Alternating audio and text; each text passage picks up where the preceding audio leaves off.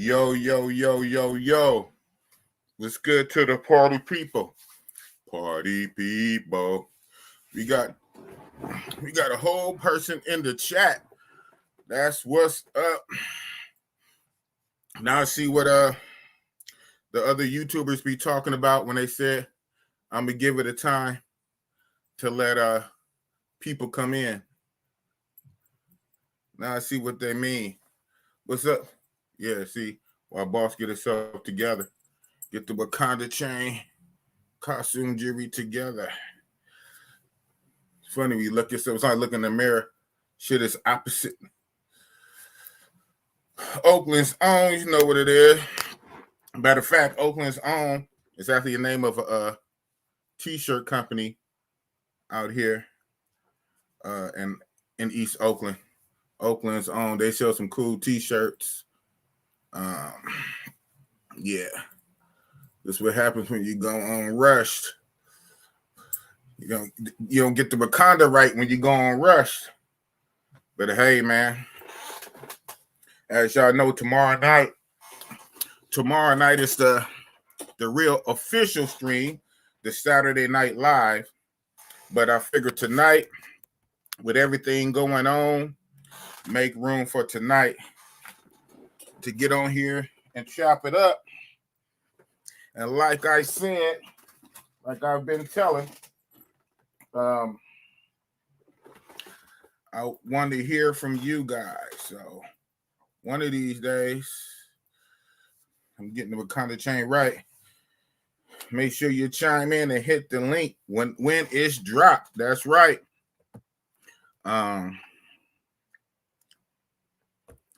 That's what it is. So gonna let a few more people trickleate in here. How everybody doing? You know me, chime in for the few people in here. Chime in right quick. Type in the city where you from. T Love, I already know where you from, man. I already know where T Love, T Leezy from, man. Everybody, type in the city where you from. Rep your city, man. Yes, sir. So we can get into it. That's what it is. Tonight, Friday, November 19th. It's been a crazy week, right? It's been a crazy week. And we not, and real. Oh, Bernard. What's up, Bernard? That's what's up. Shout out to Bernard. You in Rio? Yeah, that's right. Your ass still out there. Damn. And we never hooked up because you was in Sao Paulo when I was in Sao Paulo. But we never got a chance to hook up because I only did a short time in Sao Paulo. Then when I left, your ass went to Rio. Damn, man. Well, shit, we'll catch up one of these damn trips. Shout out to you, Bernardo. That's what's up. That's what's up. Where else? Where everybody else from? Type your nice, cool 68 degrees outside. Where, in New York? I was sick the week. Yeah, I remember you were sick as a dog, and then, but you got better. You had got better. Right when I was leaving, your butt got better to get into some mess. You know, we're gonna keep this YouTube friendly. That's what's up. Yeah, I'm gonna need to hook up when I come back. Yes, sir. Yes, sir. Brazil or die. You know what it is. Brazil or die. We got 8 people chiming in. Yeah, moderators and in the WhatsApp world, man. Spread this in the WhatsApp chats, man. More people can fall in here, man. I mean, the WhatsApp groups alone, just from the numbers in the different WhatsApp groups alone, is more than this. But you know, it's a Friday night though. Some people got a life. Even here in the Matrix, some people got a life on a Friday night, you know. And other people like Bernard is in Brazil. He said models and bottles. Ooh, clear the bank.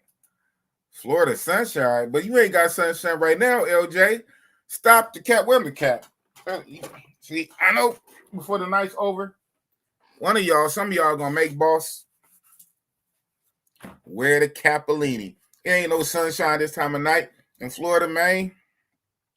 But yes, sir. But like I said, in a little while I'm gonna drop the chat. But for like right now, I'm already gonna start bringing people on. We got 8 people. You know, I want a few more to come in. Well, after by the end of the stream, I want a lot more, but I want a few more to come on. I already got somebody in the back room, a surprise guest. Boom! I'm gonna bring them on. I'm gonna bring them on the panel in one hot second. I already got somebody in the back room. I see you, but yeah, I just want a few more people. I want to run the numbers up a little bit more. You know, I know we on Black people time. I know my peoples, man. Man, how many times I tell them all throughout the day? You know what I'm saying? I know my peoples. You gotta love us. Models and bottles. That's right. Global paper. Yes, sir. Yeah, man. Like I said, crazy week. So without further ado, you know, I'm just gonna go I'm gonna add a brother to the stream right now. And like I said, in a little bit later, I'll be dropping the stream and I'll be bringing some people up. Ooh, excuse the boss. Here we go. Ooh. Yo, you live with the biggity iggity. Who is this? Yo, boss, big boss. What up, man? G Tiger Supreme Lifestyle in the building. What up, baby? Hey, nothing much. Is that me? Your sound is kind of low. Is that me? It's Maybe kind of low. Let me try to turn it up. This is my first live ever. But I had to come support the brother. Let me switch. Hold on. Okay, it's all good. It's all good. Yes, sir. Can you hear me a little better right now? Maybe. Hold on. All right, back hello? Yeah, I hear you. That's a little better, man. So what's up with the brother, man? The brother G, Supreme Lifestyle. Brooklyn in the building. What up, man? What's going on? Nothing. Man, so where are you calling from? You where you out of, man? Right now, I'm not even traveling right now. Right now, I'm in Brooklyn, man. I just got back from DR. We had a trip out there with the Pensioners at the mansion party in Sewell, and that shit was lit, man. Ooh-wee. You know what I'm saying? Got back from DR. Shout outs to all my brothers. Definitely. Shout outs to all my brothers, Beam, Zeke, Kyle, G Styles, all the guys who put it together. It was incredible this year, man. DR is back. I missed that. I missed out, but you know, in the WhatsApp communities, man, everything go around. I saw the footage at the house party. Yeah, the house party was lit, man. Y'all was too turned up this year. Yeah, it was crazy. It was crazy. Tyson held it down. Loco Tattoo, Young Philly, everybody came out flip flopping them. They was doing their thing with the Paradise Life on the other side by the river. We had guys like Eric. It was a lot of stuff going on. Different places. Right. Different places. All over the island. All over Sosua. Y'all was lit, huh? This party. All over Sosua. Casino, man. Everything was lit. The casino? Oh, so was Classicals wasn't open, huh? Not yet. I think they still getting their thing on the back end handled and worked out. But it's about to be open though, definitely. Okay. So y'all mostly had Envy. So what's up with you though, man? Hey, nothing much. Envy's, the Envy's was cool, but the main event was really the parties, the mansion events. All the brothers, the mansion party sisters came out. Right. Yeah. The girls there, they came out, supported the brothers. It was a lot of contests going on. It was very good entertainment and just great vibes, man. The entire time. Halloween. Hey, Sosua Halloween is epic, man. Sosua Halloween and Super Bowl in February. So I'll let y'all have it, man. I'm gonna step my foot back in the Sosua water soon, but I had to give Sosua a rest and do my Brazilian. But hey, what was you about to say? Go ahead. Well, actually, yeah, I was just about to say that for Super Bowl, everybody's talking about going out to Rio. It's that entire month. You got Super Bowl, you got Carnival, and then you got after Carnival. So a lot of guys in my group, we planning different trips and different guys, and other groups is planning different days, but it's gonna fall in line February and March, guaranteed. We'll Ooh, be out there in Rio, Sao Paulo. Yeah, definitely, what? You give you definitely. oh man, you giving Boss idea. Can Boss tag along? Can Big Boss tag along? What you mean? What you mean? Boss is family, man. Boss is family. Big boss. You know what I mean? From California. Come on, man. You know how we do, man. You know how I'm we I'm, do. I'm kind of upset that I missed you out there, but the weather wasn't looking really good. How I was the know, weather when you right? went out there? Like it was kind of like overcast. It just wasn't that Brazil summer that everybody want to be at. I know. It like rain. Like I did 7 days Rio. In my 7 days, I had to say it rained at least a good three. A good 3 out of 7. Oh, And okay. and a weekend 3 too. Can't win from losing. Hey, Damn. but It hey, sure was lit how's that though. new club? How's they got? I see they got a new club now. I forgot the name of it. Like everybody goes to. What's the name of that club? Everybody's You're not talking going about to it Dos now. Vita. Dos Vita is not new. Not Dolce Vita. It's another one. It's another one. It's like a funk spot. It's Oh, Casa Black. Casa Black. not Casa Block, right? Casa Block. Man, I missed out on going to there. I wanted to hit it up, man. Me and JJ, shout out to JJ. We were trying to get I know it's out by Lapa, right? Near the Lapa area. Yeah. Lapa, right. We weren't able to I get out seen there, man. I've been Flip seeing all the Flop and them videos. Paradise Life was out there. Yep, exactly. It, Flip Flop it was looked out it there. looked it looked like it's Barbershop going World down. TV. Mm-hmm. Yeah. Real cool vibes, man. Real cool vibes, right? Real cool vibe. Casa Black. Yeah, man. That's the thing about Brazil, about Rio. It's just so much to do. Oh, and shout out to you, G Tiger Supreme Lifestyle, for putting me on the game for the hang gliding shit that I never did because all the damn rain. But you gave me all that info on the back end. So thank you for that. I'm definitely gonna hit it next time I go out there, man. You're welcome. Thank you. Yeah, I'm the definitely gonna hit it next elements. time I go out there. You're welcome. Shit, Yeah, man. you know what it is with the hang gliding. The hang gliding, everything got to be set perfectly, like the wind and all that. So, right. For that kind of weather that you probably was at, they was like, nah, Yeah, you can't be playing with that. It's already risky enough. And then you was telling me on the back end, respectfully so, you're like, boss, you kind of a big dude. It's kind of a weight limit. You said it's a weight limit with the hang gliding. Yeah, I think. Yeah, well, I mean, I'm a light. I'm like I ain't gonna lie. I'm like a light heavyweight. Roy Jones, Bernard Hopkins. So I know. You know what I mean? For me, slim. it's different. But you slim and sleek my with guy Santos. Exactly. You know what I mean? But my guy Santos, he like a big dude, like a heavyweight, and he probably about a little over 200, 215. So it might be a weight limit depending on how you carry your weight. Because if you like big up top, like I can't remember the last time I was 215. he- Damn. So you sent me a picture. You said like if you too big to hang glide, they had a little the other shit like the parrot. What was the other shit? What it is with the I'm gonna break it down. What it is with the hang glide shit, it's not really your upper body. It's more like your legs. So even if you a big diesel dude up top, but your legs is regular, then they can work with you because you know what I mean. Me and my guy went and we two different weight classes. I'm light heavyweight, he heavyweight. You know what I mean? Bigger up top, but we got the same like lower part, like you know what I mean. So if your legs is okay, then because it's all in your legs really, because you're running off into the air, and then you're basically taking off into the air. So everything is more with your legs because your upper body is you're in the air, you're aerodynamic at that point in time. At that point, exactly, it don't matter how big you are up top. It got to be like your lower half.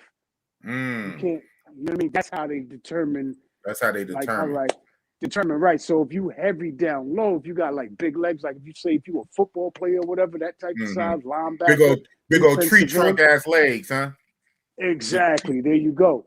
Then you're gonna go to the parasailing, what you talking about, which is basically the same experience, but it's just not You're just not on the Superman position. You're just like in a chair, you like exactly like you're in a chair, like. But it's the same type of. I mean, plus you got the dude. I mean, you got the dude in back of you, so you know what I mean. Like a lot of niggas don't want that shit. Like, nah, so I pass on that. It's you just different in when a you chair. by my It would still be side. scary though. That's like the ultimate roller coaster ride. You like a mile in the air in a chair. What a scare! Well, I tell you, Look at that. well, I I'm tell trying to you fly. what, I'm I trying to really fly haven't like Superman, man. Like shh. fly like Superman, right? Like you see my Man, videos, I'm gonna upload them. I'm I'm gonna gonna have to upload them lose to some my weight. I know channel I and seen your everything. videos. I'm gonna have to lose some weight for next time. But here's what you got to look at it though with the parasailing. It's not actually not that bad, that because that's for your safety. So everybody knows, all right, this is an instructor. This is for me, but he's a trained instructor. So as far as like I'm in a seat. Have you ever been parasailing in like South Beach, Miami? I never did none of that shit. This would be my first time. Think I don't South Beach, parasail. Miami has. Well, parasailing is one of the most uplifting experiences that you can imagine, and the best air quality that you can get coming through your system. So when I went hang gliding and parasailing in the past, and it was for respiratory, fresh air. You know what I'm Get saying? out There's of fresh here. air up there. The air is different. Oh, so it's it's like you're a could be bird in the considered like a sky. therapy. It could be like a therapy. Yeah, exactly. There's no pollution up there. You got all the car smog down here, and buses and all this other shit. So up there's none of that. Wow. There's none of that. Like you basically like flying in the air with that air quality, and it's just like, wow, this is just bliss. So when you go parasailing, it's a good experience. And like when you go parasailing South Beach, Miami, they put you in a chair. It's just that nobody's on top of you, but you can go with somebody or you can go by yourself, and they just fly you off in a jet, in a boat. And also another thing with parasailing is it's almost like, see, I want to go skydiving in Dubai. You know what I mean? That's my next goal, to go skydiving in Dubai with Skydive Dubai. If you want to put that in the comment section, Skydive Dubai. And to skydive, they got to take you up to the altitude. I don't know what it is, 12,000, whatever, and you jump out. But you got to have somebody, who's a trained instructor and who's going to pull a parachute for you. And he's right on back of you like parasailing. So it's not nothing like, you know what I mean? Oh, I got this guy with me. Nah, this is At that point, I ain't tripping on that. I'll probably be hugging him. Pause. I'll be hugging him with dear life. Real talk. When I jumped real off talk, man. Fuck all that, man. When I did jump off the because when they teach you how to skydive and all that, they only show you one time. They like, all right, you're gonna do this to this. You're gonna hold on to my shoulder. You're gonna hold on to my shoulder and just keep running until you got you keep running in the air. That's what they said. So when I did run in the air, and we was aerial, dude was like, yo, you almost broke my neck. You gotta hold so tight, huh? Yeah, I know the big boss put these on him, man. I might be up there by myself. Crack! Ooh, my bad. Jeez, that's scary. That sounds, man. I can't wait to do it, man. He said skydiving though. Jeez. Hey, you know what else would be fun? Now since I'm talking crazy suicidal stuff, what's that? You've seen in the action movies, they be having the wingsuits on, like look like a big old bat, and they be like flying down, like gliding. But I gotta graduate. I ain't did nothing yet, so I gotta work my way up to that. Like the Falcon, right? Falcon and Winter Soldier, Black Widow. Yeah, Falcon. Yeah. Like you remember on that one, that very first episode of the Falcon when he was chasing that one little terrorist dude that had the like wingsuit. He was like a bat. He was flying with his wingsuit, and then Falcon was behind him with the real wing. But even that wingsuit, he was out. He was man, crazy stuff. Yo, yeah. So Chicago E, he's saying to you, he's asking you a question. You getting questions from the chat. He said, "What's more scary doing what, G?" parachute sailing or going to the favela? I mean, well, the favela, you might not come back. Right, you say that. You said the favela is more scary, huh? Hey, you got to come in with somebody with a pass, man. So you know what I mean. Right. Like, not everybody can just go there, and not every tour guide got a pass to go there. Like, it's almost like going to the most dangerous hood in your own city. If you're in Chicago, you know what I mean. I never really been there, but I understand O Block and Tuckerville. It's like, you know, going. It's like, you know, like you can get got out there, man. So, you know what I mean? I would definitely say the favelas, because the worst thing with skydiving is you're going to break your leg when you finally land. If it's they got ways to land, and you think that's the worst thing? Favelas, you might not come back. Thing? I think you might. I think okay. Well, you did it. I didn't do it. I think you don't think you can break more than your leg? You can't. Huh? I mean, nah, because you're going over mountain land and in the ocean. Like, it starts in you got to drive up to the mountain. So if you drop, you're gonna hit land. You know what I mean? You're gonna hit a tree or whatever it is down there. Yeah, you're gonna hit some land. Yeah, that's kind of. You know what I mean? Like, that's the point. Yeah, you're gonna hit something. You're gonna hit something, but in the favelas. Well, put it this way: in the favelas, they might find your body in pieces, all hacked up. You know what I mean? Yeah. You know what I mean? Like, so yeah. So I guess that answers your question. I've seen, but the brother Check, he got lost. He got lost in the favelas, so that's no joke. But you know, luckily, you know, he was good, and the people helped him out and all that, and he found his way out of there. Favelas, you got to walk up. With it, skydiving, at least you got an instrument to make sure you get down, whether it's a broken leg or not. Broken leg. So you say the worst from skydiving is a broken leg. Okay. Hey, you did it. I didn't. So I got a list. But I did do the favelas one time on my first trip with Obi. And we know Obi definitely have a pass. And it was a trip, you know me, I was with my phone and everything. And Obi would tell us, he say, look, here you can take pictures and videos. Here you can't. He said, listen to me, very important. He said, when I tell you put your phone away, put your phone away.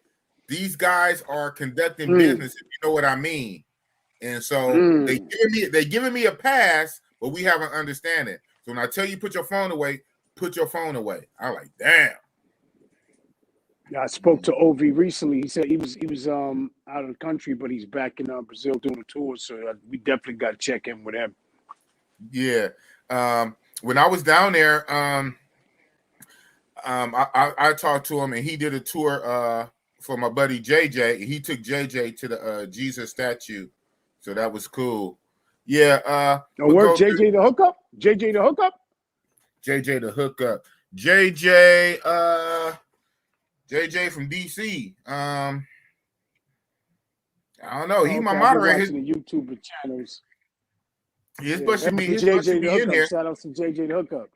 JJ the hookup, huh? He be on all those channels. Yeah, he does. He be on all the channels. I think that's his name. Oh, JJ the hookup. I'd like to meet that brother one day. Okay, definitely like to hook that link up, brother. Yeah, I be seeing him on all channels, and he exactly. Well, I didn't know they call him JJ the hookup. He's just JJ to me, but he be on all the damn channels. He's actually one of my moderators.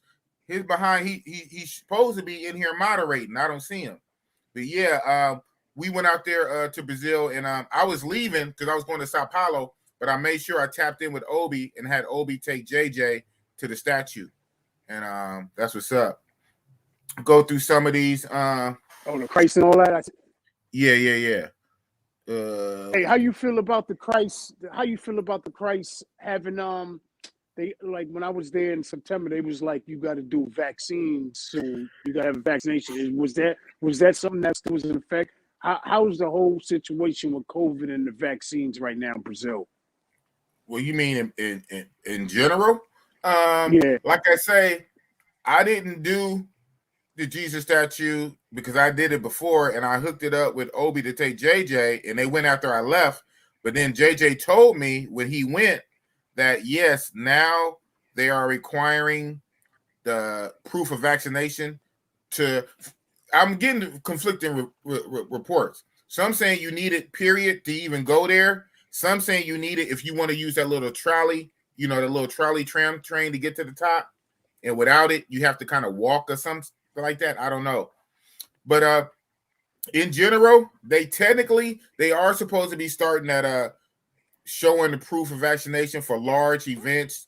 But I really don't think a lot of places going to enforce it, And even then, it's supposed to be for large events, Okay, not right, gotcha. small events. Right. So, but I don't think they're going to enforce it. Okay, I follow what you're saying.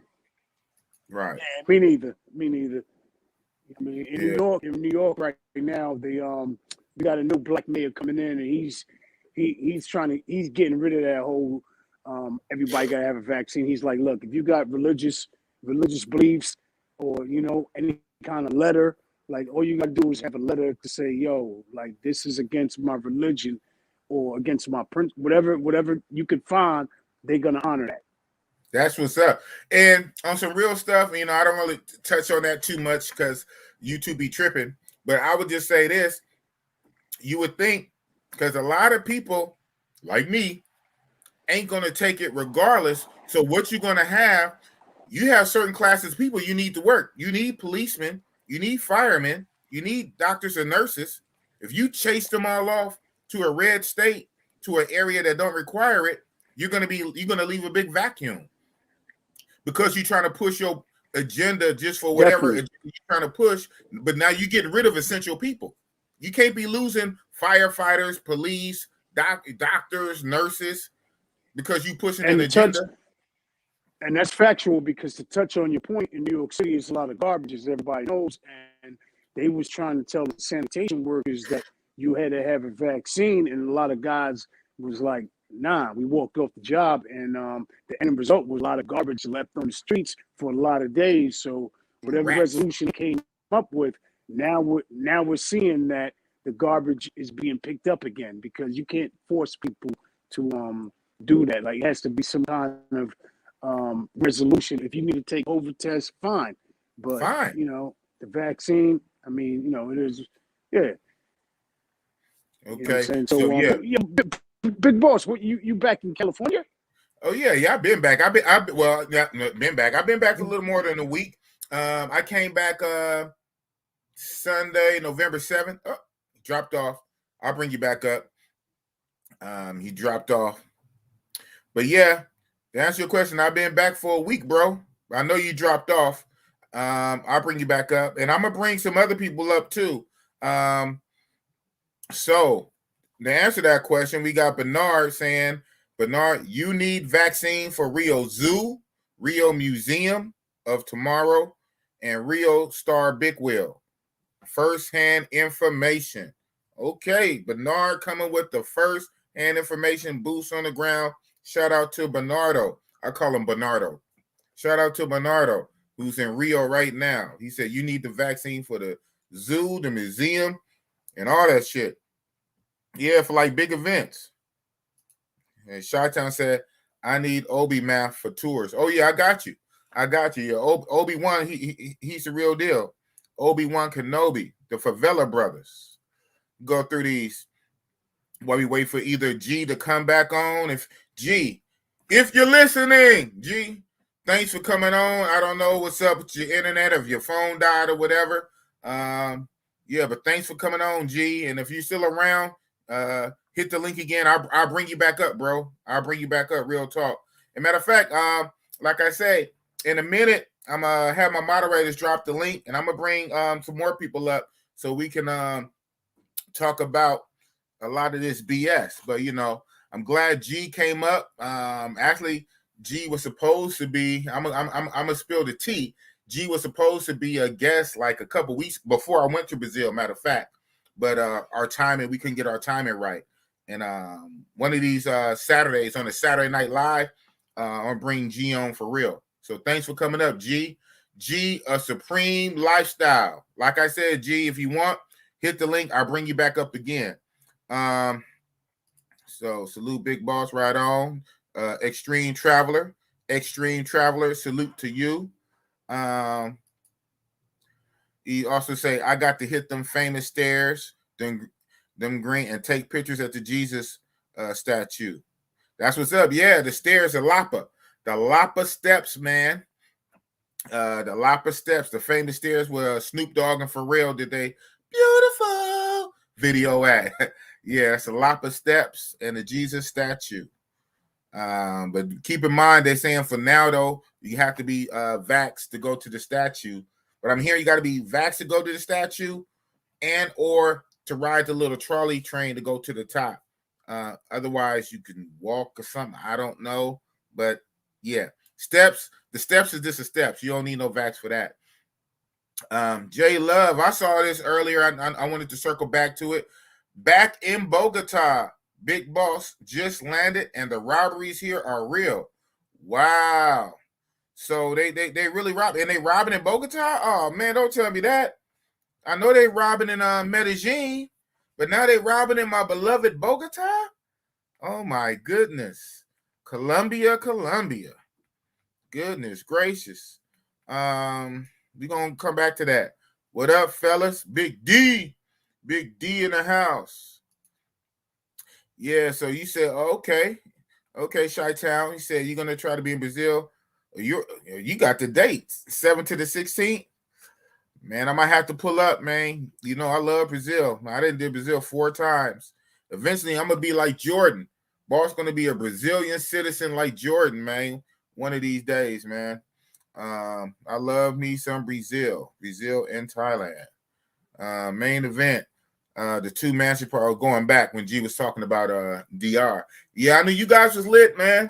You guys was lit. You had 2 mansion parties, man. Paradise Lifestyle and the Pesonaires and Supreme Lifestyle. Y'all was doing too much. Y'all was too turned. Stay safe in them streets. For real, that's what we're going to get into, man. That's what we're about to get into, you know. I don't know how long we're going to go tonight. It's Friday night. But we going to keep it lit. It was lit. Non-stop weekend Halloween. Damn. Supreme Lifestyle. That's what it is. Love Entertainment. My content rings bells, brother. Trust me. Haha. I feel it. All right. Get down to the newest comment. Boom. That's what it is. It's right there. You know what I'm saying? Shout out to my moderator, T Leezy from the town, or Love Entertainment. He dropped the link. So the link is right there, guys. Hit the link. I'll be bringing some people on at my discretion. You just click it. I see you in the background. And when I decide, I'll bring you up. And we can chop it up in a real way. So that's the link. Boom. And he's back in this corner. You wasn't down for the count, huh? Somebody had to put some smelling salt under your nose. Wake you back up. Get back in there, champ. Get back in there, champ. Said, what hit me? A Mack truck? What up, man? Yeah, sorry about that, man. It's I charged my phone, man. Yeah, definitely. So, you know what I mean? Congratulations on your podcast. I remember when you was in the group and you was first telling us, like, yo, you know what I mean? I got this podcast coming out. And I was like, yo, we going to support that because Big Boss is a real one, man. You a real dude, man. Thank you, bro. Thank you, man. I'm just me, man. Thank you for support. Oh, so this is the JJ I'm talking about. So you call him JJ the hookup? I say JJ always with a chica. Salute, Big Boss. You see that thumbnail? That's the JJ I'm talking about. And where all my guys at? Where Eric? Where Blake at? Where Ed at? Did they check in? I told Ed to check in. I told Blake to check in with you, man. Okay. Well, we got 14 people right now, and not everybody is really commenting. Let me go through the comments. They probably in here and just didn't comment. 14 going to turn to 1. Man, 14 going to turn to 140 when we start sharing this joint around the groups. Like, yo, G Tiger was on motherfucking Boss channel. I don't even go on channels, so yeah. You don't even go on channels. You said this is your first time? I don't go on channels. First time ever, bro. Ever. That's what's up. When real recognize real.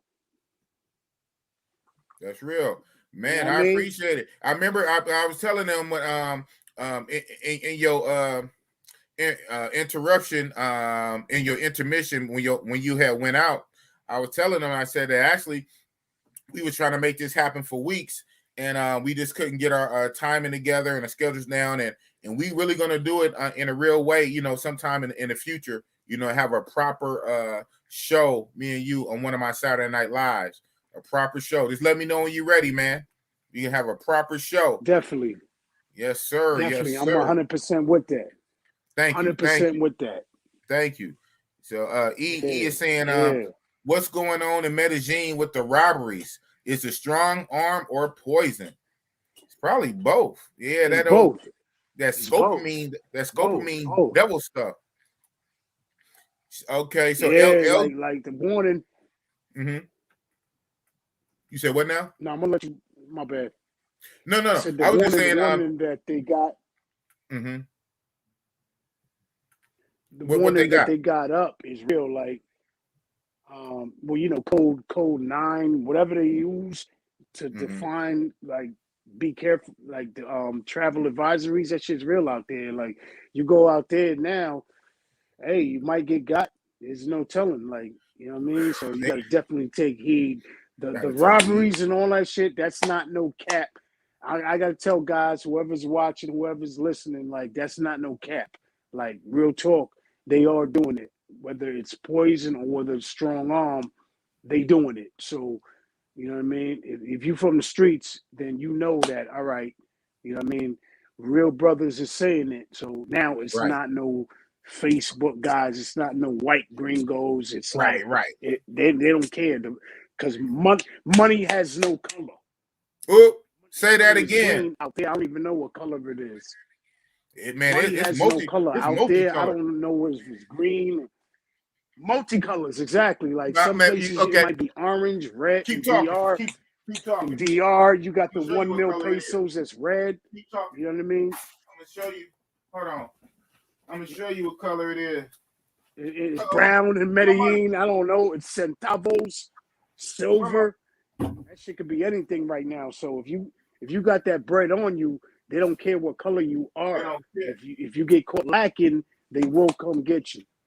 Facts. They will come get you. They will come get you. If you get caught lacking. Right. Let's see. So, what we know, what's this? Oh shit. Well, no, this is Mexico money. This is green. Hold on. Let me get to the Colombia money. Oh, this is Premier. I got Thailand baht up in here. Yeah, this is DR money. Oh, here we go. Got some Colombia mills. Got the 50 mil. International boss player. 50 mil. International big boss. Call him big boss international. Colombia 50 mil. Got a bunch of these. I'm gonna start calling you big boss international. Big boss international, huh? Man, where my I got some Thailand baht in here somewhere. That probably ain't gonna never get spent. Where my Thailand baht? Oh, here we go. Here my Thailand baht. They money. Oh shit. I gotta get to Thailand. Damn, I'm following your footsteps, bro. I'm following your footsteps. I gotta get there. Thailand baht. Yeah, man. I got all kind of money, man. I got money on money. How much is money? Okay. Yeah, man. That's what's up. So LJ say salute. Salute to Brooklyn, to the Brooklyn family. That's what's Brooklyn up. We got building, baby. We got East Coast, West Coast up in here, man. Biggie and Pop. I mean, with the good way, before the beef. When they was friends. Yeah, man. And that's crazy. They used to be friends too. That shit crazy. Hey, it's almost like that situation. It's almost like that situation in Memphis with the rappers and all that. That's an unfortunate situation, man. I just hope that they resolve that situation and cooler heads prevail. Man, exactly. I mean I was gonna get into that too. For real. Yeah. LJ trying to climb the boss. He said boss got monopoly money. Huh? I ain't even gonna lie, I wasn't even really aware. I wasn't really aware the whole Memphis situation like that. But seeing everything on YouTube that they're posting publicly, it was like, damn, like them brothers, you know what I mean? They all had talent, and unfortunately, you know, the streets is undefeated, man. Undefeated, man. I mean, you know, like I say, you see these graves. I'm an old head. See, so I remember back in 1996, 1997, Tupac and Biggie. But we ain't got to go back that far back. We can just go back to Nipsey Hussle. You know, we can go back to the King Von. Nipsey Hussle. Yeah, Pop we can go back to Out Here in the King Bay. Von, Pop Smoke. Yeah, go back out here in the Bay. Mac Dre. Mac Dre. Yeah, Out Here in the Bay, man. Definitely. I mean, it's so what is with this rapper lifestyle, man? I mean, these brothers, they're young, and you know, they're talented. You know, they have very talented, creative minds, making all that money, getting to the bag, starting from nothing, being poor. Then get to the bag, make all that money, not monopoly money, make all that damn money, and then just lose their life. They don't get to be old like us. Yeah, they don't get to be old to get no grades right here. You know what I'm saying? They don't get to even get in their 40s. They don't down there make it out their 20s down there. And like I say, Young Dolphin, what did he say? We were 36. He was 36. Damn. Can he even make it to 40?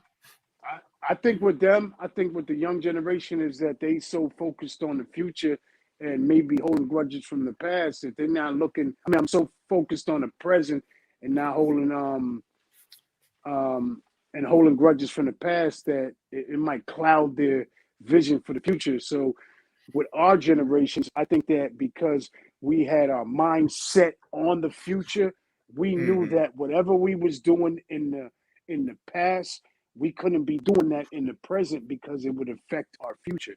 So, you know, it's past, present, future. If something happened in the past, you can't really deal with that in the present. You got to leave that in the past so that you can move on to the future. And it's a split second decision type of thing. Decision, right. There you go. Decision. It's a split second decision. Either you're going to leave that in the past or you're going to move forward and think about your future. And once you envision yourself, it's like this. If you put your mind to anything, you're going to do it because you already put it out there with your energy and your thoughts that, all right, this is what I'm going to do. You got a goal set in mind and you're going to do that goal. Right.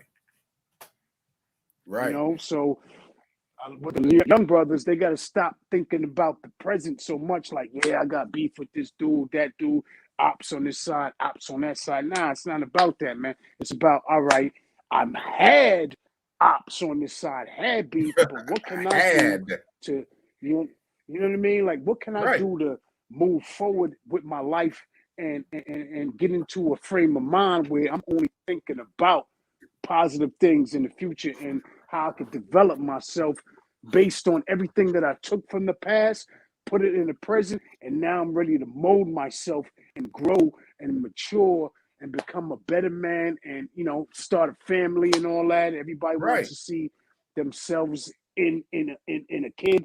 Like, wow, you know, like you got my face, you got, you know, that type of thing. So brothers got to start looking at the future instead of being so focused on the present as it relates to the past. Oh, that's profound, man. Who knew G was a prophet, man? That's profound. He said, start looking to the future. Stop focusing on the present and leave the past behind. For real. Chi-Town says it's sad. It's a big market in drill music. So the whites making mad money and these young rappers, unfortunate, losing their lives. And the next rappers step up. Sad cycle. That's what I'm saying. I lived long enough to see this. I've seen this before.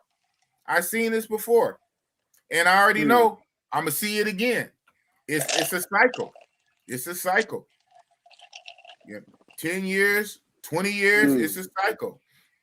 He say Memphis is wild now. They not like Atlanta where they work with each other. Other Memphis hate on each other like Chicago. Crazy. Yeah, and I know you can speak on that, Chi-Town, because you from Chicago and your city is crazy. I'm gonna tell you that with all respect, Chi-Town, Chicago is crazy, man. I thought Oakland was crazy. I mean, Chi-Town, man, y'all like Iraq. Love Entertainment, man. He Chi-Town #1. Whoo, right? Yeah, Love Entertainment was saying preach when you was on your spill. That's what's up. Yeah, you was dropping knowledge. Chi-Town #1. Chi-Town #1 before everybody. Man, Chi-Town, man, click that link, man. Come up here with me and G. Eric Chi-Town, what up, man? Where you at, man? You listening? Yeah, you right here. Eric. Pull up, man. Pull up. But one time, you know, I don't drop the link often. I'm dropping the link. Ain't nobody even clicked it. Damn, that's how you feel about the Bossy Boss? Okay, well. Nah, tell them what you told me. On Saturday, y'all don't get no link on Saturday. I'm trying to drop the link and ain't nobody hit it. What you say? No, hold up. Tell them what you told me though to click the camera. The instructions, like guys might not be in a position. Yeah, some people might be tripping on that. So, like I say, tonight is informal. So if you want to come up, click the camera. It's a thing you can click and it'll hide your, not so much hide, but it won't show your face. It will just show this audio. Yeah, like what G got. I'm surprised, Mr. G, you haven't did this before. So like maybe after tonight, you might want to set up and put like a little a picture there, even if you put your tiger where the picture profile go. But yeah, you don't have to show your face. Right. It's called cam up. You don't have to cam up tonight. Tonight is no cam Friday. I just want you guys to come on. Some of you guys, everybody can't come on here, but I want some of you guys to come on, and especially you guys that might have some good information, some good knowledge. I want you guys to click the link, come up on here on the panel, you know, and talk your shit, man. It's all good. You don't have to cam up. You know, everybody got to see me. You got to see the boss, but y'all don't have to cam up. But don't be just scared. put that description. Mm-hmm. When you send the links to me, put the description and the link on how the instructions to click the cam. That way they know I just go on live and click the cam button because it was easy for me. Okay. I just clicked the cam button and it went right off. Boop. There you go. Yeah. It went right off. It went right off. That's the link. Thank you, T Love. T Love dropped the link again. That's the StreamYard link. T Love in the building. T Love just checked in. Man, he been checked in. Yeah, that's the main moderator. And no, that's the thing, right? That's the thing with this YouTube shit. Your YouTube, T-Love, that's my guy right your YouTube name don't be the real name. So that's what you don't be knowing who it is. Yeah, Love Entertainment. That's T Love. Mm-hmm. What up, bro? Like I was out in Sasua. I met Al Holmes. You know Al Holmes, Big Boss. No, I don't know. OG, Al Brazil. Okay, you probably got to check with T Love, but yeah, T Love, my guy, man. Pets and Ears, he's building, man. Pets and Ears, man. You know? T Love, he. Hey, so is this video? Is this video what now? Like recorded so that when it is the video gonna be available so I can share it back to the group. That way they know, like, yo, Big Boss channel lit right now, man. Everybody need to check in and get on. Yeah. Matter of fact, is this live gonna be? No, it's both. It's both. I mean, it's live right now. Make sure you send me that. Yeah. What I sent you is what it is. But even when we finish this, whenever I hit end broadcast at the end of the night, within a few minutes, it's gonna be a regular video on YouTube too. So it's both. It's live right now. Anybody can watch it. And then when I end it, it's going to be a video on YouTube also. Right. Right, because that's what we need. Because a lot of OGs, is old school. We like, oh, we don't know about how do we do this? Yeah, exactly. Once they get the playback, it's like, oh, okay, that's the boss. We know Big Boss. Like, all right. Right. You know what I mean? Talking some real shit. G went on there. T Love in the building. got JJ endorsing the channel. You know what I mean? This is you how, got this is how it JJ. gets started. JJ be on everybody's channel. Like I say, if JJ enjoys your channel, then you official. Definitely. We're gonna get Ed on there. We're gonna get everybody. Eric Chi-Town. I know y'all. I shared the link to the groups. Blake, where you at, man? Everybody Right, man. in, man. Hey, man. Hey, man. From one boss to another, man. I know you run your own group. From one boss to another, man. You can lead a horse to water, but you can't make him drink, man. So, man, same thing. A good one. Yeah, you know, you got to break that one down for me, though. You got to say that again. So I said, oh man, you know that you can lead a horse to water, but you can't make him drink. So all you can do is put the information out there, man. Like my group right now, I have 2 groups. That's one of my groups is double this number. So if everybody in my group is here, I have more. So this tells me not even everybody in my own group is here, and that's just my one group. And I got 2 groups. You got a group. I have people that share this in other groups. And on my channel, I have 700 subscribers. But yet I got 15 people. Gotta love it, man. You gotta love it, man. I appreciate all but you what now? Now what you gotta consider, well, I think with that is you gotta consider the fact that you on West Coast time and we on East Coast time. You know what I mean? I know you guys are midnight. Difference. You guys are midnight. That's what I'm saying, man. I appreciate. You might have to push it back a little earlier. Right. You might have to push it back maybe like 1 hour earlier, so that, and plus over here on the East Coast, remember we fell back an hour. Yeah. Well, us too. Back the clock an hour. Yeah. So like on my Saturdays, I normally do this 2 hours earlier. As a matter of fact, and I would have did it like that tonight, but I was at work. You know, I had just got off work. So my time, I got off work at 8. I got off work at 8, and I did this live at 9. No sleep. After this podcast, guaranteed everybody.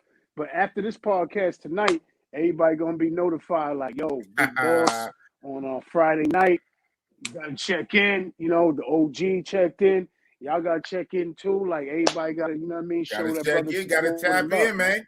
Man, like gang shit, like jail in the yard, man. You know, you got the Aryans, you got the Nation. You know what I'm saying? You got the Vatos. Got to check in, man. You don't check in, they be like, "Where were you?" They see you later. They see you later and say, "Where were you, man?" You can't say nothing. You went on the yard, man. I was in my cell, man. You can't be in your cell. If we all out the yard, you got to be on the yard, man. Something could pop off. We need our numbers. Yeah. Something could pop off with another group. Exactly. So if we ask you to come to the yard, come to the yard, man. But you know what? That's real talk, man. I appreciate everybody. But yeah, so T Love is saying, love is love. Ha ha. Love is love. LJ, yes, sir. Appreciate the recognition as you are, fam. Mm-hmm. T Love. Next week we got to get on, man. T Love, next week you got to get on. Me and you got to chop it up too, my brother. That's my guy right there. T Love in the building. Yes. Yeah. T Love need to come up too. He's so busy moderating. I got 4 moderators. T Love, man, why don't you hit the link? Come on up, T Love. I'm calling you out. G want T Love to come up on the panel. I do have 4 moderators. I see 3 of them. T might be doing his thing. Yeah, he on his job. He is doing his thing. This is him right here. He moderating. Hit the link and state your name and your lane. Woo! Tell him, T Love. Hit the link, state your name and your lane. Hey, when we send this broadcast to the groups, best believe that it's gonna be a lot of guys checking in, man. They already know, man. Definitely. They already know. And we're gonna click the camera and all that. It's just, you know, for next time. For sure. Yeah, today was just, you know what I'm saying? Like I said, I just kind of did this one together. This is my first Friday live. I always go on Saturdays. And I'm going tomorrow.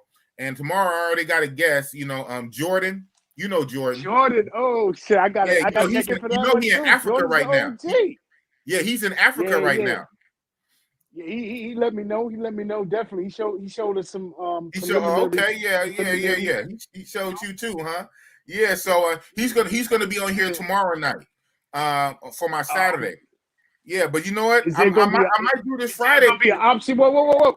Is there gonna be an option for other guys to check in? Because everybody knows Jordan, the OG. Like, I'll be on that video if necessary. Definitely. I gotta say what's up to my uncle. That's my uncle right there, man. Right. Yeah. So no, it'll be so the way I do it, especially on Saturdays. So the first hour or so is just the featured guests, and after the hour, then I open it up to people to come on. But I bet. But I start early. I start earlier. Tell me you're starting. Yeah, I'm starting early. So I'm gonna start at what? I'm starting at 7. I'm starting at 7 p.m. my time, which would be like, I guess what, 11 p.m. No, 10 p.m. 10 p.m. East Coast. I'm gonna start at 2 hours early. What time is that? What time is that in Africa? What time? Oh man, he tore up. That's 6. That's 6 in the morning, man. That's 6 in the morning. I told him though. I said, hey, can you do it? I could do it. I could do it, boss. I said, okay. That's 6 in the morning. 6 in the morning on Sunday. So it's going to be 7 p.m. Saturday for me, 7 p.m. for me, 10 p.m. for New York, 6 a.m. Sunday in Tanzania, Africa. But you got options to like push it back too, just in case. You know what I mean? Like, if he holler at me in a real way, if he holler at me, I could push it back. And we talked about it. He said he could do it though. But right now. Oh, but you're gonna let me know. You're gonna let me know on WhatsApp anyway. Yeah, just DM me anyway. You know what I mean? Okay. I'm definitely gonna be tuning into that and make sure a lot of guys do too. All right. Yeah. So that's gonna be 10 p.m. tomorrow night. 10 p.m. for you guys Eastern, 10 p.m. New York time, 7 for me. But like I was saying, you asked, and boom, you shall receive. T-Love, What's cracking, family?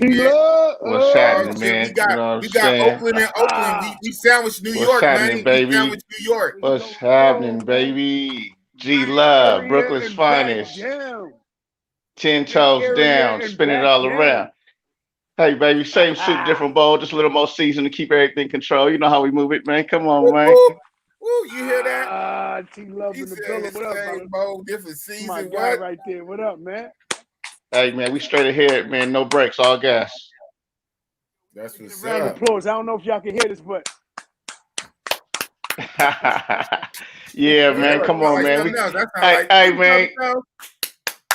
Hey, man, I'm gonna stand at attention for real ones. I'm standing at attention for both y'all, man. Y'all doing a beautiful thing tonight, man. I love it. Yes, sir, man. Jeez, man. We had to come together tonight, man. It was it was Big Boss feature Friday. It was my feature live. Like, yo, we had to do it, man.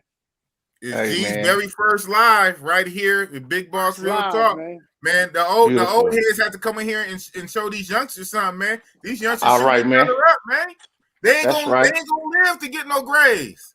That's right. This is an OG pyramid. You heard me? We on this thing, man.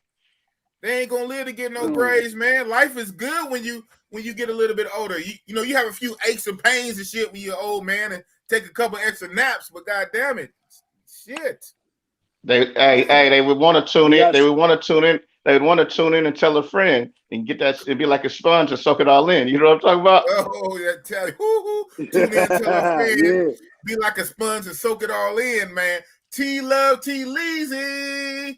For real, man. Hey, man, we gonna agitate the gravel with this knowledge, man, and send these cats to college, man. See if they're ready to understand how to move and groove in the situation, man. To get to high elevation, man. Holla at your boy one time, man. You feel me? Do you hear that? I didn't know you. You hear that, YouTube? I didn't know he was coming with the bars. I didn't know he was coming with the bars, man. Oh yeah, man. I'm gonna keep bars, man. I'm gonna keep bars like Quasars and all the bright stars. You know what I'm saying? You feel me? That's Oakland, California, man. Talk that shit, Oakland. Man, come on, man. We gonna talk shit. We gonna talk Smith and swallow Smithnet. You know what I mean? Yeah. Yes, sir. So, man, we too lit. So go through the chat. Stephen, yeah, man. Big Boss and T-Love. What's good? All right, what's happening, baby? Hey, that's Chi-Town. That's Chi-Town, man. That's another representation of Chi-Town, ready to slap back down. Man, we got Chicago in the house. We already got Chi-Town to get on that mic. We already got Oaktown. Chi-Town to get on that mic. That's man. Hit the mic like you like, man. The link's in the chat. You feel me? Hey, man. Everybody, man. Tell somebody, man, to check this live out, man. Let's get up to 50 to 100, man. You feel me? Because we got some topics to talk about. Come on, tell those numbers, man. We got real ones, man. We got Love on the panel. We got G Supreme Lifestyle from Brooklyn on the channel. That's right. Oh man! Hey, look! And if you're scared, call the police. You know what I'm talking about? You know what I'm saying? Yeah, man. You ain't gonna get here in time to help you though. Busy. But hold on. I got in Wisconsin tonight though. They're gonna be Hush your mouth. Hot cha. What you say, G? No. They're gonna be busy in Wisconsin tonight because of that bullshit verdict that came out. Though. Man, okay, we about to get to it. Hold on. Boom! Chi-Town full effect. All right, man. We got Southside. We got the West. Oh, man. Hey, we got the West. The West is the best. West side is the best side. You know what I'm talking about? The West is still the best, though, man. You know what I'm saying? Who's from Chi-Town in the building? Is that Chi-Town? What's up with everybody? Hey, man, that's Chi-Town. That's Chi-Town E, man. That's Cha-Cha. That's Cha-Cha, Shy Step, High Step, Sugar Bear. You understand me? Never square. Sugar Bear. That's Sugar Bear for real, though. You gotta get around. That Sugar Bear, he got the monopoly money too, though. We got the whole country. Man, we got the whole country. He's like, what it costs? I got pesos. Man, hey, all we need on here is OW from that 504 from that boot. Drees, you understand me? Or Richie Rich on that, lock up that boot. We got the whole country. You feel me? Right, but now I'm about to bring one more person up. He's actually been waiting. No excuse. We got the whole country locked up. Okay, boom. Locked up. I know you've been waiting back there. No excuse. So hold on. No excuse. Who that? Hell yeah. What's up with you, man? Where you from? No excuse. Where you from? What up, man? I'm in Philly, man. Philly? Oh, yeah. Okay. What up, bro? Okay. Yo, what up? What's up with it, man? Yeah, man. I know all y'all, man. Man, no Philly in the house. TNT from Philly. No excuse. Oh, that's my guy. That's my guy. Rich Man Rob. That's my guy. You know this guy? Man, that's my guy. That's my guy. Nah. Mr. Bowers, you heard? Nah, that's my guy. Hey, let me give you a story. Hey, you feel me? Hey, I was in Columbia, man. You feel me? Bro, I see you with Barbershop World, Zoe. Bro, hey, that's the homie right there, man. That's the homie. That's the loved one for real. All day in the hallway. Look, I'm in Columbia, man, in Medellin. You feel me? Getting my scene on. You feel me? And I bump into this guy, this tall guy. You feel me? Real preppy guy. I say, man, I think I know you. Whoa. It's this man right here. No Excuse Entertainment. You feel me? Exactly. Yeah. Hey, all three of us go way back. We go way back. And we kicked it in Columbia. All through El Centro, all through the Wop. You know what I'm saying? Okay. All through El Centro. So we go way back too. He went down to El Centro. What you doing in El Centro, man? We went to Rob birthday party in Cartagena. That shit was lit. He took us to the hood. Oh man. Not even the Centro, bro. What up, Rob? What up, G? Hey, Rob. That's my guy. Hey, next year's my guy. First dude. Go ahead. First dude that bought a Supreme Lifestyle shirt. Facts. Oh wow. Wow. Hey man. Hey. Yeah, that's my brother from drop way your back. link for your merch. Man, I ain't mad. Drop your link for your merch next time you on here. Let me tell you, Rob has traveled the world. But that's the most understated traveler in a community. That brother been everywhere, and not on Uncle Sam's dime, but on his own dime. He will tell you how many cities he been to. Go into your shit, Rob. He'll be like, "Yo, I've been to 16 cities in Colombia." That's what's up. Well, hold on. With no more ado, man. It's on you, Miss No Excuse ENT. Talk your shit, man. Talk your shit. Yes, sir. Yes, sir. Yeah. The guys that know me, you know what I mean? My name Rob. You know what I mean? Let me just give a quick shout out to G. You know what I mean? We go way back. You know what I mean? Done kicked it in Columbia a couple times. T Love. You know what I mean? Put me on. Medellin real heavy. You know what I mean? I know Eric Chi-Town from the WhatsApp groups. But just a little bit about myself, man. You know what I mean? Been to DR, Brazil, Colombia, Thailand, Philippines, recently South Africa, twice, Ethiopia, you know what I mean? But Colombia pretty much been my stomping ground. Hit up 11 cities in Colombia, 13 cities in Brazil. What? So, you know what I mean? So, you know what I mean? So I've been getting it in. You know what I mean? I push out a lot of information. I got the Facebook group, No Excuse Travel. Okay. You know what I mean? So, you know what I mean? A lot of guys that's frequent travelers in the community, you know what I mean? They're familiar with me. So I just popped in, man, because, you know what I mean? I seen the link and I was like, okay, I know the homie. So let me go say something. Wow. So obviously you've been traveling forever. When did you start traveling? Do you even remember what year you first started traveling? To be honest, I really started traveling in 2016, man. And I was just going and I was just traveling like every 45 days. I'm somewhere for at least a weekend. So you've been traveling every 25 days. Every 45 days. Every 45 days. Yep. Wow. Yeah. Since 2016. That's still not a whole long time. That's only 5 years. In 5 years, you've been to all those countries. And then you said you hit like 13 cities in Colombia? Yeah, 13 cities in Brazil, 11 in Colombia. And 11 man, it got that many it got that many cities? Nah. I know it's a whole ass country. you know, we'll make a joke. We go to a country and we hit like one good city, maybe two, no more than three.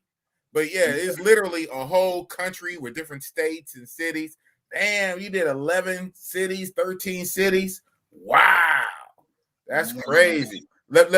I want you to get that part out because the chat is lit. Let me go ahead and unmute my guys so they can rant again. Boom.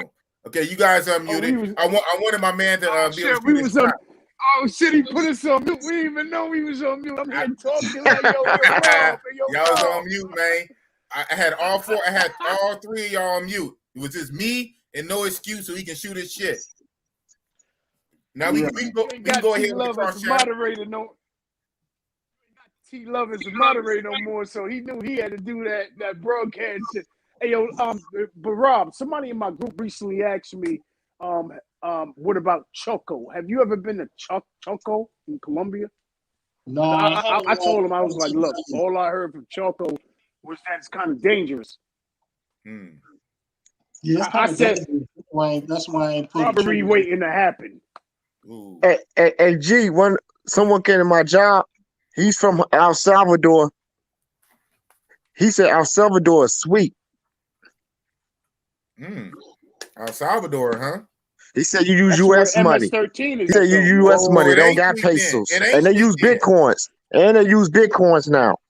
Okay, but if they use U.S. money, it ain't cool then. What do you mean by that? Ain't that where MS-13 is at though, E? Yeah, but it's safe now. They got a new president. He said it's a little bit safer. He was telling me that it's a little bit safer. It's more tourist friendly. More tourist friendly. When y'all ready, let me know. I got some people from Cali. I got some people from Cali that got love for us that go down there with us. Some essays that I know out here. So we solid. Let me know when y'all want to do that.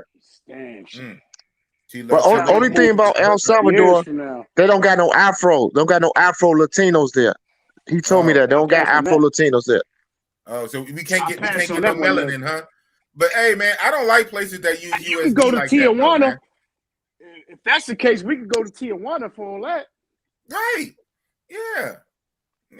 And don't go that Tijuana, deep. man. We got a plan. We got to plan a group trips with TJ, Tijuana, and KD and all. And Hey, T Love know this. T Love and Big Boss know this. Is them girls going for $100 an hour, 30 minutes? 30 minutes, man. 30 minutes. $100 USD for 30 minutes, man. Damn. And I heard you got to pay for positions and all that shit. Oh, well, that's on the cheap street ones. On the cheap street ones, that's like 25. Then you pay for positions. The $100 one, you get all your positions, but it's $100 for a half hour. $100 for a half hour. That's the high end ones that be in them nice places like Hong Kong. Alitas, it hit for like 75, 80. Alitas is 70 in Chicago is like 70, 80. But Hong Kong, straight 100 for 30 minutes. The street ones is like 25, but they tax you each position. So by the time you finish, it's gonna run up to down to 50. So I think I'll stick to the big three. Brazil, DR, Brazil, Colombia. The big three. I got new rankings now, though. You know, I always have the rankings, right? Everybody knows Brazil's number one, but DR is number 2 now after what we did in Halloween. And Eric will tell you that shit was lit, man. Colombia it was lit right now. Hey, I'm gonna be honest with y'all. They wasn't even. They wasn't even taxing. What? They wasn't taxing? Not with me. They was taking that 2,500. Man, I need another hat, man. DR was cool. One of y'all got another blue hat for me? Cool. Don't sleep on DR, man. They back. You said the DR Chicas is Kasua. When I was there on Halloween, they was taking that 2,500. They was taking the 2,500. Hey, special shout out to C Jordan in the house. C Jordan all the way in Tanzania in the house. Special shout out in the room. Oh shit! Hold on. Stop the show. Jordan shout in the out room. to Jordan. Hey, come on. Come on here, Jordan. Even though you coming on tomorrow night, but if you want to hop on, it's all good. Shout out to Jordan. Jordan's going to be what up, Jordan? He's going to be our guest for tomorrow night. Featured what up, Jordan, Africa? All the way in Tanzania. He's coming on tomorrow night. Be there, be square. All right, cool. Yeah, man. Man. Gonna log in. You say stop it, man. Nah, man. That's the OG. Man, Chi-Town, Chicago over here. Jordan, what up? You got me triggered, man. You said the Chicas wasn't taxing? Was you drunk, man? You must have been too drunk. You was too lit. Hey, we got you don't New know what York. you paid. You don't know what you paid. Rob still in the chat? He woke up with empty pockets. His pockets turned inside out. You still in the chat? Yeah. Rob is still here? Yeah, I'm still here. You said who? Rob City's in the building. We got New York. We got Chicago. We got Cali. Rob, where you at right now? In Philly? Where you at? He in Philly. Yeah. Right now? Stop it, LJ. Now you guys getting LJ hyped up. Me and LJ always be hyping this Sasua stuff. Now I will say I heard LJ. I heard Blackbeard's been good looking in the Port Planet area, man. I might have to check it out. Yeah, you know, all my years I've been going. I never to DR. I never went to Blackbeard. I never went to Blackbeard. Rob, you got to check in with me, man. DM me so I can show you what was going down in Halloween this year, man. Like, I don't know if you got my number, but how do I drop you my math? I got new math now. Hold on. Okay, you still got the same number?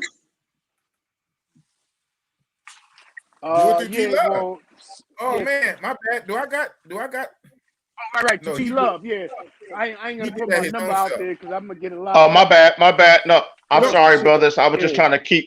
I was trying to keep from us talking over each other. I muted myself, Big Boss, but I can shoot you. I can shoot you Rob's number, G. I'll get it to you if you don't have it already. I'm connected to these bosses, man. You feel me? I gotta be honest with you, T-Love. As a moderator, when you come on, it's gonna be a hard time keeping. Hey, you watch the Wu-Tang show? That's how it's gonna be every time we get on Big Boss Live. Everybody gonna be talking. You got Meth, you got Ghost, you got RZA, everybody talking. Everybody. Fun. Hey, well, let me just say this. And let me say this. And to whoever the buster was, and to whoever the buster was and the troll that put a thumbs down on this live, you understand me? You need to go and you understand me and educate yourself to some real ism. You understand me? Because it ain't no bosses on this live right now. You feel me? Down this already though. I didn't even see it. How can you hate on this, man? With OGs, we the five fingers of death, man. We the 5 fingers of death right now. You feel me? You know what? I'm gonna tone it down. Somebody mute me, man. I'm going to the store, man. Mute me. Hey, G know he keep turned down. Okay. But we all in the same trouble. You, Big Boss, you in Tribal Brotherhood too, right? Yeah, I'm in Tribal Brotherhood. Okay. You see, you want me to mute you, huh? You about to have some craziness in the background, G? I'm gonna mute you for a minute, man. No. Because you guys got me hyped. So whoever left alive was probably like, yo, these guys is wilding out right now. We wilding out, man. You know what I mean? Hey, we wilding out. No Nick Cannon, man. Wilding out. I'm keeping the cap on. New York. Wait till my New York guys get in here. Hey, do it, man. I ain't mad. Rep your New York. You know, it's all about Oakland, but you know what I'm saying? We're gonna have that East Coast, West Coast. Okay. And so I'm about to add somebody else. Buck Travel in the building. Unmute yourself, Buck. Nook, if you buck. Nook, unmute yourself. Did I mute you? Hold on. Nah, that's you. So all right, when you come into the chat, state your name, state your game, state your lane. You feel me? Let us know what it do and how it do and what you do. You heard me? Holla at your boy one time. It's T Left T Leasy. You know it. So, you guys, all right, you good, Buck? I mean, you got your own self muted, bro. That's not me. So anyone that's not muted, me and you, G. I can't believe it. G is quiet. Why are you quiet, G? No, I'm letting everybody else talk. I'm actually going to the store right now, and the streets is on fire now. So what we getting from the stove? I'm listening. Can you say what we getting from the stove at what 12 o'clock 1 o'clock your time? What we getting from the stove, G? Getting a cold one. A cold one. I heard that. Cold one. You on your Razor Ray. Taking the midnight stroll. Exactly. You already know. Boss, I gotta go somewhere, boss. You on your Razor Ray. Stella about to get I'm about to find. Hey. Stella about to get a groove. Stella about to get a groove back. Stella that. Rios about to get a groove back. I heard that. Some of the other brothers though. What's up, Chi-Town? What time is it over there? Chi-Town got itself muted. What's up with that? Chi-Town, what's up with it? That's not you good, Chi-Town? What's up, no excuse ENT? What's up, man? We gotta talk about, man. They went to the big countries, man, but I've been really pushing South Africa, man, because there's some other countries, man, that could be in our repertoire, man, on the continent, man. So I don't know if you've seen anything, but I've been putting a lot of stuff out on South Africa on the first trips I had, man. I'm actually gonna see if I can find some little, PG-13 footage I could share on the screen, man. But some of the stuff I can't really. Exactly. Trust me, I know, man. Trust me, I know. I mean, hey, brother, that groups. Man, we got so much footage. We'll burn YouTube down, man, but we'll burn YouTube down. The stuff we got, but shit, we can't put it on there. Ain't gonna put it on my channel. Ain't gonna get my shit banned. Hey, brother, no excuse. Brother, no excuse. Entertainment. Nah, not even. You could do a barbershop. In and out. You could do what Barbershop did and do the VIPs, the membership. Yeah, I gotta get a little bit bigger for that though. But yeah, that'd be coming down the line. That's a trip. You can get away with it when you do the membership. You can show whatever, huh? X-rated, just like whatever. Because I guess remember I got the plug. But yo, boss, remember I got the plug. Hmm? I got the plug for you to get that up. So we're gonna talk on the side. Okay. Remember I told you about the plug. Oh yeah, you told me that a while ago when I was still in your group. You was telling me that on the side. And Okay. A lot of these guys that's known now, I know they used it because I know for a fact I see what happened when they used it. Everything jumped up. So that's how I got put up on it. Free game, you heard? Okay. Hey, so we're gonna get that out. I'm gonna DM you that information. Okay. One question of No Excuse Entertainment. Yeah, one question of No Excuse Entertainment. What's up with the yellow fever shot for Africa? They ain't even asked for my shit, man. And I've been twice. They never asked for it. Wow. Somebody else told me that. They got the shot, but then they never even asked when they got there. Somebody else told me that. Yeah, I think Americans are exempt. Oh, so that's probably Africa. What it is. Africa, here I come. Africa, here I come. T-Love don't like needles. Chi-Town, why you muted, man? If you gonna say muted like that, man, you know what I'm saying? I'm gonna have to drop you. Let somebody else come up on here. Oh shit! What you gotta say? I got a Stella in my fridge. I don't even gotta go nowhere. Oh, look at you. You already got Stella. Unmute Mike. Can't That's that unmute airport. Mike. You know about that. That's that travel shit. They give you that shit in the airport. That's the only option. Right. Get to Fort Lauderdale. Right on. Well, shout out to Chi-Town. He was on here. Shout out for coming on for a second, man. Yeah, definitely. Shout out to Eric. Shout out to E. Yeah, I'm a psycho. And I'm gonna let some more brothers come up on. No, this crew, we can keep this crew. And then I got two slots, and I can cycle to 2 slots. You know what I'm saying? But y'all right here. Shout out to E. With me. Hey, we got to get this link out though. Shout out to Chi-Town. We got to get the link out though. I shot it to 8 groups, but we should have way more people on here, and we should definitely have more subs. So we got to get it out there. We kind of should, but you know what? It's all good. Yeah, but T-Love, remember we on the East Coast. We on the East Coast. Yeah, and it's right late. Now, so it's hella late. I know. Oh, that's right. That's right. What that's right. It's all good though. Is let everybody know, because remember, hey, Big Boss hit me up like 1 hour before, and I was like, bet, I got you. So we, it was pretty good. Like, dude checked in. So next time, dude's gonna know in advance after they hear the broadcast that right. You're gonna do it like 2 hours. You're gonna do it like 2 hours earlier. You're gonna do it like 2 hours. Hey, you know what's trippy though? Real talk. And let guys know earlier. We probably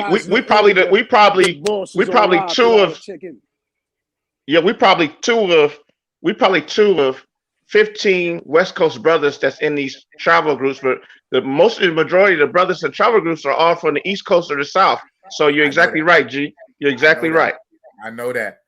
We are rare when we are rarity. Me and you both on here. I know. And we're gonna reach the world eventually. Eventually the world gonna tune in. We're gonna have thousands and thousands listening to No Excuse Entertainment and to Supreme Lifestyle. We're gonna get to that. You feel me? Yes, sir. Definitely. Well, I'm coming with the new concept for 2022 too. It's not even gonna be a name of a brand specifically. It's gonna be a hashtag, and that hashtag is gonna be the Travel Champs. Everybody welcome to join. Travel Champs, hashtag that. You know what I mean? Hashtag Travel Champs. It ain't gonna be it's gonna be a bunch of brands. Like, rep your brand so that way that people know I'm not in this group, that group. This is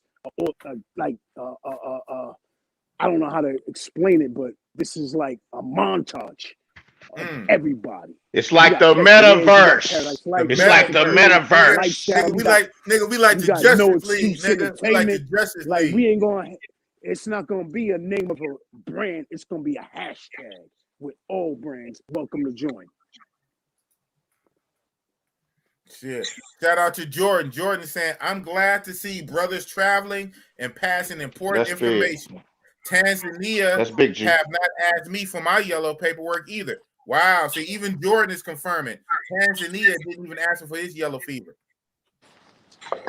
I'm not checking it. I'm just flying. Hey, Jordan got a link up with Just. I don't know if they ever met, but they just been to South Africa, so he could definitely tap in with Jordan and show, tell him where to go and all that.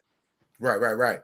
Yeah, Jordan is also saying G. He said G Tiger has a great vision for brand. Yeah, I do got to say that, G. You got a good eye for branding. You do. Yeah, definitely. New concepts. Thank you. I give you that. You do. Thank you. I appreciate that, man. Mm-hmm. No, you're welcome.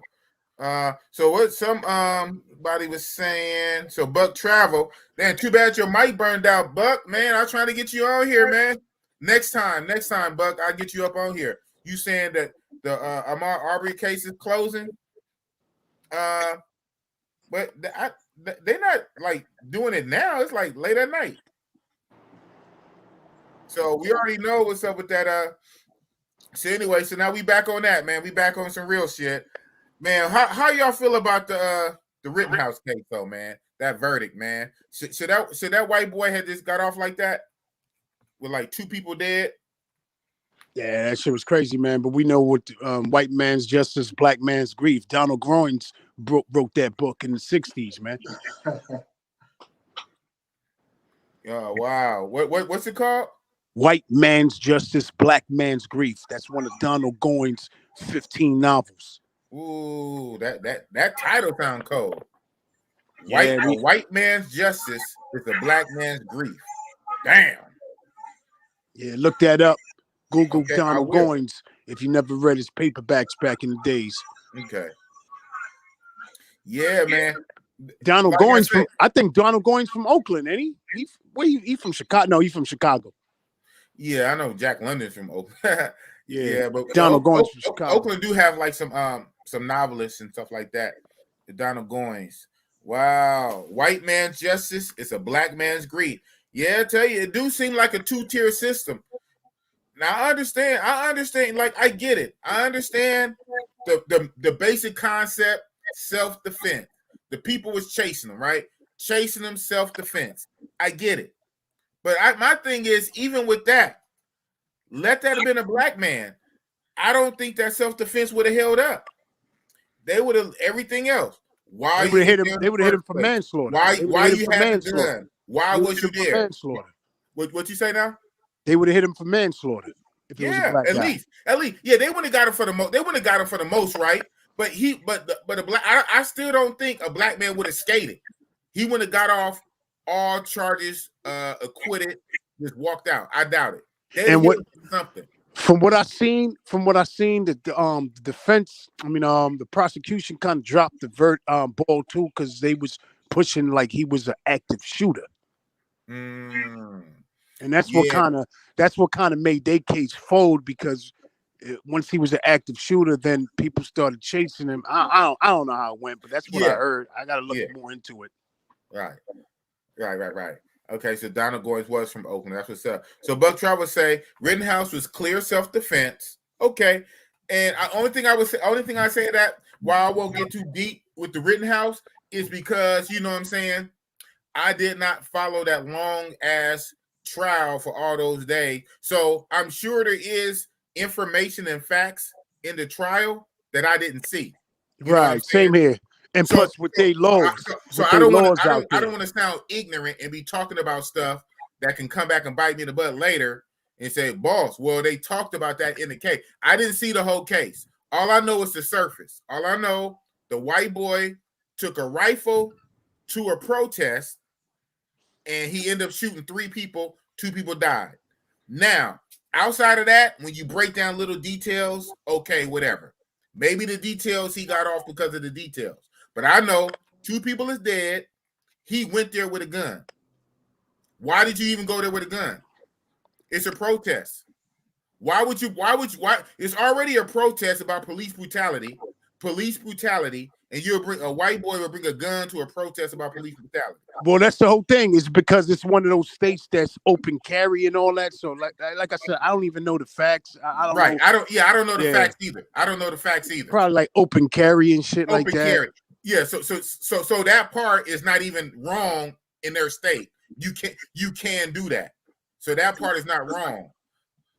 Yeah, I get it. In that state, it's open carry. You can bring a gun to a protest. Now, is it smart to do it? No, but it's legal. You can do it. And now you bring a gun to a protest. People chase you. Now you're forced to defend yourself. Okay. Like I said, I didn't watch the case, so I know it's probably little mitigating factors, little facts that I didn't see. So since I didn't watch the case, I'm not going to speak too much on it. Facts. It is what it is. He got off. All right. But I would say this, though. In my heart of hearts, living a long time enough to get grades, I do know that normally black people do not get that. They don't skate like that. Okay, you can say OJ, right? You can say OJ.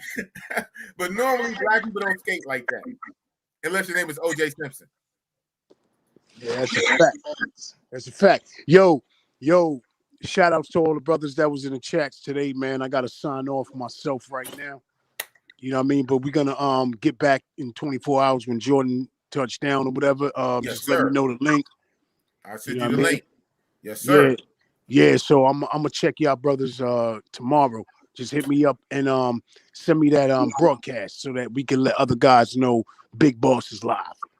Big Boss is live. That's what it is. You heard it here with G the Tiger. G Money. G. Yo, Supreme Lifestyle. Salute. Peace. Peace. Peace. To the homie.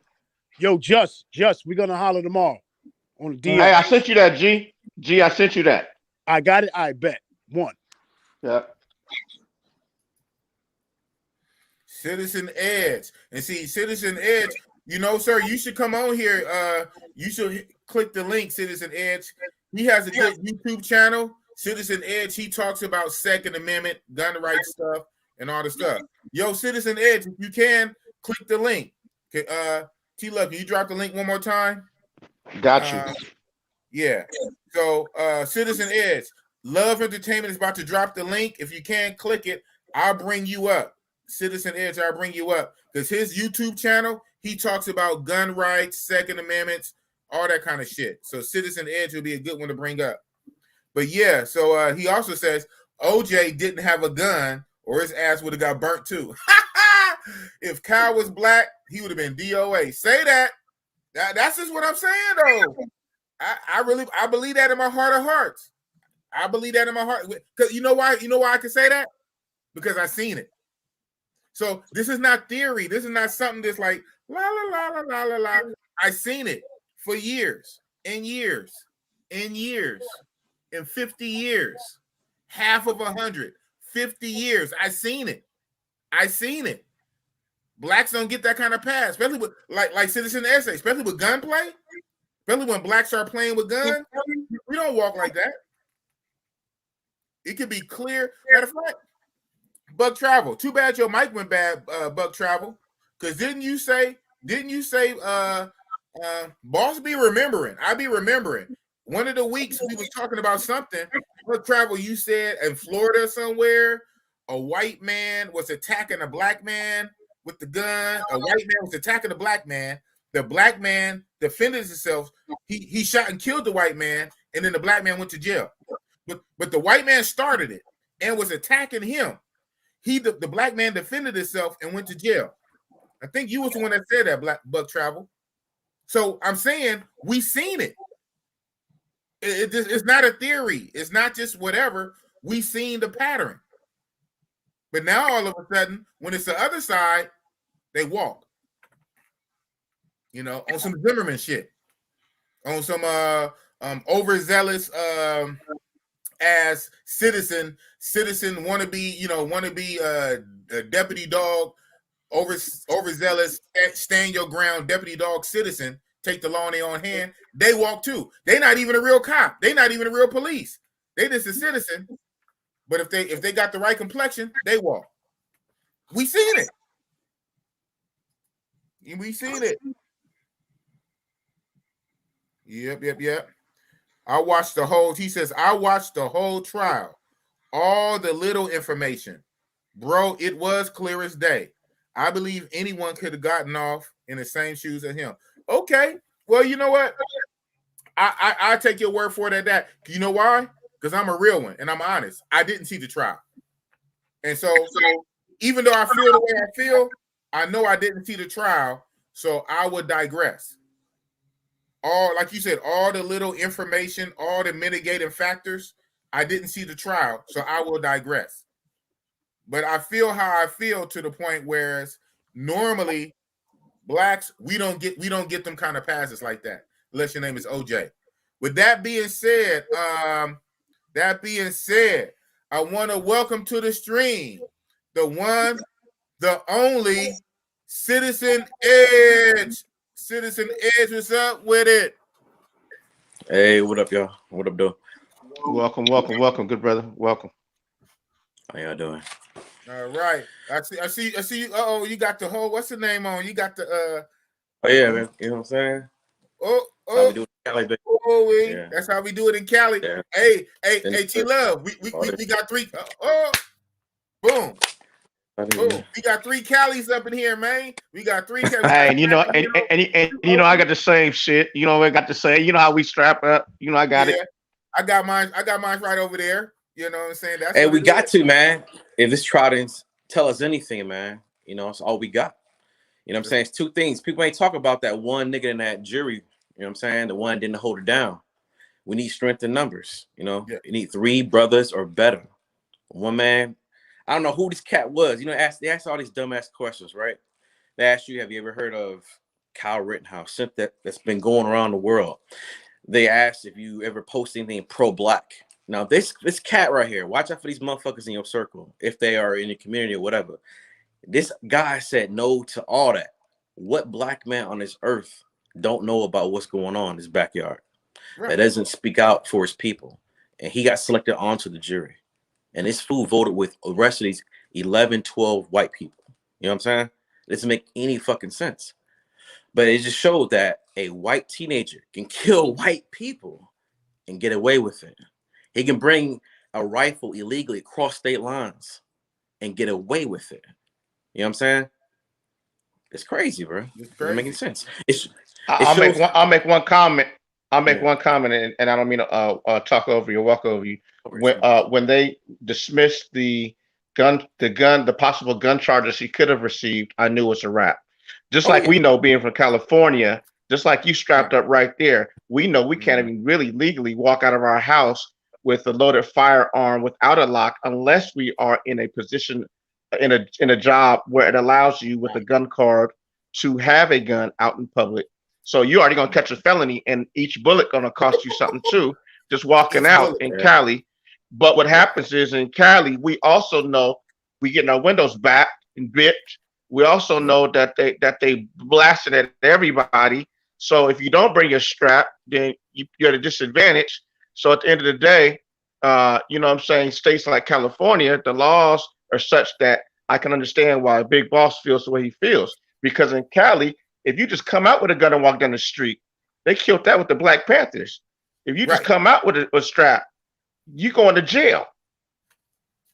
If it's not locked up, well, you're going to jail, period. Yeah. It's a different state, though. I get it. It's one of them redneck, hillbilly ass states. I get it. You know, they got a whole different gun law, gun culture shit. I get it. You know, but California gun laws ain't nothing to play with. So, but I get it. I get it's a whole different state. I understand that. And the only thing I would say, Citizen Edge, like I said, I don't know, but what I was hearing when I'm trying to halfway research the case, now they're trying to say that they changed the story. They say he didn't bring the gun over state lines. They say the gun was already here. In the safe.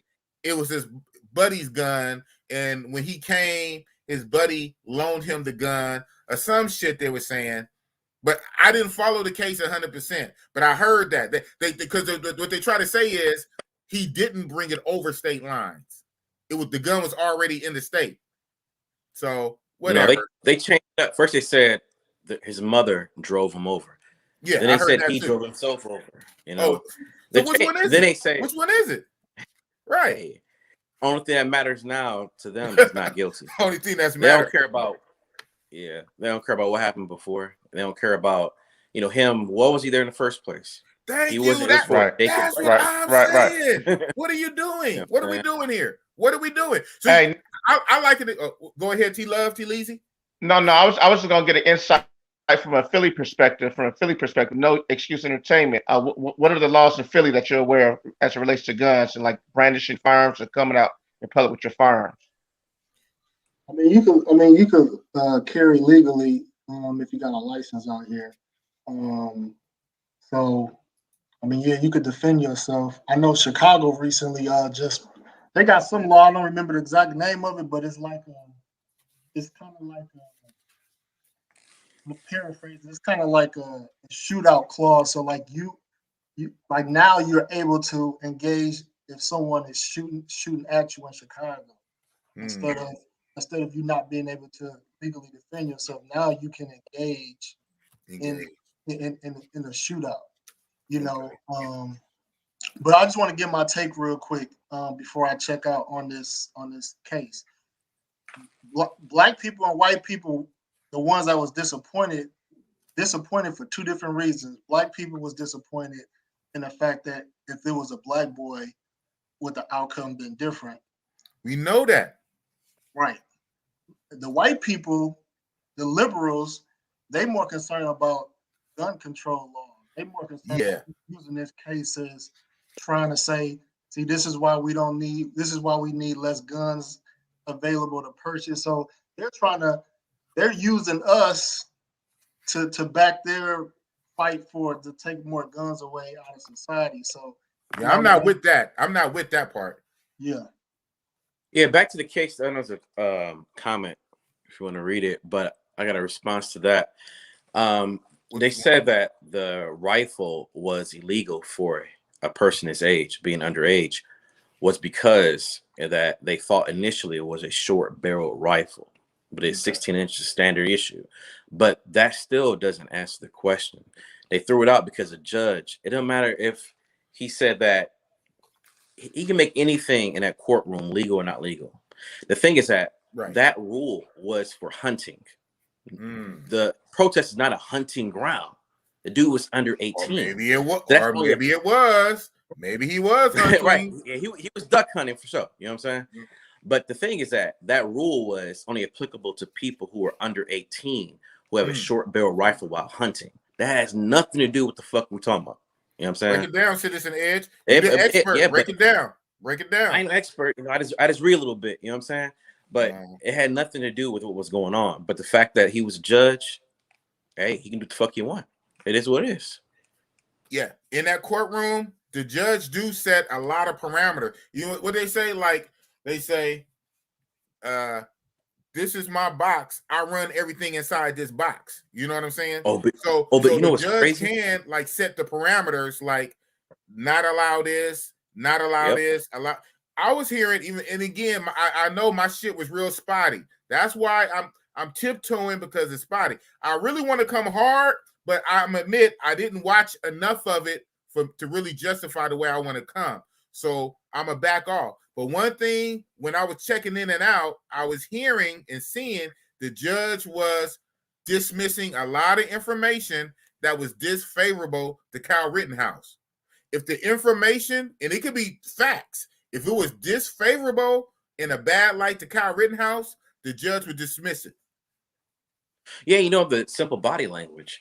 You saw when the jury was deliberating, he was huddled up with Kyle Rittenhouse, watching the drone footage like it's a goddamn football game, laughing and shit.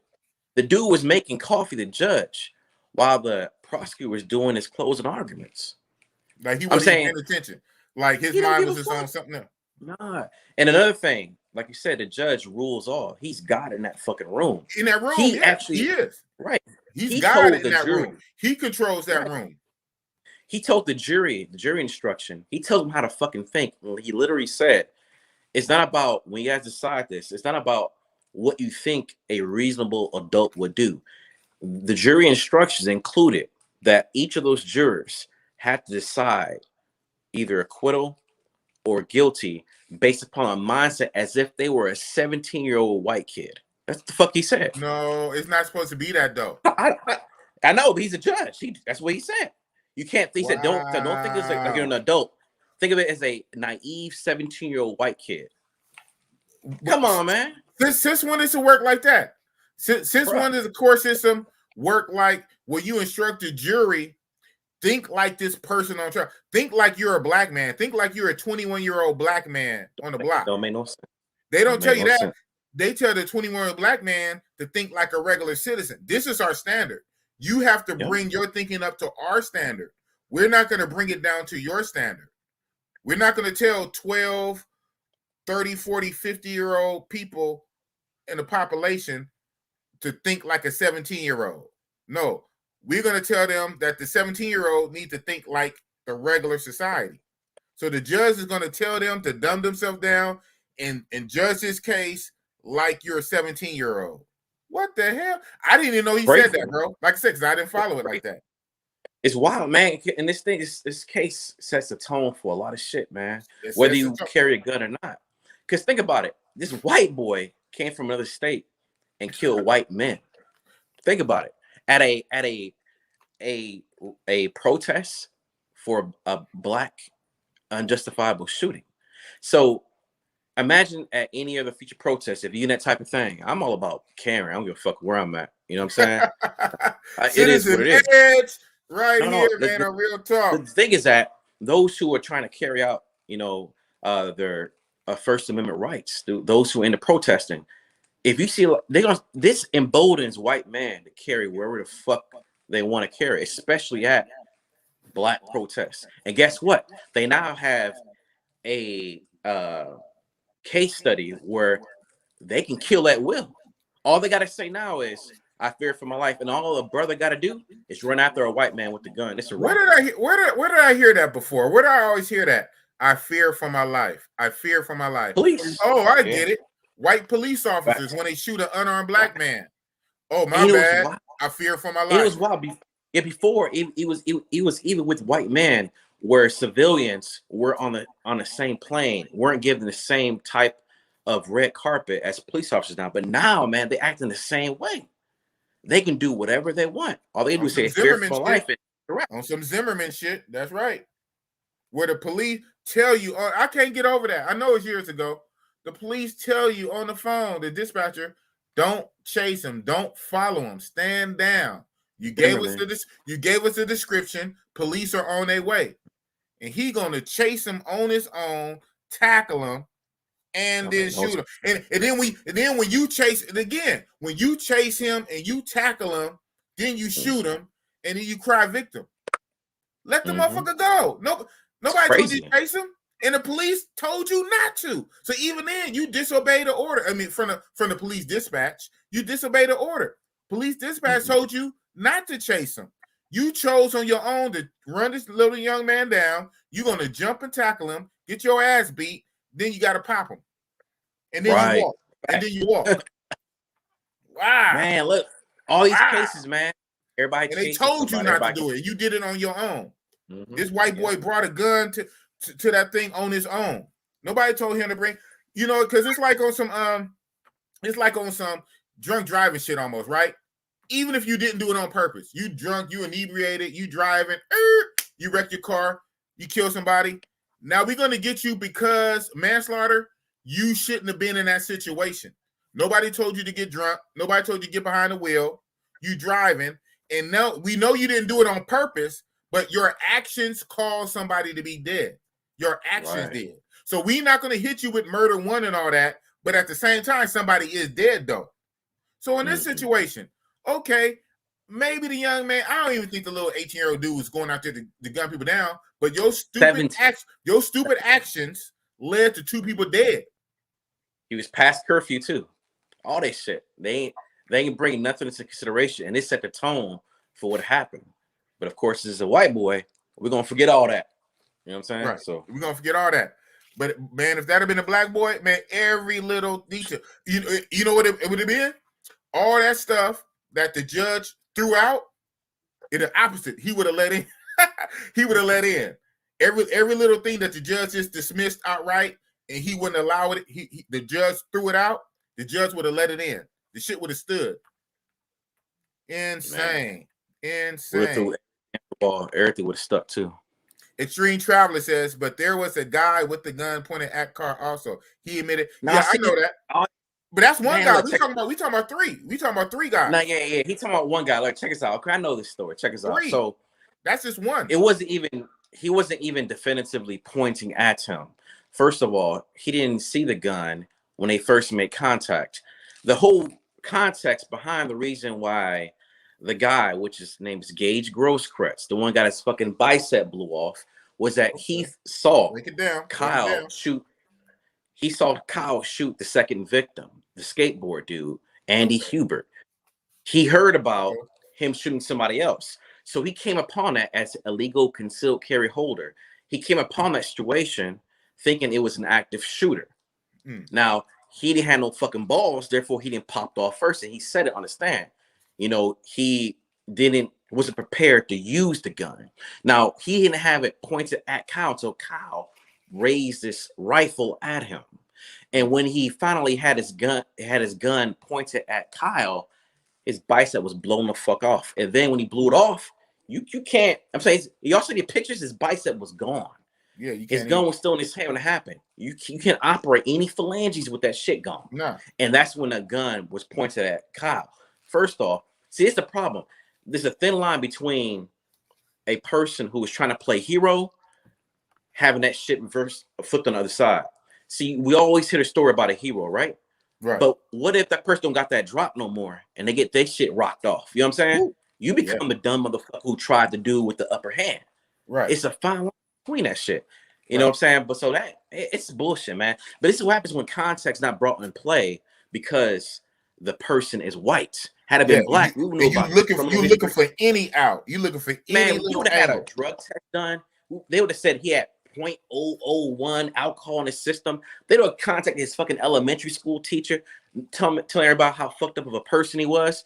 They would have brought context, which would have publicly found him guilty, where he would have got the fucking death penalty in trial. But they didn't have this because they wanted Eric to look into a vacuum. They said, fuck him bringing an illegal firearm. Fuck him being after curfew. Fuck his mama drive him over there. We'll look at each case as it happened. Fuck him provoking people, flagging everybody down. If somebody points a rifle at you at a protest, how are you going to act? Right. I'm a trip. You know what I'm saying? Right. So it's crazy, man. It's crazy, man, for real. Like, this is a wild case. Wild case, man. Wild and so case. So now we also, like I said, we got the Arbery case where you have white people who has shot Arbery. Now we see if they're gonna get off. And it's crazy. It sounds like a straight slam dunk. They chase him down. And it sounds cut and dry too. It's like a slam dunk. But check this out. You know what other case was a slam dunk? The Trayvon Martin case, right? Trayvon Martin. I thought that was it. But guess what happened with that? You know, you never know. I still don't see how Zimmerman weaseled out of that one. I don't see how he's still breathing, bro. Well, that too. You know, and it's a shame. It's a shame that brothers want to kill other brothers. You know, rest in peace again to Young Dolph. Brothers want to kill other brothers that's doing good in the hood. But then you got, I'm going to say this, and it is what it is. I'm just saying, but you got Zimmerman walking around, still breathing. Yep. But you can go shoot. You can shoot Young Dolph, who's going back to the hood, giving out turkeys. You know what I'm saying? Blessing the hood. We can shoot each other, but you got these other ones walking around still breathing. That's crazy. Yeah. That's crazy. Facts.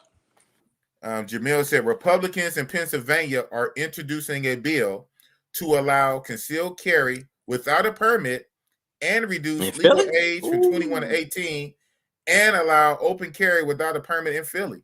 Wow. Oh, man. That's going to be lit. Yeah. That's Wild Wild West. I wish California do that. We already crazy. Right. But you know what? You know why I say that, though? I know it sounds crazy. Because you know this, Citizen Edge.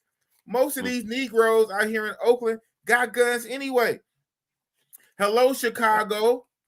A lot of times, I remember when I was taking criminal justice in college, the cities that had some of the most restrictive gun laws had some of the highest gun murders.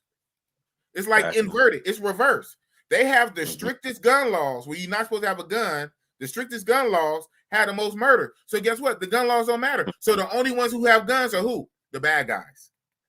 Yep. So you systematically, you disarm the good guys, and the bad guys, they don't care about the law anyway. So guess what? How about you even the playing field? Let the good guys have guns too. Let the good guys have guns. Because the bad guys are already going to have them. The bad guys got guns, but let the good guys also have guns. You even the fucking playing field. Yes, sir. Yeah, man, that would be a beautiful thing, you know. But yeah, like the bad guys have the guns. It goes with the criminals who we know to be criminals, but also the police officers. They're the ones who are going to be stay strapped on both ends of the spectrum. So right. Crazy.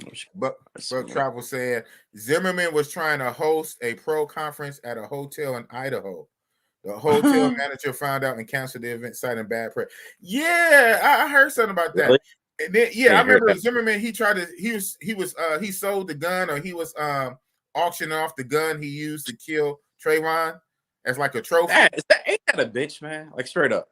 Yeah, that's some cold shit. He made sure his way after the case, after he was found, innocent. Then he tried to auction off the gun like a trophy. See, this is the gun that killed that black guy. Man, that's crazy. But that's what we get. T-Love said, I wish we can get some of our Second Amendments right back. Yeah, I mean, we got it on paper, but from the Constitution. But unfortunately, some cities and states and counties, they put extra bullshit to try to like block us. It's kind of weird how to explain. Because we got it on paper because of the Constitution. We got our Second Amendment. But certain areas try to put restrictions on it. Like here in Cali, in the Bay Area, Alameda County, it's hella hard to try to get a CCW, a concealed weapon permit. Yeah, facts. You got to go through the hell and back. Yeah, Zimmer. Yeah, okay. Wow. Republicans. Okay, extreme. What were white guys rioting during the black? Right on. So, what were white guys rioting during a black protest, making black look bad? You know what? That should be happening though. I noticed when we be having the black protests, a lot of white people be coming out there. We have a lot of allies though. You know, we have allies, people, white people that's down with the call. You know, they 2020 was a bitch, man. Remember that happened 2020, so it was wild, man.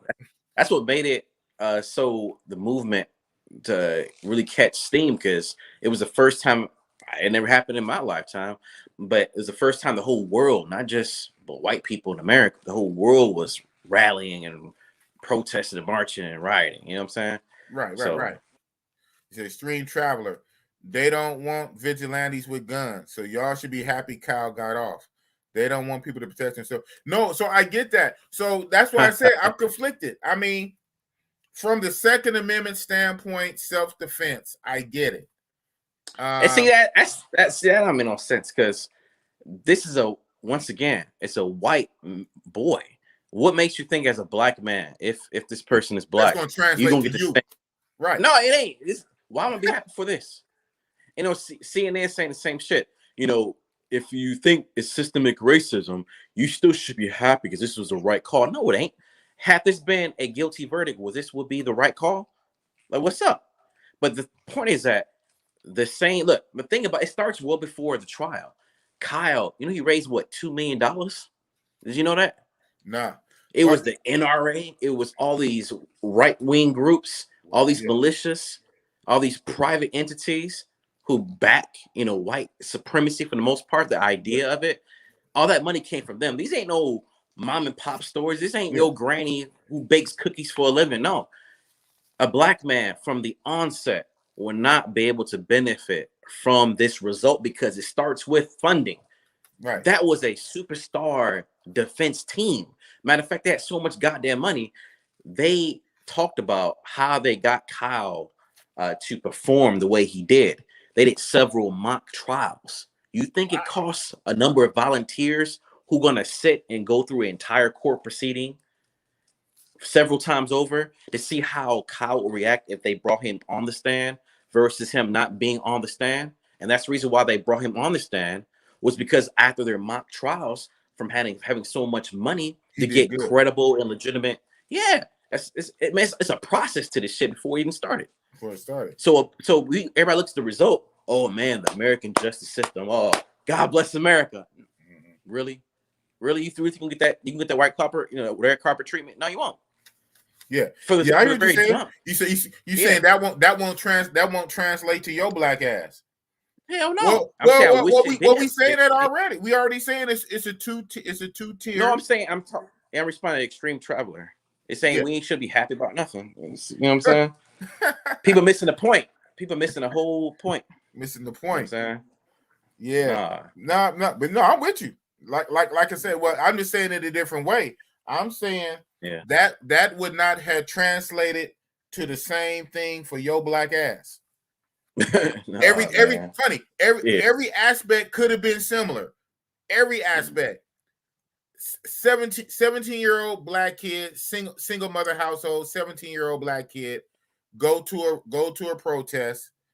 He has a long gun rifle. People chase him and he shoots them dead.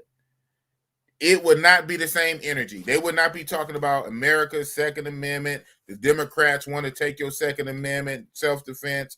It'd be a whole different energy. When it's the white boy, they look at the issue. It's the Second Amendment defense. Right. If it's a brother, they're looking at 2 dead people. Your actions cause the death of 2 people. We're gonna get you for manslaughter at least. Yes, it's not murder one. Yes, you were a kid. Yes, you were silly. Yes, you were dumb and naive. But your dumb actions cost the life of 2 people. We're gonna get you for that. But white boy, about it, get the walk. Yeah.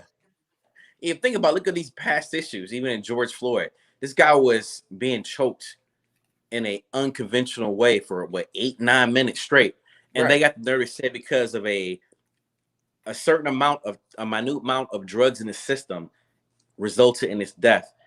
If you choke anybody for 9 minutes straight, we'll be dead by 3 minutes. Right. If anything, that extended his life. Yes, you know what I'm saying? I can't hold my breath. I can't even hold my breath for no 4 minutes. Give me a strong 40 seconds. I can't hold my breath. I think what's that? Chauvin almost got off. Yeah, I was holding my breath. I think he almost got off. Nigga, he's appealing too. That was a coin toss. Yeah. That was a coin toss. Mm-hmm. That was a coin toss. And he's appealing in that shit too. So that shit ain't over yet. Wow. So Buck Travel's coming back again. I wish you would come on here, Buck Travel, but Buck Travel said that his mic wasn't working. Here's a stand your ground Florida white black case. Yeah. Okay. Jordan Davis, 17, was bumping loud music.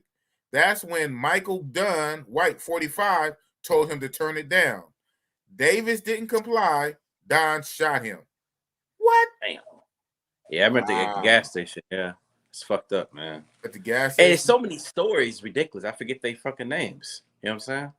Yeah, I remember the one in Florida. I guess it was Florida, stand your ground. It was at a little liquor store. They had the video. I guess it was over a parking spot. The white boy was in the van and the black dude was in the car, and he parked in the handicap. The black dude, doing too much. The black dude parked in the handicap. The black dude went into the store. His girlfriend was still in the car. The van pulled up next to it, and then a white man in the van was yelling at the girl in the car in the passenger seat, "Why you parked here in the handicap?" And the girl was mouthing off at him. So the brother comes out the store. "Why is you yelling at my girl?" And he's like, "This your car? Why are you in the handicap?" He said, "Don't worry about why I'm in the handicap." They scuffled or whatever, and the white boy shot him. Y'all remember that? Y'all remember that? I don't remember hearing that. I know I ain't tripping. Crazy. Anybody in chat, y'all remember that? I want to say it was in Florida. They had a video footage, I guess, from the security cam because it was top down. It was top down, looking down, and basically the whole thing. The black dude parked in a handicap, and the white boy was being like a Karen, like what they call it, a Kevin. He was being a goody citizen. Why are you parked in a handicap? And dude said, "Man, and yes, the brother shouldn't have been in a handicap if he wasn't handicapped. I get it, but the white boy took it upon himself to deputize himself to be the handicap police." And then they got into a scuffle, and then the white boy shot the black dude. And that's another thing people are not looking at, because that case, which I'm just not hearing about it, and the three that come to mind currently, of course, you have Trayvon Martin, you have Ahmaud Arbery, you have, and Trayvon Martin, you have the current case that just happened. They all happened because a white man thought they could deputize himself to seek out and destroy. On some Zimmerman shit, that's my word. Big Boss word for it now. I officially tied it Zimmerman shit. On some Zimmerman shit. On a regular white, and Zimmerman ain't even white. Well, he Mexican, Hispanic, but you know what I mean. It's a euphemism for a white boy deputizing his own self, deputy dog. I'm going to be deputy dog, and I'm going to save the day from the black gorilla menace. I'm going to shoot the black monkey, black gorilla menace. My white self is going to save the day. I'm deputy dog. Who the fuck made you a deputy dog? You ain't the real police. Like the dispatcher said for Trayvon. Fall back. The police is already on their way. Sir, you called the police. Thank you. You called the police. You made the call. Thank you for the call. You called us. They're coming. Stand your ass back. No, I'm gonna run. I'm gonna chase him down too. Then when you get your ass lumped up, beep, beep, beep, beep, then you have to shoot him. Yeah, man, this shit is crazy though. This shit is crazy though. But we just supposed to just sit there and take it, and just let them keep making every kind of excuse. They get every excuse in the book. Even if it is an excuse, okay, fine, and they get it. We don't get that same excuse. That's what I'm saying though. Even if it is a real excuse, we don't get it. We don't. Yeah, exactly. If Cal would have been black, if instead of Cal, if his name would have been something. He had a. It's crazy. Yeah, it's crazy. This case here is another thing. Like you just said, we don't get the same treatment because Kyle. See, look, Kyle had an extensive social media paper trail imprint where he was seen, partying, also on video before he even went to guard that location in Kenosha. He was recorded on video looking at the very same protest with Jacob Blake, saying, "Damn, I wish I could have my gun to shoot these people." That's before he went to Kenosha. But guess what? The judge, being the king of it all, said you can't present this in court as evidence. The fuck? Boom. Okay, I said that's why I know. It was a lot, but I heard it was a lot of stuff like that the judge was blocking. Dude, the judge was blocking for the white boy. He said, and they were saying that's too damaging. That's damaging. That's right there. So you saying a white boy looked at previous protests and said, "Man, I wish I could bring my gun to that." That same protest. That same exact protest. Oh, because it was going for many days, right?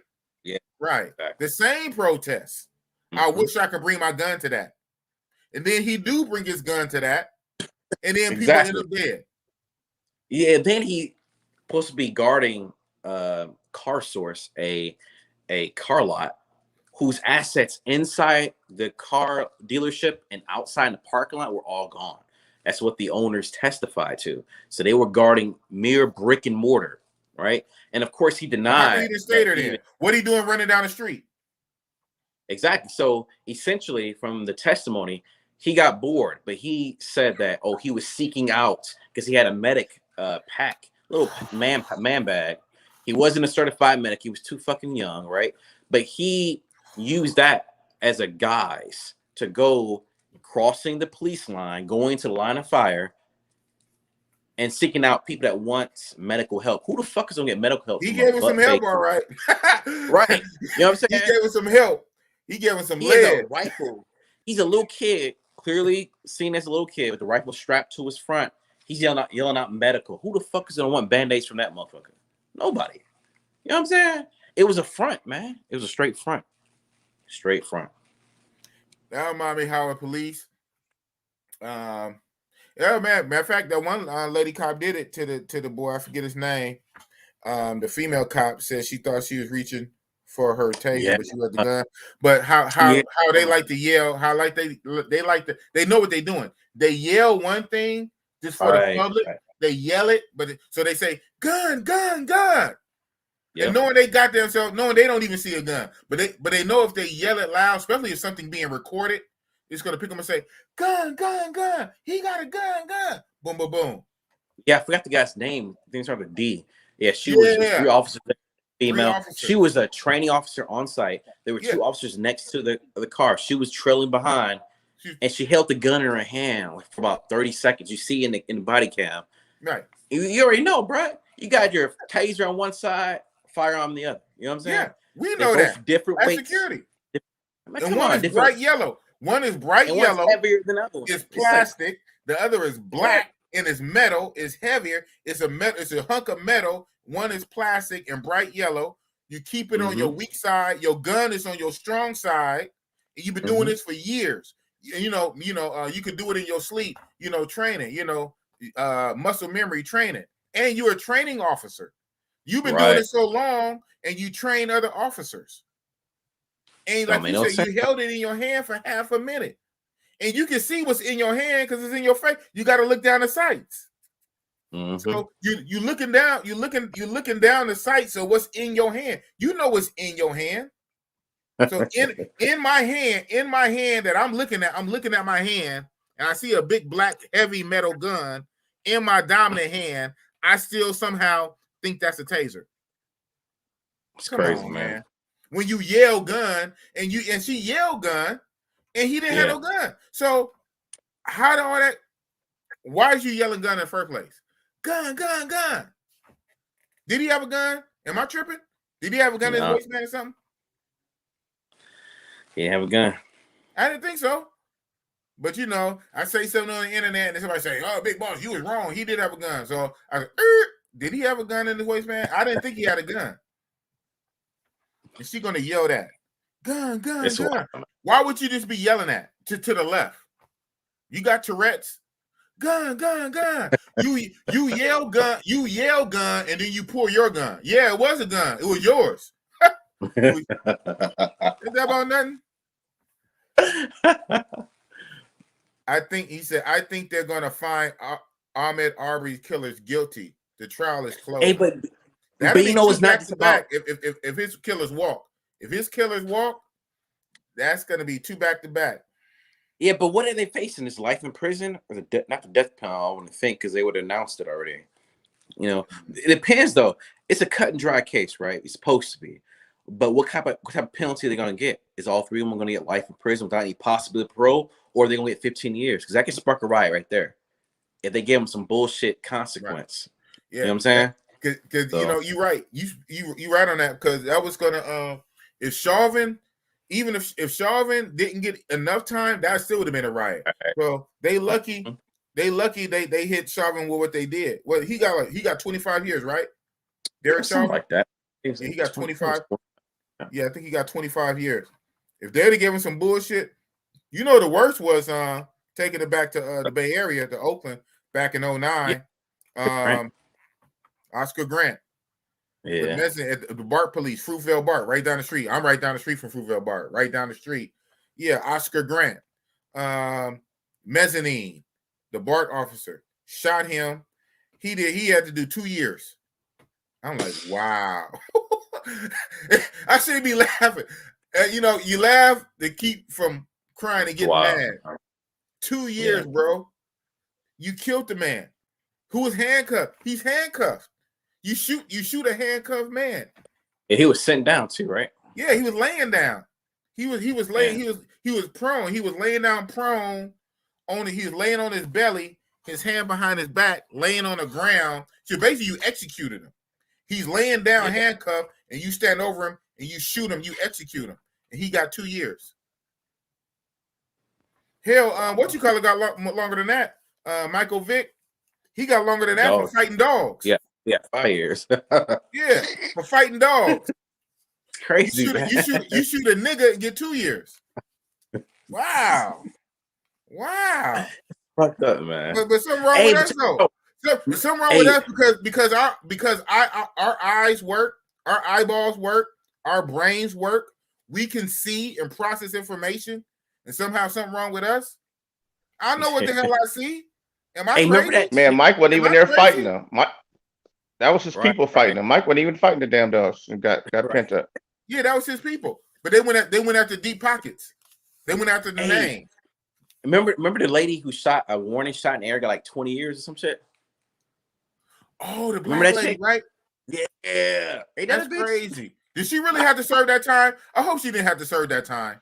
That's hey, man, that's Cali. Brandishing, discharging. Man, you go to jail forever in Cali, man. It's crazy. Man, that happened to me, bro. And I can say this, though. I can say this. As much as I'm talking shit, the judge showed me love. When I did my bullshit back in the day, the judge showed me love. I guess the judge showed me love. So I'm going to tell the story again. I said it before. So we're talking way back, 1990, 94, 95, 96, 20-some years ago. I think right before my son was born. So long story short, niggas were trying to break into my apartment I had, my little loft. I'm above them. I see him kicking in the door. I come out with the gun. I shoot in the air to scare him. I point the gun at him at first, and guess what? They still kept trying to come through the door. I'm like, wow. I guess they didn't think I was going to shoot him. And I was, but I didn't, I was trying to just not shoot him at first. So they kept kicking in my door, even though I pointed the gun at him. So I said, you know what? So then I shot in the air, like pow, like one at a time, like pow, pow, shot in the air. Then they ran off. But the police came minutes later, and the police kicked in my door all the way. It was almost kicked in from them. Long story short, I went to jail. I went to jail and all the shit. Holding tank, jail, in jail, county, was fighting it. It got to the point where the judge said this. And the judge, man, he looked at racist. He looked like he was a down south, white hair racist. I knew I was washed. But that racist looking judge, he said this. He said, you know what? He said, I understand. They was coming in to your house. They were trying to break in, and you shot to try to scare them off. The judge said all this. He said, well, you messed up shooting in the air. What goes up must come down. And the judge gave me some game. He said this. He said, it just happened again. It's I doubt lightning will strike twice. But what you should have did, call 911, had a phone in one hand, had a gun in the other hand, talking to 911 because it's a recorder. Let them kick their way in. As soon as they came in, the judge said this. He said, you unload on them. I'm like, wow. The judge said that. He said, you unload when they come in. But what you did, sir, you shot up in the air. That bullet could have came down and hit somebody. Thank God it didn't. So he said, since it didn't, he said, this right here is what in California we call a wobbler. This is a felony, but it can be a misdemeanor on my authority. I'm like, whoa. He said, for you, I'm going to make this a misdemeanor. I'm going to give you a chance. I'm like, wow. I'm like, thank you, sir. So this black boy back then, I got some love from a racist looking white judge. So there are some good judges. He had me. He said, what you did, technically on paper, it's a felony, but I have the power to make it a misdemeanor because it's a wobbler. So, I got some love, but yeah, this shit crazy.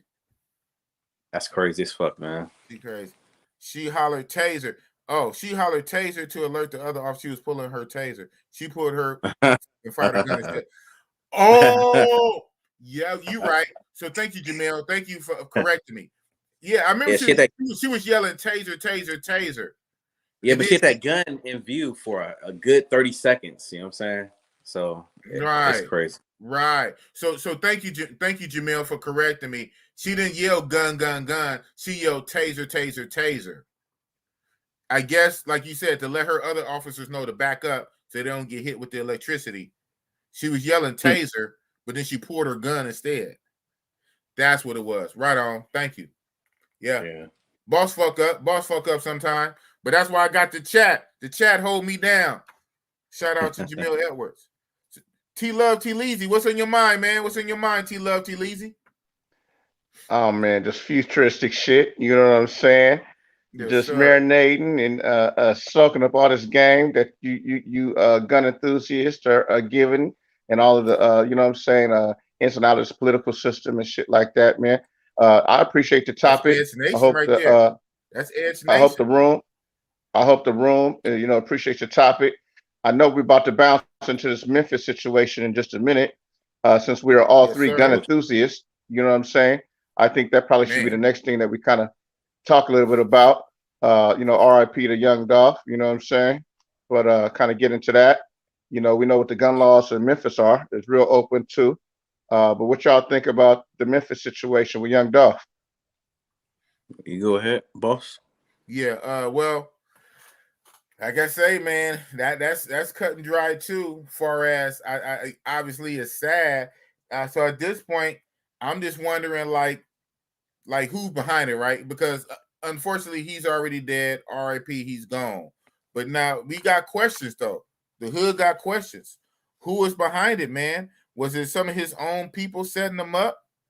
Did it have something to do with the long-standing beef that he had already with Yo Gotti and Black Youngster?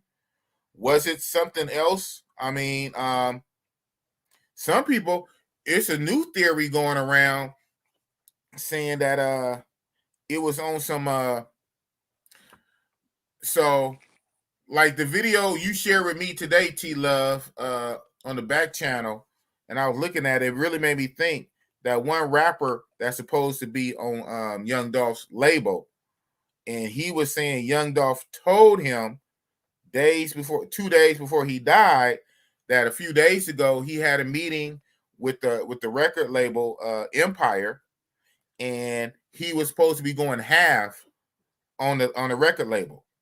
He's supposed to become part owner, 50%. And then he said that the youngster said that Young Dolph said, man, motherfuckers is mad at me because I'm making too much money. He said, I'm making too much money. And the youngster said, what do you mean? He said, man, I'm making so much money, they're going to want to kill me. He said, basically, I'm making too much money. And he said this after the meeting. So what it had me thinking of, it put me in a mind frame of when Michael Jackson, right before he was supposed to do his world tour, he said that he had a few more records to do, and then he was going to be part owner of Sony. He was going to be, he didn't say half, but he was going to be a part owner of Sony. And then a little later, he come up dead. So it'd be something to these, you know what I'm saying? These record label shit. So I don't know. At this point, we don't know. But it might not even have nothing to do with Yo Gotti and Black Youngster. It could be some industry shit, some inside industry shit. I saw some. All right, go ahead. No, you good? Yeah, I saw actually recently. It was two cats, and they were saying that they were actually stalking them. They were sitting by a nearby. There was a dollar store or some shit next door to the cookie joint. Stalking the man for a minute. They said. They said that it was a couple days before he was at that same bakery, that cookie store, showing off, and they said, I'll be back here. And like you said, it was planned for him to go back to Memphis already to give out turkey, so they knew what his favorite spot was already. People peeping people's lives and shit. We talked about it in person. You know what I'm saying? Like, right. People gotta be mindful of people's backgrounds, literally background. That's why this bitch is white right now. You know what I'm saying? I'm just joking. But anyway, be mindful where you tag yourself, where you frequent, people watching. It's like how the feds they keep tabs on motherfuckers based upon what they post. So your ops, like you said, boss, you know what I'm saying? They doing the same goddamn thing. So like I don't know where it stemmed from. It could be this local beef, like Nipsey Hussle. Could be some shit bullshit like that. You know what I'm saying? There's also conspiracy theories with that, but a lot of rappers get got in their own city. In Detroit, motherfuckers drop like flies. You know what I'm saying? Yeah. So Dex Osama talking shit, Chopper Boys, and it gets chopped down at the fucking strip club. You know what I'm saying? So it's wild, man. Just gotta learn how to move right. You know what I'm saying? I love home, but you won't see me back in Detroit anytime soon. It is what it is, and I ain't nobody. You know what I'm saying? So. Nah, you somebody. But yeah, I was tripping on, like, it's a cold game when you are targeted. It's one thing to get in some crazy shit like my crazy ass get into sometime, and thank the Lord that He kept me to get this old. When you be getting into it with motherfuckers on some spontaneous shit.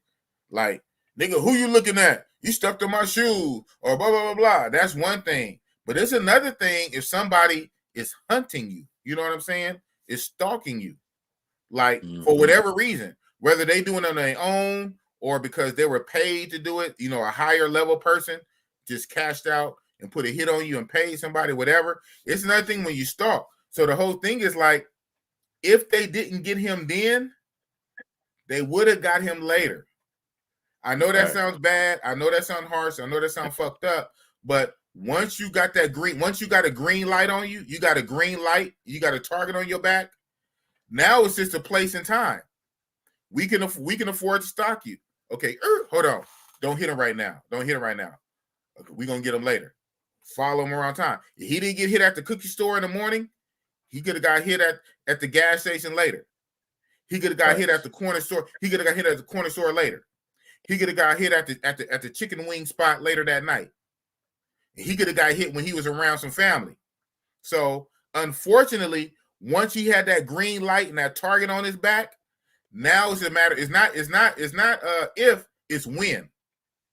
Damn, that's fucked up. You're going down, but now when. So the whole thing is, of course, right, to not get that target on your back. That's key. Yeah. So but I'm wondering, but that leads to question: what got the target on his back? Who did he piss off? Who did he piss off? Yeah. Did you hear about a couple years ago? He was in his bulletproof Tahoe, got shot up 100 times. Yeah. That? Yeah, I heard about that recently. Even when I started following him at first, I started following him late. A couple years ago, I had missed that. I didn't find that out to just recently. Me too. I saw it today. I was like, damn, bro. That was 4 years ago. You still breathing 4 years after that? And then I found out. Then me, Johnny come lately, coming to the situation hella late. I found out like within that same year, 2017, he had got shot in LA when he was in LA coming out of some kind of store, and he got hit in his arm and his buttocks. Required service. He got hit twice.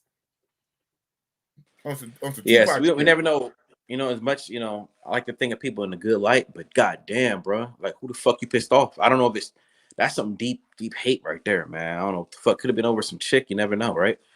Yeah, but I hear the 100 shots. So the word on the street, from what I understand, in chat, y'all chime in and correct the boss when I'm wrong, when I'll be talking crazy and I don't be knowing how to talk about. So chat, correct the boss. I heard that 2017 shit, especially the 100 shots, that was Black Youngster. That was Black Youngster and two others. And two of those people went to jail, but Black Youngster didn't. Man, these people dropping like flies, man, especially in the rap game. You know what I'm saying? It's wild, man. Like, what would motivate somebody to be involved in this fashion? Not all rappers are moving like this, but damn, man. Like, Pop Smoke, Nipsey Hussle. Like, come on, man.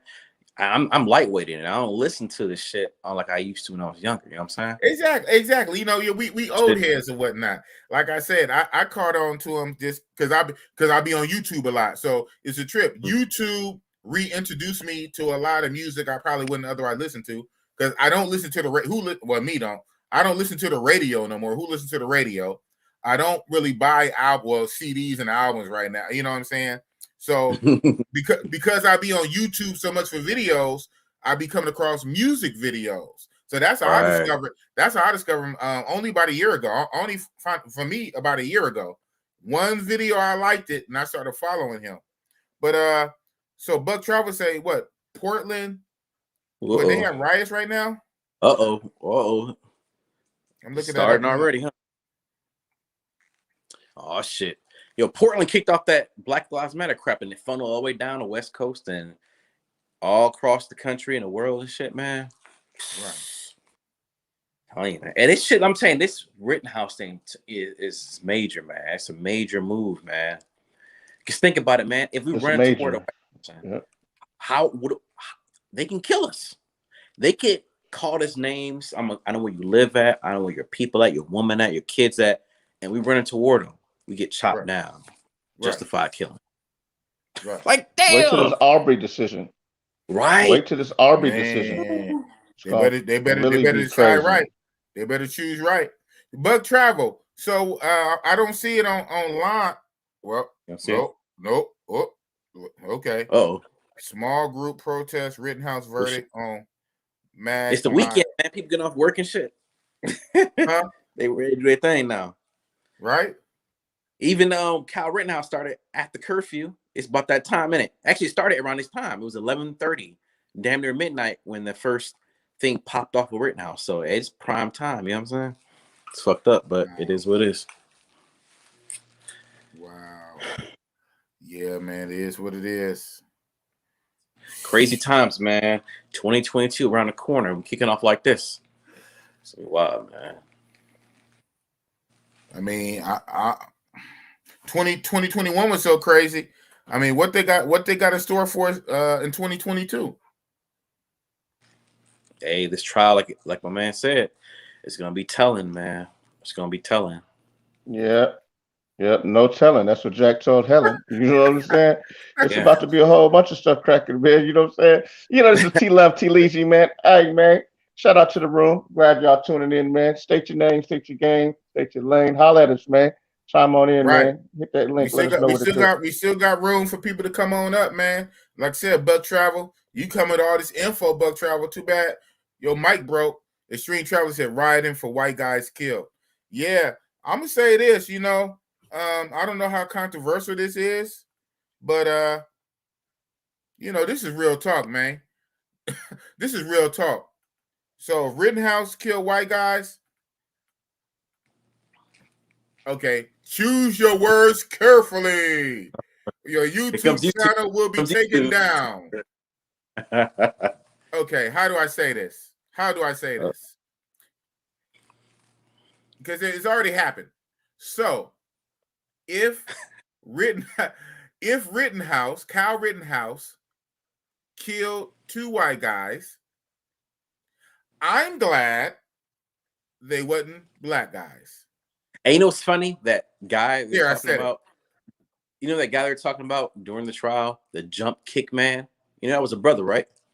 Nah. Rittenhouse shot at him twice. Motherfucker did the Matrix on him. And he didn't hit him. He didn't hit him both times. Wow, that's what's up. Hey, it wasn't meant. that was a sign right there. So did the black guy kick him? Did he connect? Yeah, he can. And from what for what Rittenhouse said, of course the prosecution says otherwise, but according to Rittenhouse, he stumped him. Got liquid legs. I don't know, man. He got the moves. Man. You know what I'm saying? You know, we Black got Panther that rhythm on him, huh? Yeah, the Black Panther. We got that rhythm. Dang, he jump kicked him. Stumped his ass. Wow. White lives matter, I guess. Wow. Yeah, but it's different. Is that what they say? All lives matter. They changing their tune now. Now they feel our pain. Now they feel like pain. They're like, oh, that's some bullshit. Oh, you get to walk. Yeah, now you see what we talking about. Hey, so this is gonna be the first time we see white people who are protesting after this verdict, at the curfew for black people. They're the real ones. They're the real ones. You know what I'm saying? They're the real ones. Go back to the side. Right. Buck Travel again. Buck Travel.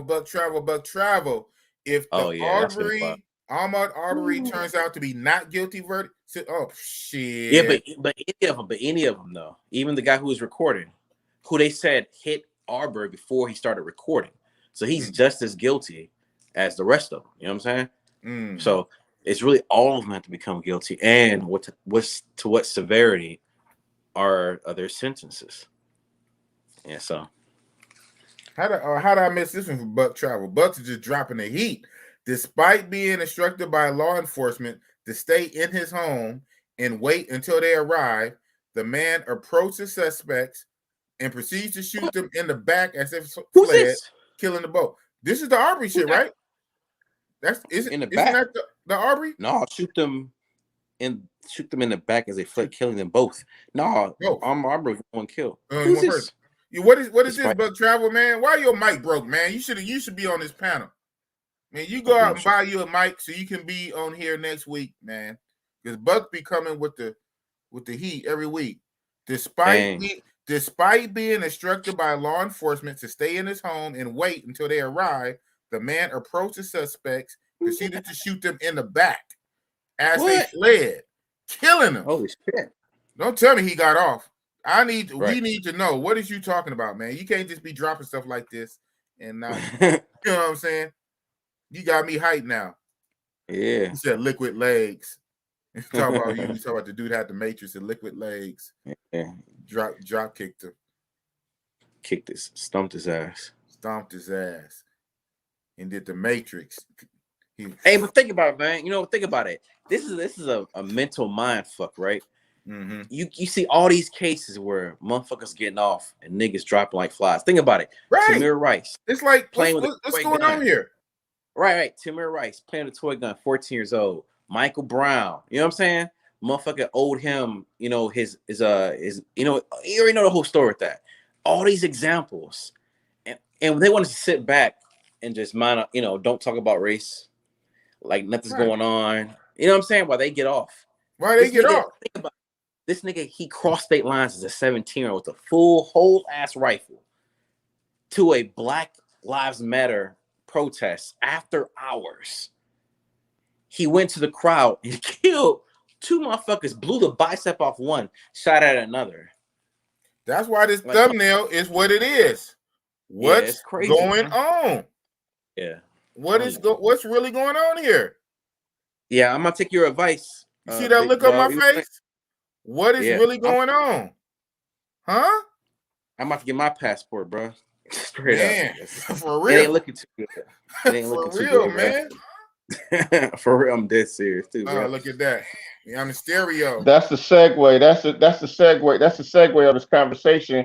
We'll get that back to the passport lifestyle. So you know what I'm saying? But we just want to examine what's happening in the Matrix and how it's affecting us.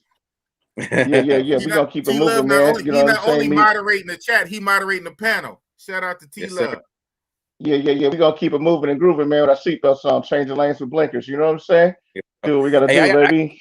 I gotta get going though, man. I gotta get up early in the morning, man. But I appreciate it, big boss. You know what I'm saying? Appreciate all y'all, man. Yeah. Hopefully I can join more of your lives, man. For sure. Yes, sir. You gotta have me on one of your lives, man. Peace and salute. You know. Oh yeah, most definitely, man. Boss is with that security. I'm with the security. I'm with the gunplay. I'm with the Second Amendment. Man, I need to get on one of your lives, man. Yeah, we need to chop it up, man, for sure. You need to make that happen. Weekend. Okay. Hell yeah, man. All right, y'all move safe, man. On the back channel. All right, Citizen Edge. I want to get with you on the build. I want to get with you on the build, a 556 or a 308 or a 77. You feel me? The solid. Hey, hold on one second. Let me see something. You set them off now. You done set them off. All right, because you know I'm all about that life, boss. You know what I do. You done set them off. Now watch this. Watch this one. We don't tell the world. We don't tell all the groups, but they don't know how we get in. For real. For real though. This is Cali. If they really knew, they wouldn't. They really would be more. Hey, they really would be more in attention about the situation. You dig what I'm saying? Exactly. It's California lifestyle that we live. They don't understand it, man. Here, 308. Oh, I mean, you got the receipt. You can build around it. Yeah. Okay. Hey, I peeped. I peeped that day. You got the 1,000 rounds too. So I want to holler at you. So it's my next build though. 308 right here. Yeah. Okay, I need to get at you. Yeah, for real. Hey, T-Love, you subscribe to his channel? Yeah, I just went over there. I went over there and peeped the game about the 1,000 rounds and all the thing. The two handguns carrying all the thing. I done peeped some of his videos already. Right. All day, baby. You know how we do, but I'm about to get going though. But okay, right on, man. All up. My little 14 easy. My little 14 people. Go subscribe to Citizen Edge. And knowledge is power, man. They say 10 round maximum. This is legal. 17 here, 21 here. Freedom Week 2019, April 1st, April 4th. Got a video about I missed out, man. No worries, man. Is that grandfathered in? Is that grandfathered in on the 17 and 21? It's great grandfather in that motherfucker. Exactly. That's what I'm talking about. Gray hairs all through this motherfucker. You know what I'm saying? Oh man, gray hair. You got old man. He got the founding father shit up in there. Yeah, got some man. Abe Lincoln for you. Got some Abe Lincoln for your ass. Yeah. That's what's all right. up. Well, I'm gonna get going. I'm gonna let you go. You get your rest. I know you got that grind. You got that early grind, man. So thanks for taking some time out to jump on my live, man. Thank you. Edge Nation, Citizen Edge. Salute. Out. And then there was two. Hush your mouth. Austin T. Leasy. Oakland on Oakland, man. Man, never greasy, never greasy. Huh? Never greasy. Never greasy. We dropping the chat, man. Hey, man, we got to do. All right, that's what I'm saying. Man, y'all come to the chat, man, and give us what y'all got, man. At the same time, pretty soon we got Razor Ray's coming on somewhere. I know you're going to pull up. You better come on for Razor Ray. Come on here. You know, Razor, he going to come on turn. He going to be turned. When Razor pull up, I'm going to sit down and just do what I normally do. You feel me? Yeah, I'm opening the chat, dropping the link. Yeah. We're trying to show love. You understand me? Trying to show love. Okay. All day in the hallway, Buck man. Travel, did you ever? Okay, we got to get back. I'm for self-defense. However, I'm not for baiting. Yeah, you know you're trying to bait a motherfucker, man. I'm gonna come back to that. Nah. So Growing Simba, crazy court decisions. Even more reason to get your passport and see the world. Salute. Growing Simba, great statement. We're gonna jump on that. We're gonna jump on that conversation real soon. Real soon. Especially when we're making that transition to passport lifestyle. Real talk with Big Boss. Transition to passport. Yes, sir. Growing Simba. Thank you, Growing Simba from London, England. Man, we got London, England in the house. Hey, man, you know what I'm saying? Some tea and crumpets. You feel me? Tea and crumpets. Bloody smashing good day. Yeah, you feel me? My name is Bond. James Bond. Shaken, not stirred. He's the coolest James bread Black. ever. Huh? I said, you said James Bond. I said James Black. You know what I'm talking about? Yeah, they need to make him black. Right. Idris Elba. So he said that's a whole nother conversation.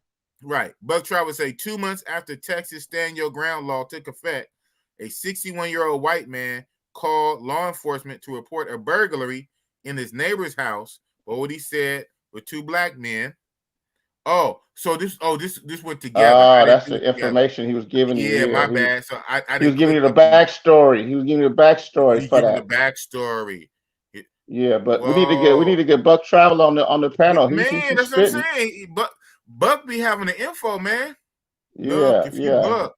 And see, Buck still dropping stuff. In Singapore, if they catch you with a firearm or drugs, you get the death penalty. Yeah, I heard about that. Buck Travel got that 411. You know what I'm talking about? Man, Buck, man, you better get you a mic this week, man, so you can come on here next week. All right, we about to turn up, y'all, man. Y'all stay with us, man, because at some point, man, we're gonna get to these hundreds and thousands, man.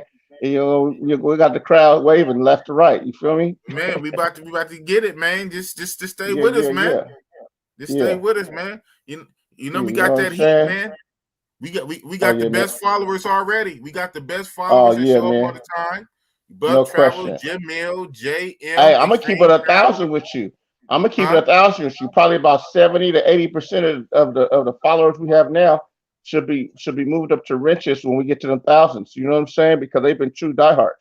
You know, the ones that's been talking straight and they ain't been shaky. You know what I'm saying? Oh yeah, man. Y'all gonna see how generous Bossy Boss is, man.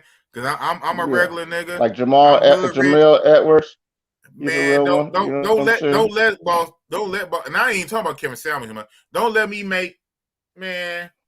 let boss make 20, 30 G's a month, man. Oh, we about to do that. I ain't used to that kind of money. We about to do that because we got that fire like Khayyam. We got that fire like Khayyam for him, right? And I'm an old nigga, so I didn't went more than half of my life without it. So at the end of my life, oh come on, man, don't talk about it, man. You didn't touch the paper, man. Stop it. You didn't touch the paper, man. Stop it, man. Man, I'm blessing everybody. You know, I'm gonna keep what Young Yoff did. You know, bless the whole squad around me. I ain't buying everybody Lamborghinis though. I'm not buying everybody. Oh man, come on, man. I mean, they can get a Tonka toy or something. You feel me? Man, yeah. I'm blessing the real ones, man. I'm blessing. We can get a little motor for the kids or something. We can work it out. For real. You know what I'm talking about? For real. I mean, like whole ass trips on me, nigga. Like. Just man, it's like ice cream. I scream, you scream, we scream, we all eat ice cream. Feel me? Whoop, whoop. Plane ticket for you, plane ticket, airfare for you, airfare for you, airfare for you, airfare. Man, For real. All right, just everybody stay tuned. Everybody stay tuned. And when people look back at these videos, you gotta fuck with me. It's gonna take a while. It's gonna take a while to build it up. When I build it up, all my core real ones, man, I'm gonna fuck with y'all in a major way. Cause you fuck with but you're gonna have people looking back at this video like, damn. He said that and did it. We just he said that and did it. Oh, for real. Yeah, you know what I'm saying? I remember when he said this. There. I'm not lying. I mean, now, okay, with the little tiny asterisk, right? Fine print. When I make that kind of money, you know, not when I get the first YouTube check for $150. The first issue. Let me get on. Let me get on like for real. Let me get on like gas. But what people don't know, the people that's in here right now, they're getting privy to what they don't know is we got some fire content coming, and we got fire guests coming. We got stuff that's outside of everything that people gonna be like, damn, how y'all do that? How y'all, man? How y'all get that on? Get them on there? It's about to be a monster, man. It's about to be. Don't trip. But you know what? You know what you can trip on right now? Together. You know what you can trip on right now? Who we got? Razor Rays. Who we got? Razor Rays in the building. He has a drink in his hand. Razor Rays. Hey. No loss. What the hell is up with you? There it is. T-Love. What up? T-Love. What up, Razor Rays? Hey, man. Hey. So now I'm about to assume my duty. You understand me? And I'm going to bow gracefully and let this thing do what it do and follow my position. You feel me? And get to that room and orchestrate the room like a real gentleman does. And let Razor Rays and Big Boss with real talk make it do what it do. Salute, T-Love. T-Love, T-Leezy. 100. Man. He moderate the chat, then he come on here and moderate the panel. That's a real Jack of all trades. T-Love. Jack of all trades. That's what it is. We got biceps and beer. Oh yeah, man. I was just walking these streets, these mean streets of Brooklyn, and I seen that your panel was on fire. It was on fire. I said, Big Boss got interesting. What's your interest music, man? Every wrestler got it. You know, got the interest music. What's your interest song? I don't want to whistle it because if I whistle it, I don't want you to get a copyright strike. Remember, you can't hum him and sing certain songs for more than 15 seconds. So I'm just gonna. All right. Well, do it for 10 seconds. Do it for 10 seconds. No, I'm not gonna do it. I don't think that count. I don't think that count on the stream. That's like for a regular video. Yeah, right. Yeah, that's how I got hit for the what's the name? In Brazil on that karaoke stuff. Right. That was the stream. Learn your lesson. Damn. You be going for a while. Let's go with the 2 beers. Oh, don't worry. I got multiple. I've been already drinking for a few hours. Hours. Light beers though. And it's like, man. It's light beers, boss. Come on, it's light beers. All right. The madness out here. You got to drink to prevent yourself from crying. So I drink so I won't cry. We gonna call this segment Biceps and Beers. Yes, sir. It's the Mr. Big Boss trying to get you demonetized on your own shit. No, hey, what you talking about, man? He said Big Boss trying to get you demonetized on your own shit. Mr. Salute. That's funny as hell. Shit, I ain't monetized. I ain't monetized yet. Shit. Mr. I'm trying to keep him from I want him to he's on a fast track to being monetized within the next month. You know what I'm saying? So I'm trying to keep him on that fast track. I don't want to stunt his growth. Right on. Everybody need a Razor Ray in their corner. In this corner, Razor Ray, ding, ding, ding, ding. Mm-hmm. Yeah. So what's going on, man? Yeah, I mean, Brazil. I heard y'all talk about Brazil early. This was like earlier before I started my first game. Oh yeah, when I had G on here. Shout out to G. G Supreme Lifestyle. Yeah, he was talking about Brazil, talking about hang gliding and parasailing. He said I might weigh too much to really hang glide, so I might have to parasail. Parasail? Well, Yeah.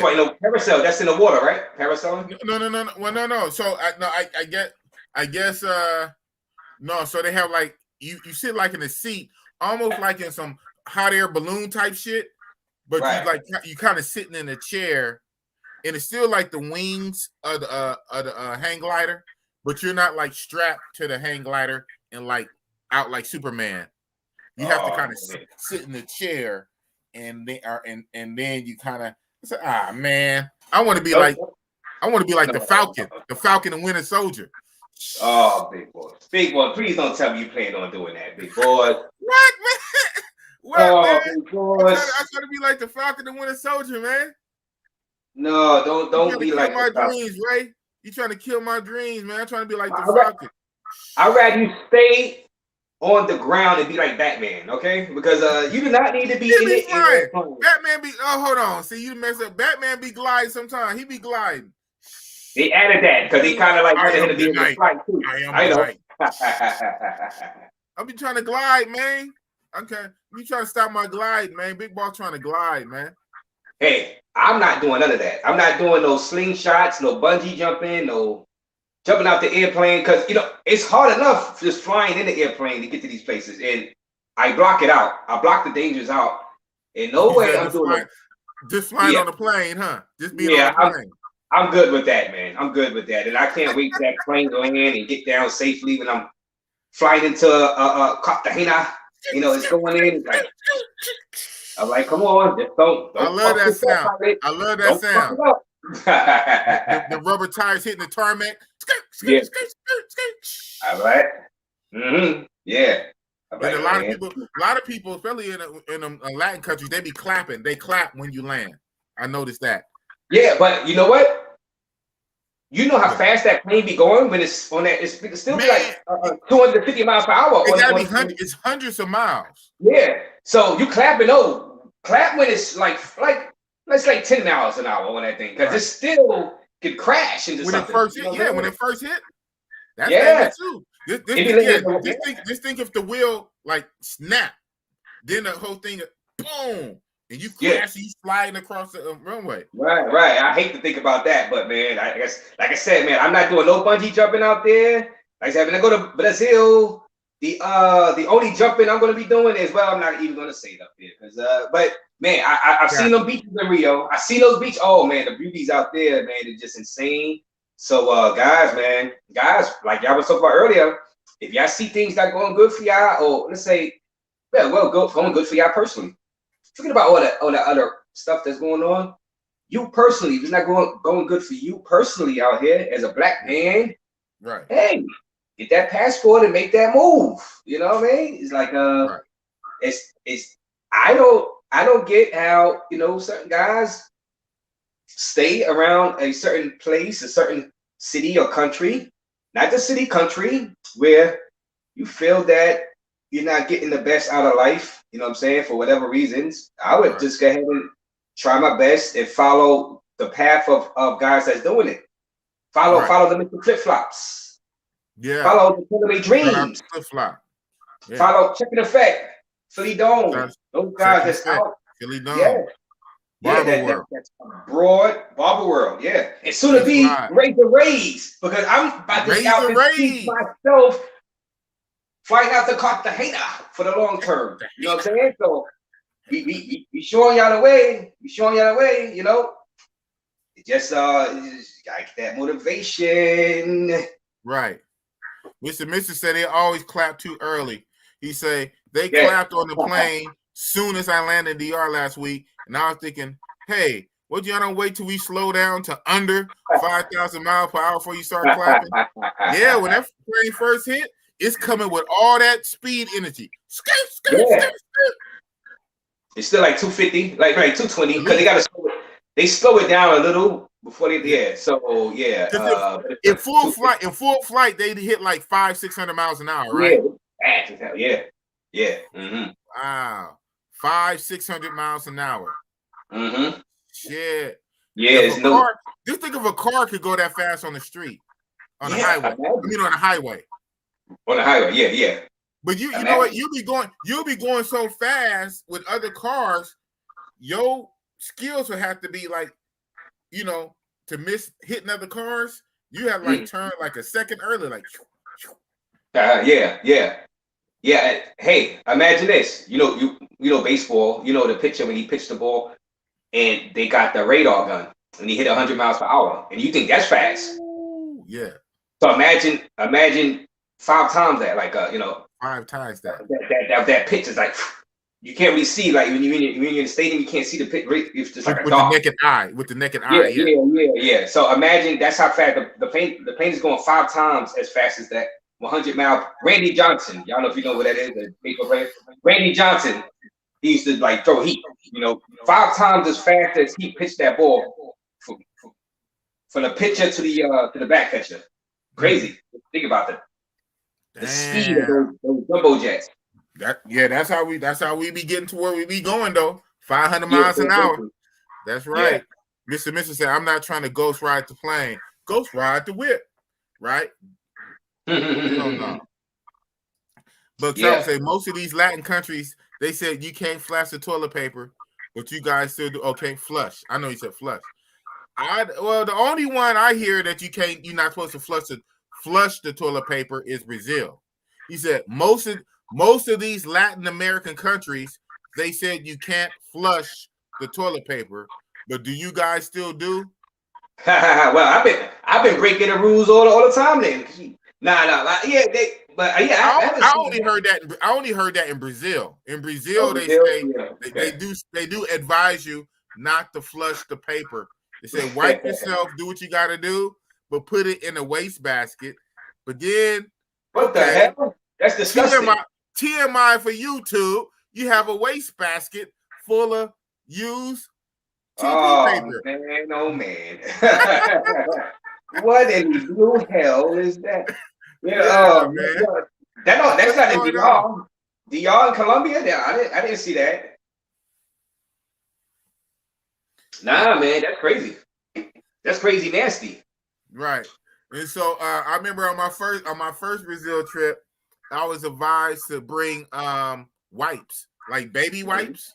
Yeah. Bring baby wipes for back there. Oh man. You should have told me that, Buck Travel. Now I might have to revise my thinking about going to Brazil. Nah, you still gotta go, man. What is that, big boss? It's a shitty situation, man. It's just a shitty situation. Oh, come on. Now you just ruined my fantasy, man. Hey, what in the world is this? Don't trip on the little shit. That, big boss? Don't trip on that little shit, man. Hey, man. What? Oh, that was. I need to get that. I need to get that out of my head. I need to get that out of my head right there. Yeah, it's all right. Just get out your head, man. Don't think about it. Let's go back. Let's go back. Let it happen. Don't think about it. Just relax and let it happen. Oh, my goodness. Mr. say, go out to Utah in the Bonneville Salt Flats. No speed limits out there. Drive as fast as your car can go. There's no traffic. What? I might go out there just for that. You say you drive as fast as your car can go. Well, when I do drive, I don't drive much, but when I do drive, I try to be like a safe driver. Like I'm very cautious. I always say if I'm going to crash, somebody's going to crash into me, being an idiot. You know what I'm saying? Right. It's not going to be. That can happen too. I'm not a speed racer. I'm not a speed racing type guy. He said, I never heard about that in Latin countries. That's just an Asian thing as far as I knew. Oh, they be on that hype in Asia? That they advise you not to flush paper down the toilet in Asia? Because I'm hearing that in Brazil, like their sewer system is not that strong. The sewer system is kind of outdated.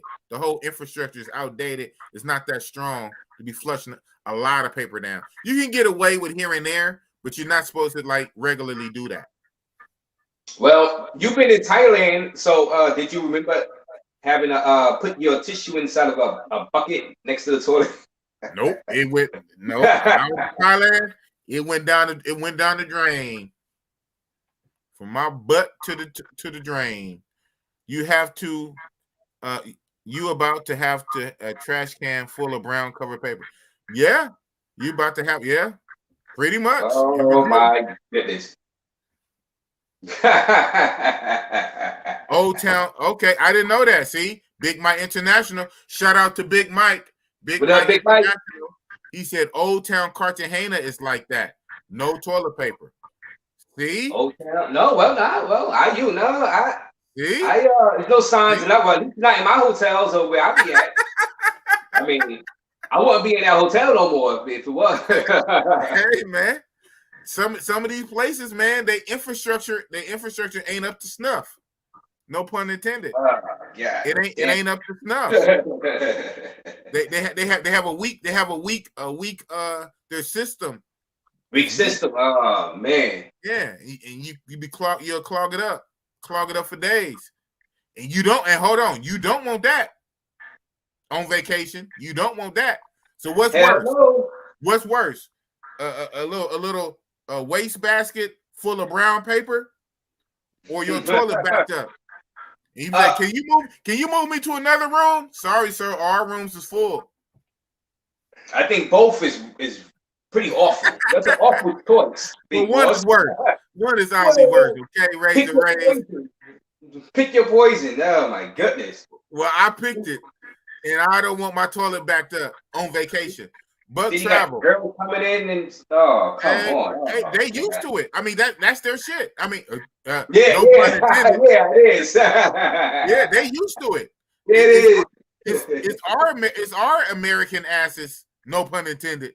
Damn. I know. Ass shit. Toilet paper. Ass shit. I guess it goes together. I don't know. But Travel says in Medellin, I was told not to flush down. I wasn't. I was told that in Brazil. In Medellin, I was told not to flush down. I was still doing it. It's crazy how in the Matrix we got people flushing AirPods, tampons, guns, etc. No problem. He said guns. But we have a strong system here in the States. First world country. You pretty much can flush anything down our toilet for the most part. We have a strong system here. Hey, big boss. When you say first world, hey, I give Rio, Brazil credit because from what I see in Sao Paulo from your video, they try to make the city look kind of like modern. I was highly impressed with what I seen when I was out there, filming you and JJ, whatever, and they try. Now, like you said, the sewage is not first world, but at least they trying with the buildings. The buildings look like stuff you see out here. In Miami, exactly. And in Miami, also with Cartagena, also I give them credit because Boca Grande looks like a how can you say a poor man's Miami? I think they do. I hear what you say, but I think and that's good. They at least do that. At least they try. Yeah, I think that's for the tourist area. Because think about it, they know us spoiled, pampered Americans and Europeans. we are used to a certain level of comfort. So even though that's not the norm for them, they'll make it for us. Mm-hmm. Yeah. Well, hey, yeah. They make because that's not all. Yeah, that's not all Brazil. And that's not all Colombia. At all. No. It's in that area. It's that little area. They make that for us. Because they know what we are used to. Right. But that's why when a lot of times when you hook up with the local chicas, they don't be wanting to leave. Because they're gonna leave from that air condition. They're gonna leave from the bed, they're gonna leave from that hot water shower and go back to tin hut roof. You know what I'm saying? Yeah. Mm-hmm. Yo, I haven't seen it in Colombia yet because I haven't really been to every place in Cartagena like that. But I've seen it in DR. And when you say huts. And I was like, and this is around headed toward the Santiago area. And when you say huts, I was like, what is this? I was just like horrified, but the people were so happy and friendly. You know, that's why I always say, man, always said after my first trip to DR, and I seen how they live in those huts, like you say, and they so happy, they welcoming, they friendly. And guys that live in the projects here in the cities, y'all got nothing to complain about. Man. Y'all got nothing to complain about, man, because those people would die to live in the projects out here. Because right, I mean, y'all are living in the Hilton compared to how they live. Exactly. Literally, had like boxes. Like, it was just like, I don't know what it was. It was like wood. It was like a box. And it was made out of different woods or different colors of wood. Yeah, you know, there was really no real roof. It was a roof, but it wasn't like a roof. It was, and I'm like, tin roof. I know. Goodness, like I felt bad, like, but I'm like, they were so happy, welcoming, offering me, you know, drinks, this and that. And hey, man, people don't know how good they happen sometimes out in the States. You gotta get your money though. You gotta use the States to get your money. And then you go out to these other countries, quote unquote third world, but I'm gonna say developing world because I don't want to disrespect them like that. And your money will go further, and you have a better quality life. Like if you live in around an area where, like you say, they set it up for us. Yeah, they set it up for us, right? Yeah. But that's not really for them. They set it up for us. That's why when some of the girls come over and they see that, they're like, whoa. They don't be wanting to leave. Yeah, right. Because they like on a mini vacation in your room. They're like on a mini vacation. Right. Yo, big boss. Black guys. They not taking advantage of that. Yo, you getting like a mini Miami lifestyle, like from what I seen from Rio or Cartagena or Boca Grande, Cartagena, for cheaper, $500-$600 a month. If you had that same stuff in Miami, how much would that run? Couple of grand for one bedroom? Yeah, man. If you was paying, man, the real estate, housing, and stuff in the States and in certain areas, like here in California, in the Bay Area or Southern California or Miami, in the good weather near the beach, that land property. But you go to these other countries, you can get places for a couple $100 a month. Yeah, man, for real though. Yeah, like you said, if you don't want to live like a local, like near the locals, not near the locals live in these nice areas too. I mean, you know, because the ones that got money, live in the more upper, you know, right. Like we say, it's only like $500-$600 a month, even $650. That's still cheaper. You paying more than half than what you would paying in Manhattan, paying in Brooklyn nowadays. Right. Paying in like I said, think about it. On a beach, need a beach. Come on, we talking about need a beach. So you get more for half the money, and then as we know, that's going to be your biggest bill. After that, everything goes all the way down. How much are you paying for food there? Big boy, the price of a room. The price of a room is $700, $800, $900 in Brooklyn. You can get that. That's for a room in a house that you sharing with people. Yeah, people that you don't even like. So and so you pay that. If you're willing to pay that here, why don't you take that and you pay a little less, pay a couple of $100 less a month and get your own 1-bedroom, a condo near the beach, near pretty broads, right? Palm trees, where everything is cheap. And that's going to be your most expensive bill. That's going to be your rent. Your rent is going to be your most expensive bill. Everything else is going to be lower from there. Yeah. I don't know. Wow. Yeah. So Mr. he responded, said, yeah, in most Asian countries they don't even use toilet paper. Every toilet comes with a water gun, so you can just wash the coca off your backside. They call it a bum gun. I guess it is sufficient. Wow. Yeah, so they're not going to wait. You're ruining my fantasies. Got to get it good. Get up in there. Spread them. Spread them, Daniel. Boy. Jamil said, that's where they break the land speed records with modified cars and motors. Oh, what at them salt flats you talk about? It's the trip about these chats, how, they be back and forth.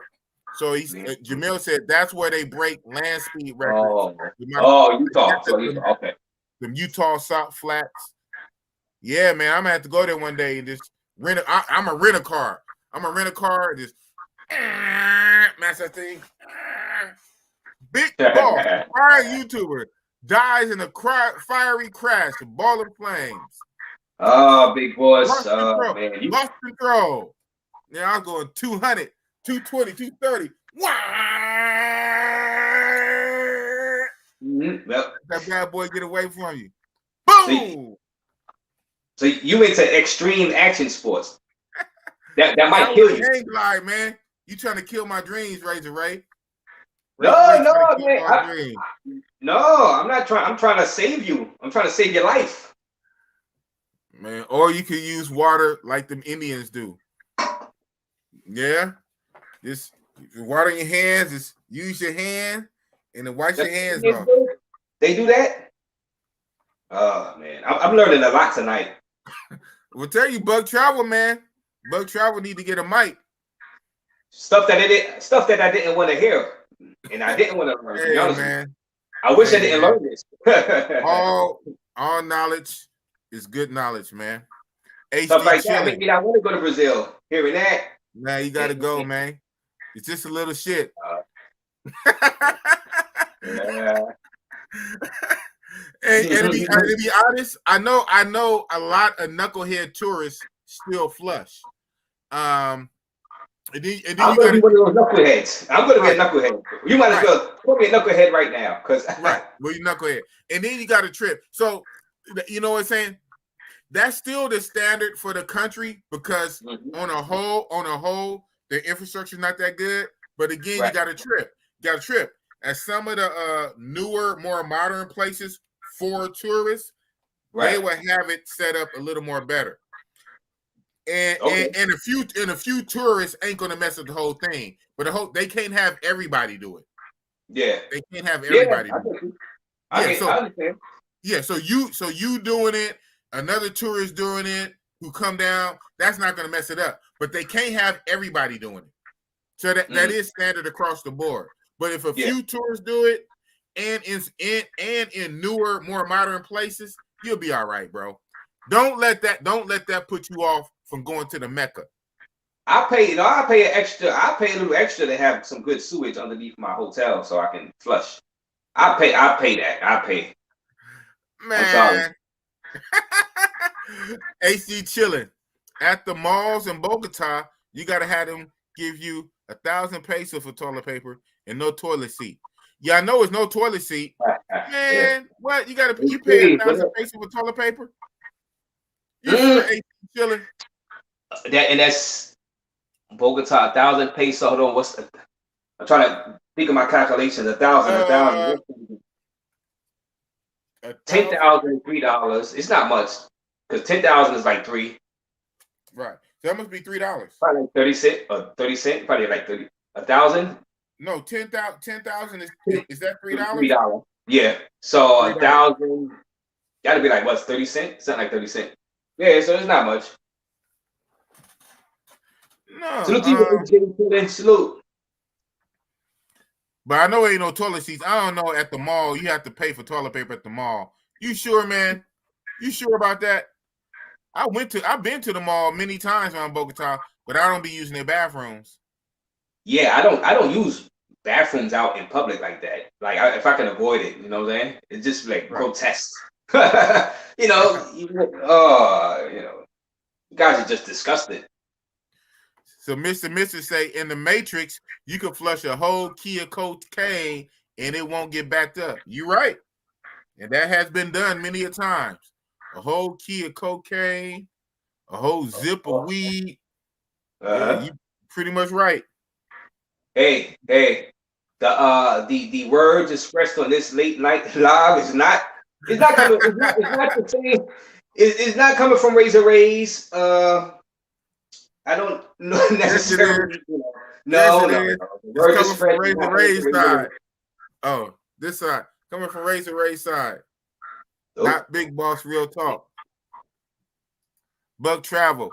In Japan, they got automatic toilet that washes your bum with water instead of toilet. Okay, you sound like Mr. Mister. Said in Asia, they got the little gun.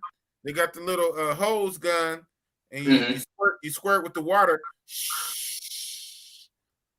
You wash your bum with water.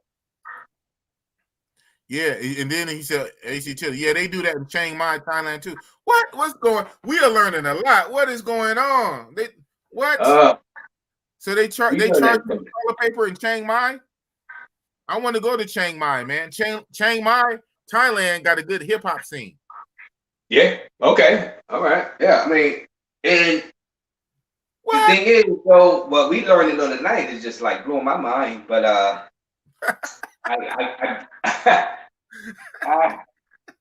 you know what? It reminds me of like back in like 1600s, 1700s.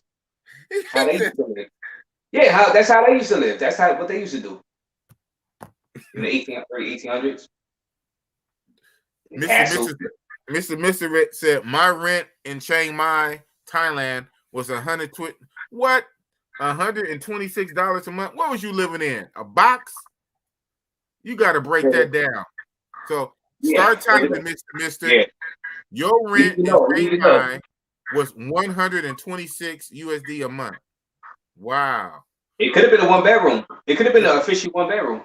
Was it a one bedroom? Was it a small one bedroom? Was you by a beach? What was going on with that? But travel. I'm looking at rents in Malaysia per month, $400 for a nice penthouse. Good idea. Wow, yeah. $400 a month for a penthouse in Malaysia. Okay. Good area. Yeah, no, you'll see that. I mean, guys, man, I don't know. They struggling for 10, 15 years. You know what I mean? I was too. I was doing it, so I can't get on guys like that. But now that with the internet, with the YouTube and everything out there, and people know now what they can do, and you can make money online. Man, it's time to get rid of that matrix thinking, man. You know, it's different. It's a different world now. Right, different world. Mister, the Bonneville Salt Flats is where Tupac filmed the video for California Love. They did all that Mad Max shit for the video out there. But okay. Okay. All right. I know that area. Okay, I didn't know that was. Do they be having the Burning Man out there? Where they had the Burning Man at? That looked like where they be having the Burning Man. You know about the Burning Man festival, Razor Ray? No, that's a West Coast thing, man. I don't know about the West Coast like that.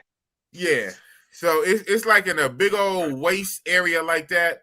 It don't quite look like a desert, but it's like hella barren, and it's like a big old thing where hella new age people and hippies go, and a lot of white people go, and they build a big old like statue of a man shaped like a stick figure man out of wood and paper and other stuff, and they set it on fire. They do it every year. It's called Burning Man. Okay, and I do. I heard of that. I heard it like 10 years ago. I heard they do that. I think the whole thing it either lasts for a weekend or a week leading up to when they burn it. And during it, you know, they have festivals, they have like little shops, they have little shops, a little whatever, a lot of drugs, a lot of free sex, a lot of drugs, a lot of hippie stuff, new age stuff, and then they burn the effigy. They call it burning the effigy, and it's real new agey. But they do it real secluded out like in a little desert-like area. Mm-hmm. It's all right until they start burning real life humans. Right, exactly. You know that's gonna come. You know it always evolve. Or they start worshiping they start praying to the Burning Man. Yeah. And okay. See, you touched on something. So there are some people who say the Burning Man is a lot more. It's a lot more to it. It's some occultic. Yeah, of course. Yeah, of course. Yeah, you know how that always go. It starts out innocent and fun, and then they just turn into something else over the years. And you know me, I'm conspiracy minded. I believe it. Buckshot would say you can held accountable if you clog. Oh, it said you can be held accountable if you clog up their toilet system, like a fine or go to jail type shit. Wow. Now where is this? Colombia, Brazil, Asia. They will hold you accountable because their system ain't that strong, and that's their whole system. And they warn you, and now you costing them public monies to fix that system, and they can pass it on to you as a fine, maybe. Well, like I said, the hotel I went to in Colombia, I've never heard that because they tell you all the rules. And you would think they would say, do not flush that toilet paper down that toilet, okay, Negro, before you clog it. And we will, they tell you about all types of costs in this. Well, you know what? Sometimes they hide the cost sometimes. But, that's something they would tell you. They would have a sign up in the bathroom, do not flush, But you know what? It's funny. So you must not trip.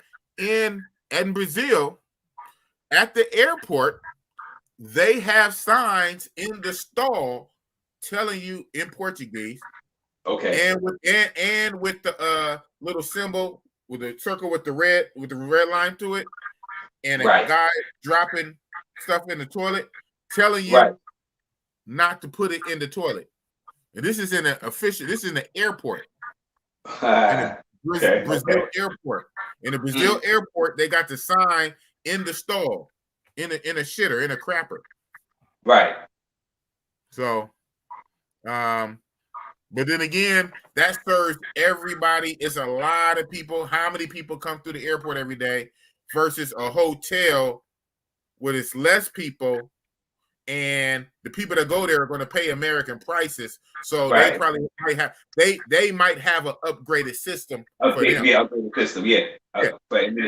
Makes sense to accommodate the American versus a big giant public airport with thousands of people every day, year round. Right. It's that the public system is not strong enough. Right. I got you. What's good, Jay Nees? Mr. We got some chat love going on. You speaking from Capricorn way? What up? He said you speaking from experience on that yo-yo. Man, only flush candy canes. Back in the day, huh? You used to move weight back in the day, Mr. Meester. You used to move weight back in the day. God. Like I said, hey, I'm muted. I can't hear what's going on. What's going on? I can't hear. You used to move that weight, man. I push rhymes like weight. Yeah. You talking about working out? Yeah, I work out. How much weight do you lift? Nah, I'm pushing that weight, man. Yeah, how much? China white, man. That China white. That Coca-Cola. 360. That Peruvian flake, China white, man. Oh, I like Cocoa Puffs too. I love Cocoa Puff cereal. Cocoa Puff cereal? Yeah, I love Cocoa Puffs. I'm cuckoo for Cocoa Puffs. Your price is way too high. You need to cut it. Yeah, man. Chiang Mai, man. Thailand they gotta get off that bullshit, man. I'm trying to do Thailand. Yo, big boss. You don't know, big boss. I would have been going to Thailand before my epic move to Cartagena. I would have been going to Thailand if they did not put that extra PCR test in there. You know what I'm saying? I'm not even gonna talk about the other thing.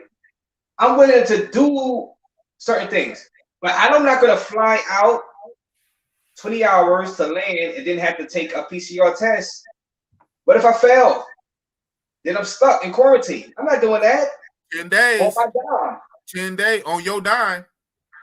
Yeah, they're gonna keep failing me so I can keep paying for the hotel. Dude. Right. Keep failing. I'm not stupid. They say, okay. They're gonna say, okay, we failed them enough. We failed them 3 times. Yeah, okay, you can go now. Nigga, my whole trip is gone. What you mean? Technically, they can fail me forever. I can just keep going for the rest of my life and be stuck there paying. I mean, what is the astronomical chances of that though? Mr. You ever eat a salad concept in Chiang Mai? Have you, Mr. You ever eat at Salad Concept in Chiang Mai? Okay. It's a place in Chiang Mai called Salad Concept. Okay. I guess. So, Mr. answers my question. It was a studio apartment. Okay. across the street from a mall. Wow. And a bunch of local restaurants and a 7-Eleven. How did I know it's going to be by a 7-Eleven? Because there's a million freaking 7-Elevens in Thailand. I've never seen more 7-Elevens in my life. In my whole black life, there is a 7-Eleven on every corner. I want to say sometimes it might be 2 on the same block. It is crazy. Word. So it's like bodegas in New York. Yeah, it's like a bodega in New York. A corner store, we call them. Bodega, corner store. Okay. Everything is 7-Eleven. I said, God damn. They got that contract. 7-Eleven got them contract, you know. But he said he was right across the street from a mall. Oh, I know you was lit. Hey, Mr. So at the mall, was it a lot of chicas at the mall? Did you go across the street to the mall and come up? He was in a studio apartment across the street from a mall and a bunch of restaurants and a 7-Eleven. Oh, you was lit. All right. Any beaches around? Oh, he said 120. He said $126. Yeah, $126. Studio apartment. Man, a month? 126 a month? Oh my goodness. Yo, you could. That's like, all right. Times that by 12. That's not even 1,500. That's like 1,400. Take 1,400. Pay your rent for the year and up front. Hey, here you have this. Take it up front. Right? My rent paid. I'm good. I'm chilling. You know, you know what I mean? I go out there and YouTube my ass off. Yo, yeah. Hey, now you starting to think like I'm thinking. Yeah, I YouTube my. You saving money? I hit them off with 1,500, and then go out there, couple grand. YouTube my ass off. Think about this. Then you can fly out for vacation to get some more footage somewhere else, and then fly back into your home. Yeah, your home. That's got to be your home for the year, and then you flying out. You just keep your stuff there. Whatever you take, what you got to take for you, and go out for a week, or 2 weeks, and film in another country, and then fly back. Fly back, man. Shit. I mean, you got. You shouldn't have told me that. You shouldn't have told me that. Thanks to everyone for viewing and commenting. That's what's up. Love Entertainment on the JOB. Love Entertainment. Love Entertainment on the JOB. Wearing many, many hats. Thanks everyone for viewing and commenting. And that's real talk. The chat is flowing. We flowing. That's because Razor Ray come on here. Biceps and beer. Slicing and dicing. Big wheeling. Big styling, limousine riding, jet flying. Woo! That's what's up. Jamie's, yeah, I ate there once and I linked up with a black woman from the Matrix. Wow. It's over there in Niman. Okay. How did that happen? How are you in Thailand and you link up with a black woman from the Matrix? Did you know her already? Did you bring Stan to the beach? Please don't tell me you brought Stan to the beach. What was she doing there? More important, what was she doing there? A black woman from the Matrix. What was she doing in Chiang Mai, Thailand? Scary. Okay. My mother don't like that. My mother don't like when I talk about the Matrix woman, man. She be sending me texts. She be mad, boy.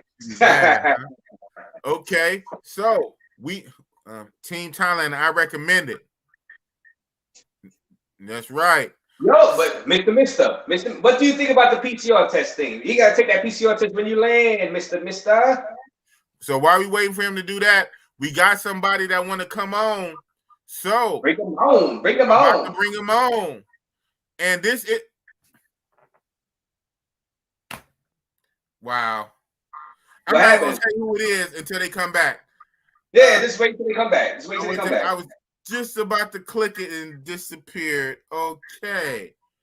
Right. So I probably whatever. You probably come back, man. I add you.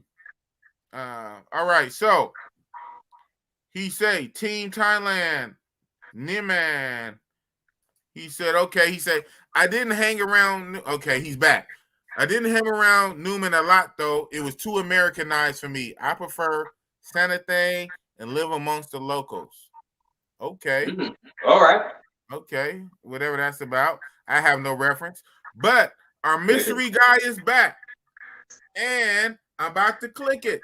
I don't click right away, especially if we're in the middle of talking about something and whatever. And I want to introduce the person. So without further ado, we're welcoming first on to the stream on the panel, JJ, the newest moderator. Oh, what's going on? What's going on? What's the deal? What's going on, man? What's going on? Chilling. I'm on. That sound good. You good? You good? What's the deal? What's the deal? Hey, you tell us, man. You tell us. You on the panel. Yeah, man. You know what I mean? Going to Rio and stuff. You know what I mean? This is the first time being on the jump. We got to talk about people in Brazil getting kind of frisky out there. You know what I mean? Okay. You know, break it down. Break it down. What you mean? Break it down. People getting frisky. People getting frisky. Actually, I'm gonna talk about one of my situations where me and the chica, whatever, went to the restaurant, right?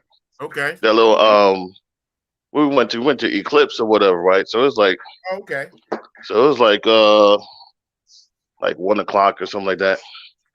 And the way you know where we sat, we go ahead. Oh, you got cut. Oh. Bad internet. What we wait for? Bad internet. So he's about to JJ about to tell us a story. He took a chica to the Eclipse. I'm the one that put him on Eclipse. Eclipse is a cool restaurant out there in Rio, down there by Postal 2. Yeah, you hear me now? Okay, we can hear you. So yeah, what was you saying? You said you went to a restaurant, Eclipse, with a chica. Yeah, so we sat. So they sat us like it's like remember those two tables, like where the other guy was like eating the pizza or whatever we was at. Right, in that corner. Right. In the corner, yeah. So we sat over there, right? Okay. So we sat over there, and they gave us our food and whatnot. But the two tables that you need to squeeze by, people started to fill up on those seats or whatever, right? Okay. So when we was leaving, they act like they didn't want to move their chair in for me to squeeze by and junk. You know what I mean? Mm. And I had to poke my knuckle in his rib and shit. You know what I mean? To get him to move, and you know what I mean? Like, yo, you need to move forward or whatever. Are you serious? Yeah. He's like soccer players, soccer fans or whatever and shit. Yeah. So he had to say something, and he was like, "Oh, American football or something like that, some shit like we talking about." Wow. I'm like, well, I mean, you see me standing here, and he's having this conversation, acting like he wasn't gonna move and shit. So we just, I was gonna pick on the guy on the left side or pick on the guy on the right side. One of y'all gotta move. You know what I mean? Or scoot your chair in and shit. You know what I mean? Mm-hmm. Yeah. I guess they didn't realize how big I was until I got up and shit. Yeah. But I'm surprised. Yeah, he had said something, and I was like, I looked at him and shit, like, what you saying? Yeah, American football. Oh, you must be a football player. I'm like, all right. Oh, you trying to get to this damn Uber. What was that? Yeah, but because you big, you say you must be a football player. It don't matter what I am. Nigga, you better move. Yeah, somebody got to move, because I'm talking about the space between the two chairs was like probably 4 inches and shit. I remember we sat in that area, but you talking about in that one corner. But nobody else wasn't sitting on both sides and jump. When we were leaving. Right, you was able to get out. Man, you already know boss's attitude. So man, if they'd have did that with me. Man, oh man. So JJ too. JJ is about to get into a rumble out there in Rio. Oh, hey, look, listen. I'll just each one I'll just put my hand behind their neck, bring them to my knee and shit, and that's all you over with. Over with. Bring it down to my knee and shit. Your face busted up. That's it. Bust it up. Flawless victory. Then remember we was on the stairs and shit. At the Lapa? Yeah. Yeah, Lapa stairs, and the dude, you know, he trying to tell the dude to get out the way. Ran up on me. Yeah, the dude had the nerve to run up on Boss. I was run up on Boss. I was on shock for a minute. I ain't gonna lie. I'm not used to that. I know I lost some weight. I'm not as I'm like, man, JJ gonna say, man, you got to get back in the gym. I said, look, so the dude, so Boss telling the dude, get out the way so he can take a picture. Boss is helping out the other family or whatever, trying to take a picture or whatever, right? Right. And this dude, he telling him to get out the way, and he coming directly toward Boss and shit, like aggressively and shit. So I ran down the stairs. I saw him come. As soon as he started like taking a beeline, I started running down the stairs and shit. Right? And then he said something to Slick the Boss, and I was like, "What'd you say?" And he said, and then he turned around. Oh. Shout you know out what I mean? to JJ, man. That's like, a story. Wow. He's like, nothing. Because I guess if they think you're alone and shit, they get kind of frisky and shit. You know what I mean? Frisky. Yeah. Wow. JJ pressed him hard. JJ came out of nowhere and got right in his face. Said, "What you say?" Dude took one look at JJ and looked at the ground like a puppy and walked off. Like, man. I ain't gonna lie, I felt the way. I said, damn, Big Boss, I don't have to be getting saved like that. Big Boss had to get saved. What the hell? Man. I said, oh man. I started getting mad after the fact. Like, come on back here. You were so shocked. That's fine. You were stunned that he went. First of all, because the way it's going, me and JJ on the Lapa on the Snoop Dogg steps. We on the Lapa step. We going up. This cute little family, a mom and dad and 2 kids. They trying to take pictures, and they asked me to take a picture of them. They all had matching shirts on, looking so cute. And the daddy was on the top step. The mama was here, and the kids was there, and they all wanted to be lined up, and they did their arms like a airplane. And it was a cute little family picture. So I said, okay, I'm a good guy. Bossy Boss is a good guy. So I used their phone. I'm trying to take the perfect picture. You know, I'm getting all into it. And then this little white Brazilian dude, like, literally kind of cuts in the picture. And I'm like, even though it's not my picture, I'm like, bro, you see I'm trying to take a picture for them. And I couldn't hear him at first, but his energy was off. Then he started walking towards me. And I was picking up what he was saying. He said, he was speaking broken English too. He said, like, this is a public walkway. I can walk where I want. You have no right to talk to me like that. So earlier when me and JJ was about to take our pictures, I was kind of spazzing out on people walking in other people's picture earlier. So I was kind of the picture police earlier. So this guy said that. He said earlier down there you were yelling at people. You're not going to yell at me like that. So then it clicked. I said, huh? So I went from 0 to 1,000. Because at first I wasn't tripping. My mind wasn't tripping. I'm still trying to take the picture for the little family. He's mouthing off. I'm making out what he's saying. This is a public walkway. I can walk where I want. You can't talk to me like that. You was talking to people like that earlier. I said, huh? Man, as soon as I turned to him, JJ like, whoo, what you say? He looked at the ground and ran off. And then it dawned on me. I said, wait a minute. I just got saved. Man, you can't be saving the boss, man. Shout out to JJ, though, man. JJ was not playing, man. JJ had my back, man. JJ had my back. Now, crazy. Now I see what you mean, Ray. You said, I felt safe when I was with JJ. Yeah, JJ a big tower. Yo, JJ a big intimidating guy. Let's just say that. You know what I mean? Y'all was about to have a rumble, not rumble in the jungle, rumble in the Amazon. I got to get back in the gym, man. That's why I gotta get back in the gym. And then when cats be like, yo, we're gonna go to a soccer game, I'm like, You probably don't want to go to no damn soccer game, man. You know what I'm saying? Them soccer game probably got like 90,000, 80,000 people in that mud. And they be acting wild. They be acting wild for their teams. Yeah, depending on what color you got on. Man, if you got blue or red or blue or red shirt or white shirt or shoot, or whatever section, one section find the next section. Half of them probably know that Brazilian jiu-jitsu shit. I'm good. So getting popcorn and everything. Right. Shoot. Flying kicks and shit. Nah.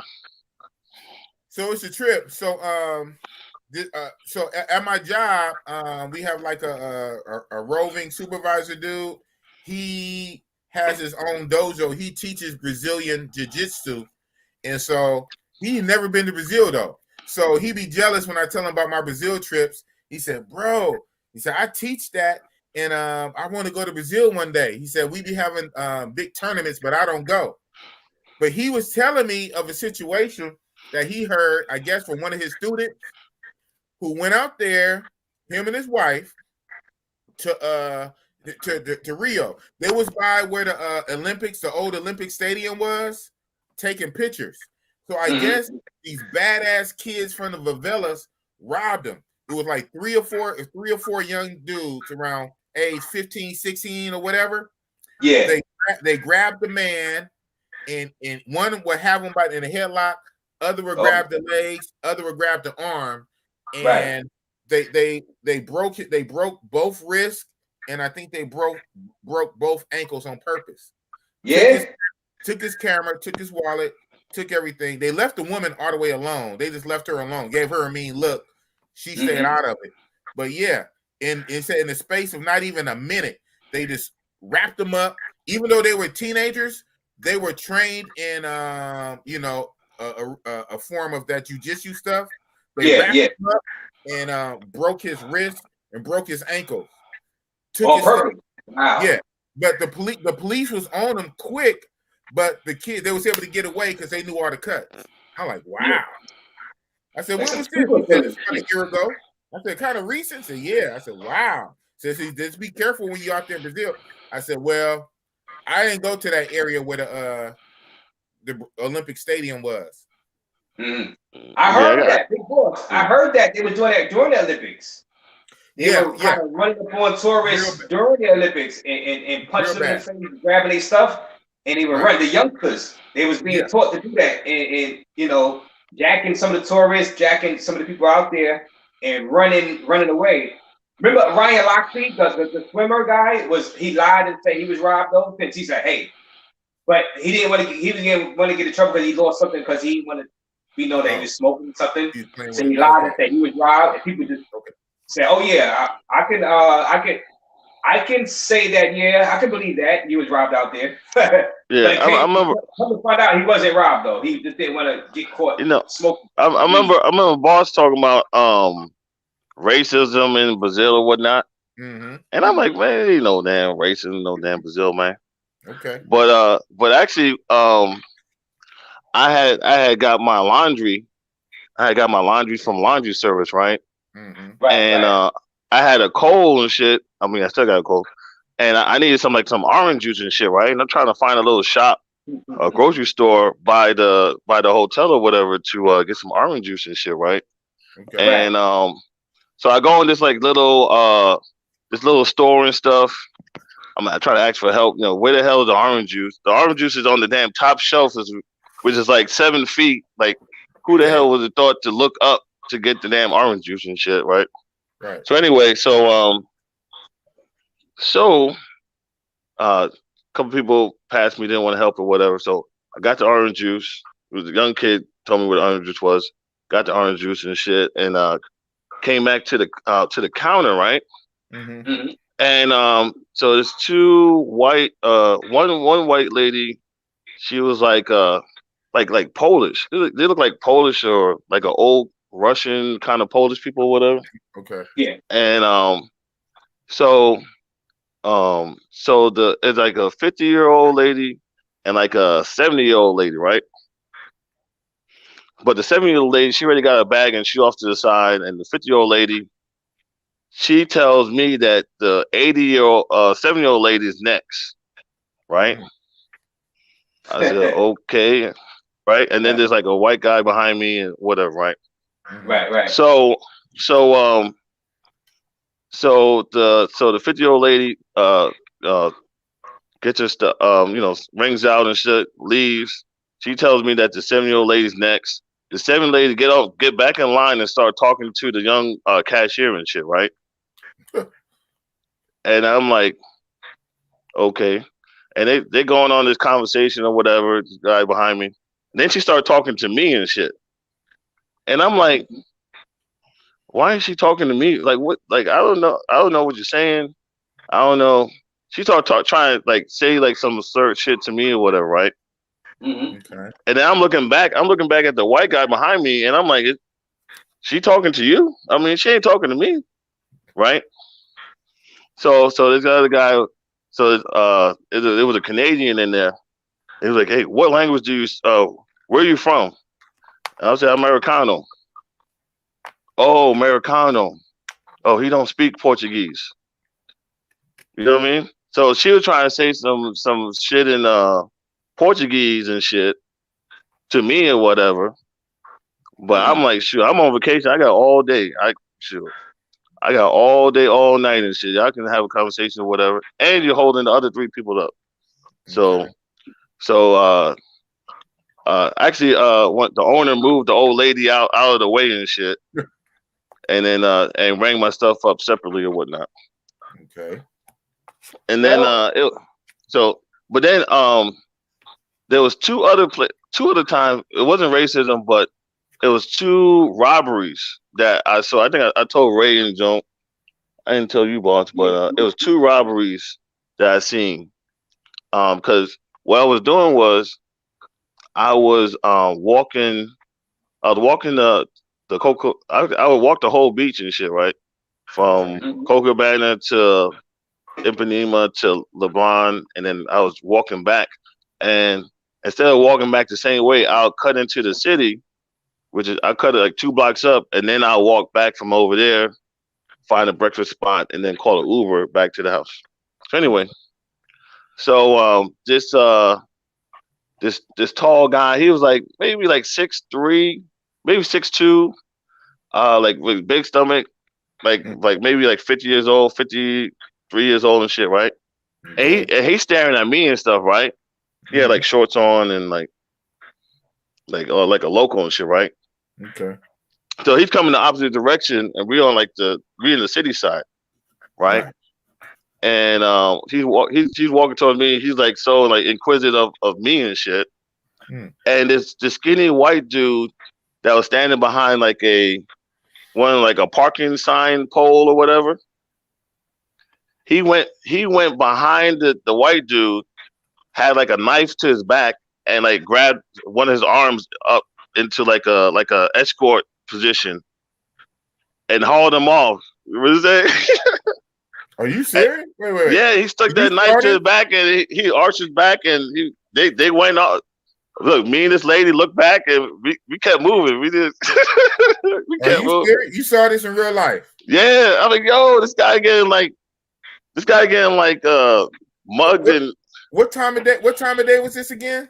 Man, this is like damn near this is probably like maybe like 1 o'clock or something. This is like early. 1 o'clock. Wow. Wait, everybody's on the street. 1 in the afternoon. 1 in the afternoon. 1 p.m. Yeah, 1 in the afternoon. Yup. How big was the knife? Was it a big Rambo knife or like? I didn't see the knife, but the way the guy arched his back, something was poking him in the back and shit. Yeah. So you said the skinny guy came from behind the side. Behind him, grabbed one of his arms behind him and stuck something in his back on his back, and he like arched up and he was like, oh. You know what I mean? And then what did he do? Did he walk him somewhere? Listen, look, because the guy was in front of me, so after they took 2 steps. When I looked back, I saw the lady behind me, and we just kept walking the same. We just mind our business and shit. I didn't look back after that. After I saw the lady, and she looked at me, and I looked at her. We just kept walking.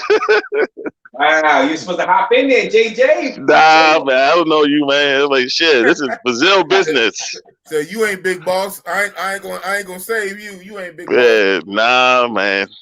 Take that cape off. Fuck that. No. Damn. And then yeah. You said there was another one too, right? Yeah, I told my so I walk on Copacabana Beach, and so you know how you see the white and black tile that everybody walk on, right? Mm-hmm. Yeah. And then there's a bike lane. There's 2 bike lanes right next to the tile and shit, right? Right. So it was this guy. He was like zigzagging back and forth all loosely and acting a fool and shit, right? Mm-hmm. So he had turned around. He had turned around and shit, right? And it was this like this skinny Brazilian guy. He had his like shirt open, and he had slapped the guy's chest and shit, right? Like hard, like almost like a football. You know how 2 helmets hit? Yeah. Yeah, smacked his chest and shit, right? And I was like, do that guy know each other or something? Right. They better be friends. They better be friends playing around. And the guy kept walking. He kept walking. He didn't even turn back and shit. He kept walking, and he was grabbing his grabbing his chest and shit, right? And I'm like, oh, that guy tried to steal like a chain or something. You know what I mean? Try to grab a chain off the guy's neck or whatever. Oh, but yeah, that makes sense. You know, but okay, wow. What did the guy do? The guy who got his chest slapped, the victim, what did he do? He kept walking the same direction and shit. Man. But I don't think he had a chain on. That's I don't think he had a chain on. Or if you don't walk by and just slap me and keep walking. Or if he did have a chain on, if it was fake chain, he probably didn't want to, risk fighting for it and shit. You know what I mean? He got that chain. Fuck it. Yeah, that's a $5 chain, and that's a fake chain anyways. Fuck it. Fake chain anyway. I ain't gonna get my ass beat for no fake chain. Yeah, I guess, man. It's the principle for me, nigga. What the hell? You ain't taking nothing off me. You ain't touching me. You ain't slapping my chest. Pause. Whatever that's about. Wow. Yeah. You saw some crazy stuff. I didn't even see no crazy stuff like that. That's some Medellin tactic. That's Medellin, man. It's Rio Medellin. What's going on? That's like some Cartagena. I'm like, did I witness? Shout out to J Rock. I know J Rock ass probably ain't watching this.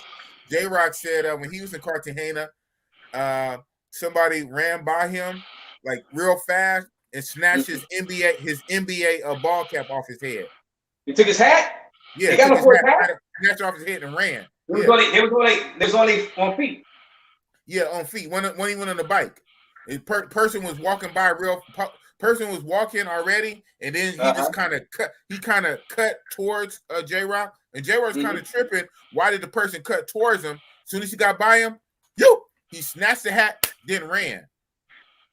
Wow. Yeah. Wow. And so J Rock thought better of it. He's like, I'm not going to chase him down with his hat. Right. Wow. I've had guys ask me for hats. You had the clock tower. Yeah. They asked me for hats at the clock tower. I said, this is my only hat, man. I'm not giving you my hat. Oh, for real? So they asked you for a hat. A ball cap like that? A ball hat like that? Yeah, like what I'm wearing right now. Just a cap. And I just look at it. J-Rock had one like that. They say, can I have your hat? Like it's one of the younger guys. They, like I don't know, early 20s. He said, hey, but bro, can I have your hat? And I'm looking at him like, what? Who asked somebody for their hat? But then I realized, you know what? Yeah, they do, because in DR, guys take hats out there to give to the people. They be like, I'm taking these hats out there, have a bag full of hats to give to people. Bag full of hats. So but I was looking at who asked somebody for a hat? I said, this is my only hat. You say this ain't one of them extra hats in the bag full of hats. This is my hat. It's my hat that I'm actually wearing. Why are you asking for it? But I caught myself. I said, you know what? because I remember telling JJ this girl was asking me to bring bringing gifts. I was gonna bring some stuff, but I didn't have enough room in my. And she asked me when I got out there. She said, "Hey, you didn't bring no gifts." And then she mentioned the hat.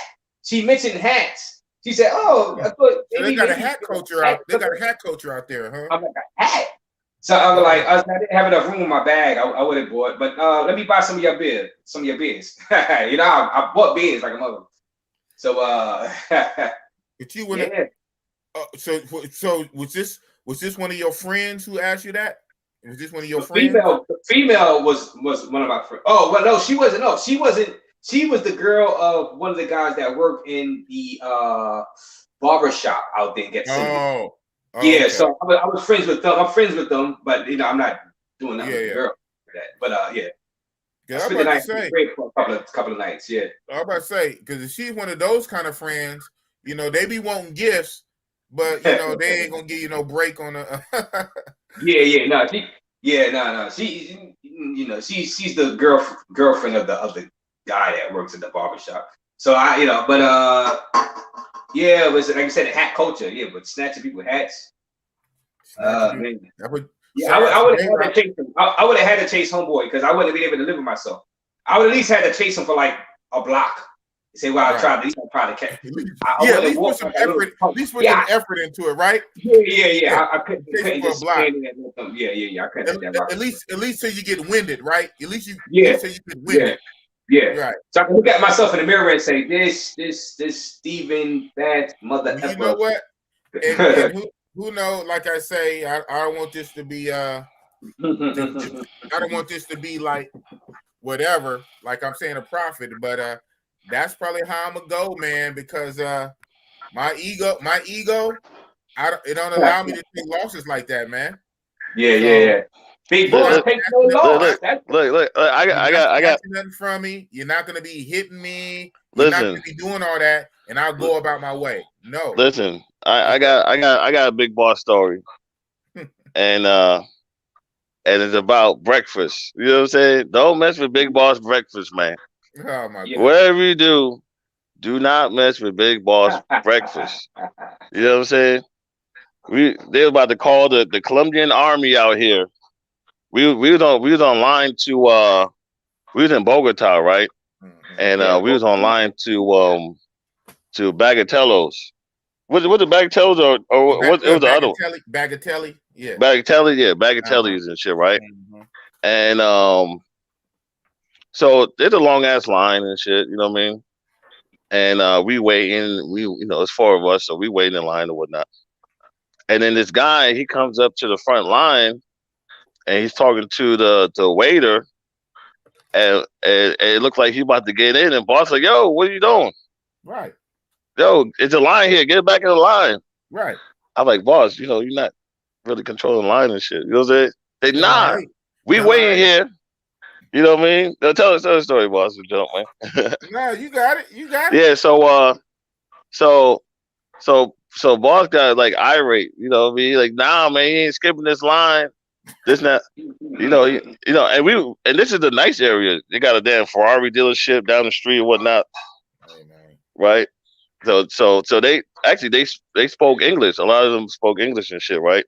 So he's like, nah, I got a party at 7, but I gotta use the bathroom. And then they were like, oh, okay. I guess you can go. You can proceed. You know what I'm saying? Then I allowed it. I gracefully allowed it. He's like, okay. Now it's okay. And then the waiter was messing up the order and junk, right? And we're pointing to the items. We're actually saying the items from the translator. You know what I'm saying? And the lady's still messing up the order. And it's like, nah, I ordered this. You know what I mean? Like, oh man. So it was like, man. I was like, boy, we making a damn scene up in here, man. Hey man, don't mess with my breakfast, man. Don't mess with my American breakfast. American breakfast, pancakes and eggs and bacon and shit. You know what I'm talking about? Eggs and bacon and pancakes and waffles or something.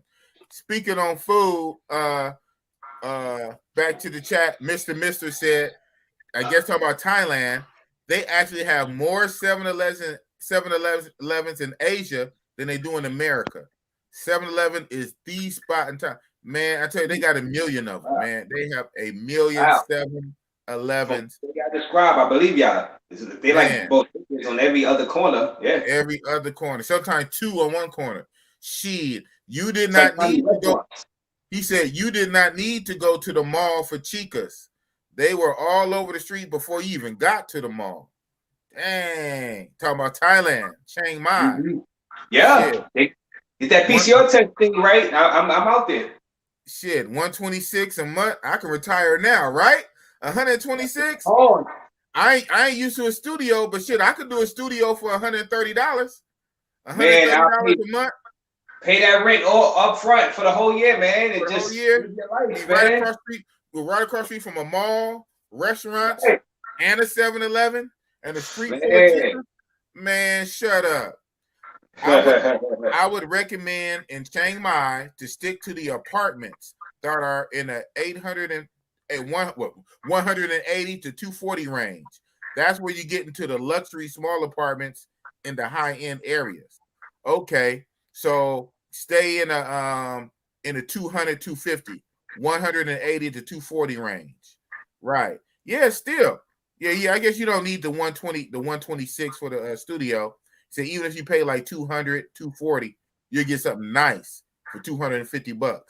Imagine that. 240. Yeah.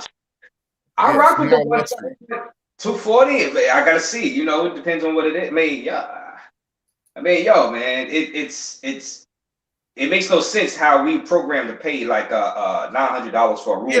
Yeah, exactly. $900, $1,100, $1,200, $1,300. That's the way it is for a room with people that you don't like. Right. So Mr. You know, he's on the roll because I asked him a bunch of questions and he's responded. So I was asking about that Black Matrix woman. He said she was a YouTuber. Oh wow, that I watched when I researched Chiang Mai. I just happened to run into her at Sunday dinner. This was before I learned anything about Red Pill. Wow, what? Look at how the universe came together. She was a YouTuber that you watched about Chiang Mai. Then you ran into her in Chiang Mai. Mm-hmm. You know, I gotta ask you, man. Did you smash? Did you smash? JJ, what up? The Capricorn Way saying, JJ, what up? Well, what's going on? What's going on? Well, that escalated quickly. Yeah. In people's real. Oh, so now we was talking for a minute. So he's still responding to your story when you put knuckles in people's ribs. Yeah. If you put a knuckle in somebody's ribs, it'll start to like separate. If you can like crack somebody's ribs by doing that. JJ got them tactics, boy. That's an instant tactics. That's an instant response. You know, you put a knuckle between somebody's ribs and shit, it's not gonna feel. Not gonna feel. I'll probably be upset too. You think? He said. Capricorn Way say, "Damn, who running up on Big Boss? They better know exactly." That's what's funny. That's what JJ said too. So JJ said they don't know that you're mean and crazy. And say, "Yeah." I told JJ. I said, "You big, but I'm mean." So you know, I'll bite their face off. What the hell? What the hell is wrong with that? T Love for real. Because really, a loose East Oakland cannon. Man. I guess he's talking about that being in that place where them people sitting around, they're not trying to let you out of there. Man. Or any of that shit you seen. Someone slapping my chest. I don't know how you can get away. Somebody put a knife in your back. I guess they got you. If somebody put a knife in your back, you kind of got it. That's not gonna go well. Slap my chest. You better be going real fast. You be better off trying to take my hat. To be honest with you. Try to take my hat. Maybe I'll let you slide. Well, what you trying? No, he being funny. Big Boss deputized himself for the. I didn't deputize myself, man. They asked me for the photo, man. He said I deputized myself. They asked me, man. I mean, I could have said no, but Bossy Boss, I'm a family guy. I'm a nice guy, man. When you get to know me, you know, I have a heart, man. If you prick me, do I not bleed? I have a heart, man, for the family.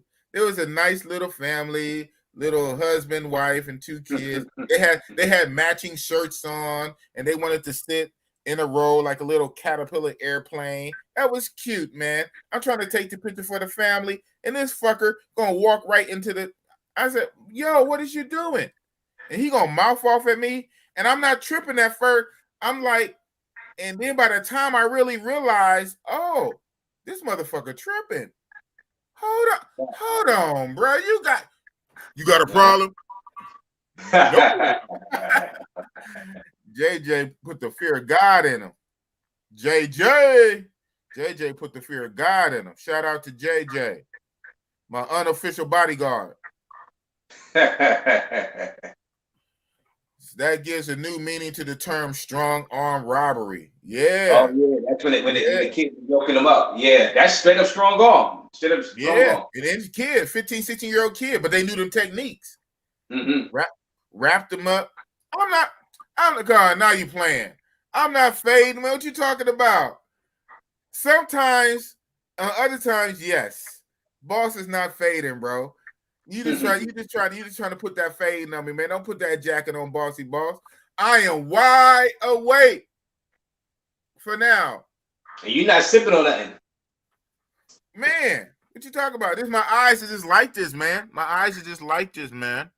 Okay? I'm wide awake, sir. Don't put that on me. There'll be times I'll be fading, though, but not now, though. 2:11 in progress. What you talking about, man? Raise bathroom intermission. Oh, that's when I put the cup up here. You know, I'm real late. But you know me, I like to catch up. All these beers, you know, you got to take a piss sometime. You know what I mean? I like to catch up. Plus, it gives us time to keep going. Don't save him. He don't want to be saved. Right, man. Don't say I ain't trying to be saved, man. Hold on, bro. You got me messed up. But right on. Thanks for saving me, though. But damn, I don't want to be saved. He got that chain out the candy machine. He wasn't trying to fight. They asked me for my leftover food at the clock tower. What? Oh, hold on. See, that's another reason why you go back through the chats. That's another reason why you go back through the chats, because you miss gems like this. That's Capricorn Way says, in Cartagena, they asked me for my leftover food at the clock tower. Wow. Okay, you know. That ever happened to you, Ray? That didn't happen to me. I've had mother and daughters and sons come up to me for food, right? Not my food. They wanted money for food. Say I'm hungry and this and that. I don't know the game, but I guess they probably were hungry. And, you know, even though they're working me, but they are hungry. Now, when I see the Capricorn Way say that, if I'm sitting at a table and I'm finished with my food, I want to eat all the food and just give them the bones. I would actually purposely save some, you know, food that I didn't bite in and just give it to them. See, if you ask me for food, I'm more inclined to give it to you. You know what I'm saying? If you're asking me for food, that I can do. You know what I'm saying? I may even buy you a meal. You know what I'm saying? That I can do instead of me just putting the money in your hand. So if a lady and her kids was to come up to me while I'm eating and say they're hungry, I'm like, okay, I'm not gonna put the money in their hand, but I'll buy them some food. You know what I'm saying? I might take them to the mom and pop spot and buy them food because it's cheaper. Right. Bill. But I'm not gonna be in the fitness spot, but I won't go to the mom and pop. You're not gonna buy it from like the touristy spot where you're at. No, you're taking to a local spot where they probably would already get food already on their own level. Yeah, because I would never give them stuff I'm biting into and doing that and biting like they dogs. You know what I'm saying? Like say, I got them chicken. Do you want into my chicken? I'm like, nah, I'm not gonna do that. But you're not gonna get that same chicken I just had. You're gonna walk with me to the mom and pop spot, and I'm gonna buy you something from there. Yeah, and you better appreciate it.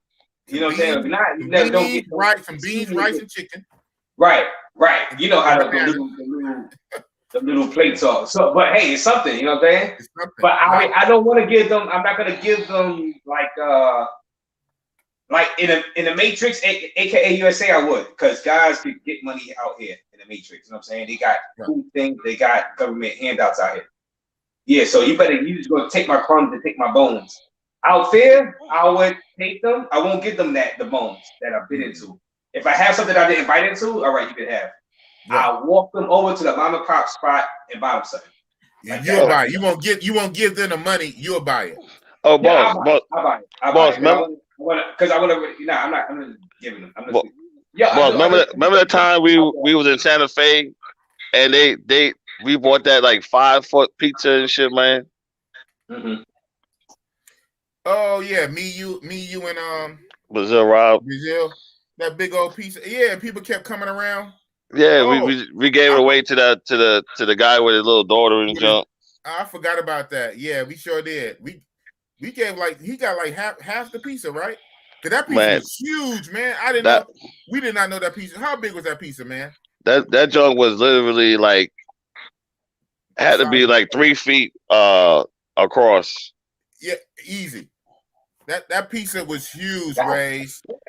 And the thing was, it was like it wasn't even good. It wasn't that good either. Dude, they put like a whole can of sweet corn. What was up with the corn? What is the corn on the pizza? Yeah, man. I said before, man. Colombia food ain't that good, man. And Bogota food is shit. Corn on the pizza. Wow, 3 feet. That pizza was big. That pizza was humongous, and we ate till we got full. Yeah, Andre the Giant. For Andre the Giant, he'll eat it. For him. He might can only eat half of it.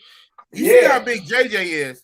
JJ, me, and Rob Brazil, us three. Oh, and then we get some to Chica too that came around. Oh yeah. We knew we wasn't taking that shit back to the hotel and shit. And then the portion that we gave the man with his little daughter was still like 2/3 of the pizza. Exactly. That shit was huge, man. And it was a chore. It was a chore to eat because if it was good, y'all would. It didn't taste that good either. It didn't taste that good. So maybe if it tastes better, maybe if it tasted better, we would have ate more of it. Yeah, like all the traditional toppings, I guess like ham, pineapple, pepperonis and shit. But they didn't have none of that. They had like off toppings, like they had like a meat, but it wasn't ham or it wasn't steak. It was like some kind of off meat to put the corn in there. They was just put a whole bunch of shit that. It was weird. It was like, what the hell? It was a weird experience. And I was like, what do you order? And he was like, I don't know. I just chose the I ordered pizza. Like, what the hell? We waited 35. Look, we waited 35, 40 minutes sitting outside of Santa Fe. Boy, everybody fucking watched. I forgot all that. We in goddamn Santa Fe. We did wait for like ever, bro. We got a good memory, man. And look, and my damn chair is to the back of the street, so anybody can come and poke me in the fucking back and shit. We in fucking Santa Fe, waiting for this nasty ass pizza. And I'm like, what the? And the thing is, it's like 8, 9 o'clock, so it's dark, and the pizza shop is so lit up that you can't even see nothing outside in the joint. Yeah, I'm like, man, bright.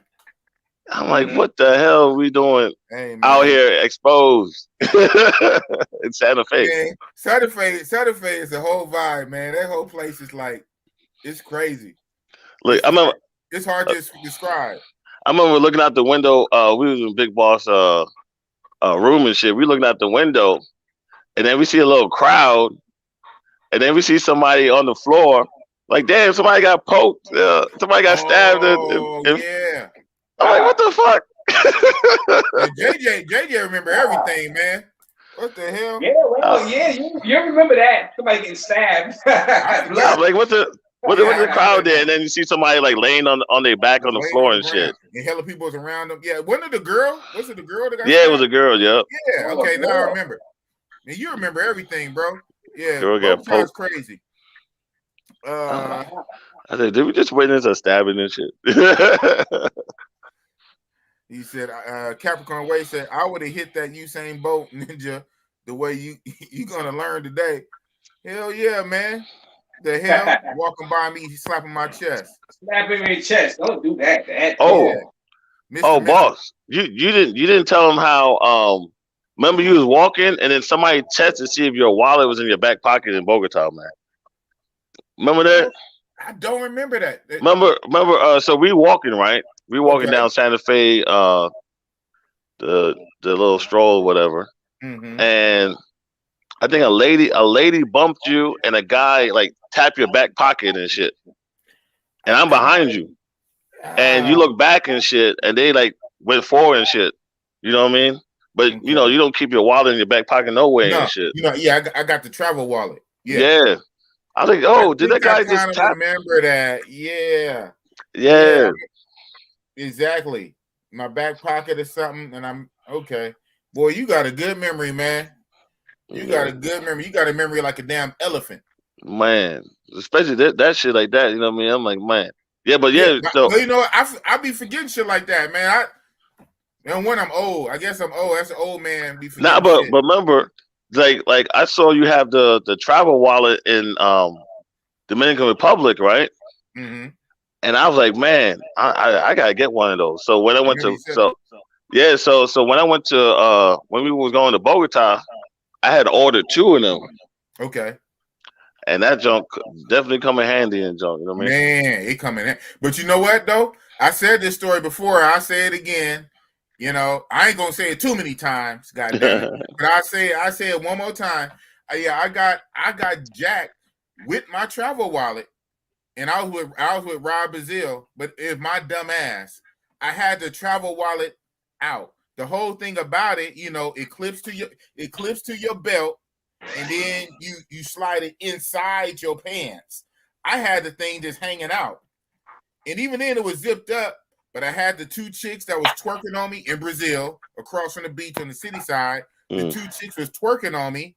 By the time they finished twerking on me, I'm walking away. I got down the street. My travel wallet was zipped closed. Now it's zipped open. And I look in the top.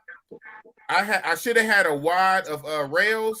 Now it was only like a few, and I had like a thick wad. They got me for at least close to 300 US, because I had just re-upped 300. I just had re-upped. They got me. I'm like, damn. But they got you. They got you, man. Oh, yeah. I said it before. This was in Brazil about 2 trips ago. The trip back in January, not this last one. But the one in January, me and Rob Brazil was walking. Matter of fact, we was walking to JJ. We was walking to the restaurant Eclipse. You know how far Eclipse is? Yeah. We was walking there. Oh so man, me and JJ, we took the Uber, but it was raining that night too. Yeah, that's about 7 blocks right there. And that's when the Uber. You said he caused an accident. Oh yeah. Yo, the Uber, right? Yo, we got stories for days, man. We got stories. So the Uber, so the Uber, he got the directions on his phone, right? And so he goes. So I guess his engine is a little bit slow. So so he didn't know he had to make the right turn, and then it said right turn. So he got into the left lane, and then the car was like pause. It was like pause or whatever. Then he made a right turn from the left lane, right? Yeah, cutting over. So he cut off, and the boss was like, yo. So he cut off that car, and the car behind it hit the other car. Right. And we just scurried off and got into the restaurant. It's like, damn, this dude just caused a damn accident. Wow. So much stories I got, man. Man, the trifecta between Big Boss, Rob Brazil, and JJ, our trifecta, man, we got a lot of stories. And a lot of them involve Big Boss, because Big Boss just, life is crazy. Stuff happens when you get Big Boss. Big I Boss, don't know what it is. Denominator. Maybe it's JJ's fault. Maybe it's JJ's fault, or it's Rob Brazil's fault. I don't know. But they both be with Big Boss, and we have crazy stories. Man. Oh man. Oh man. I got that from BLB. Oh man. Oh man. Oh man. Big Boss ready to shed blood over breakfast. Oh man. The Capricorn Way. How far is Chiang Mai to Bangkok? I know it's pretty far. So Mr. might have answered that because I don't know how far Chiang Mai to Bangkok. Now Mr. is. Let me catch you with these chats. Nah, man. I was not trying to smash her. What? And she pissed me off at another meeting, so I cut her loose.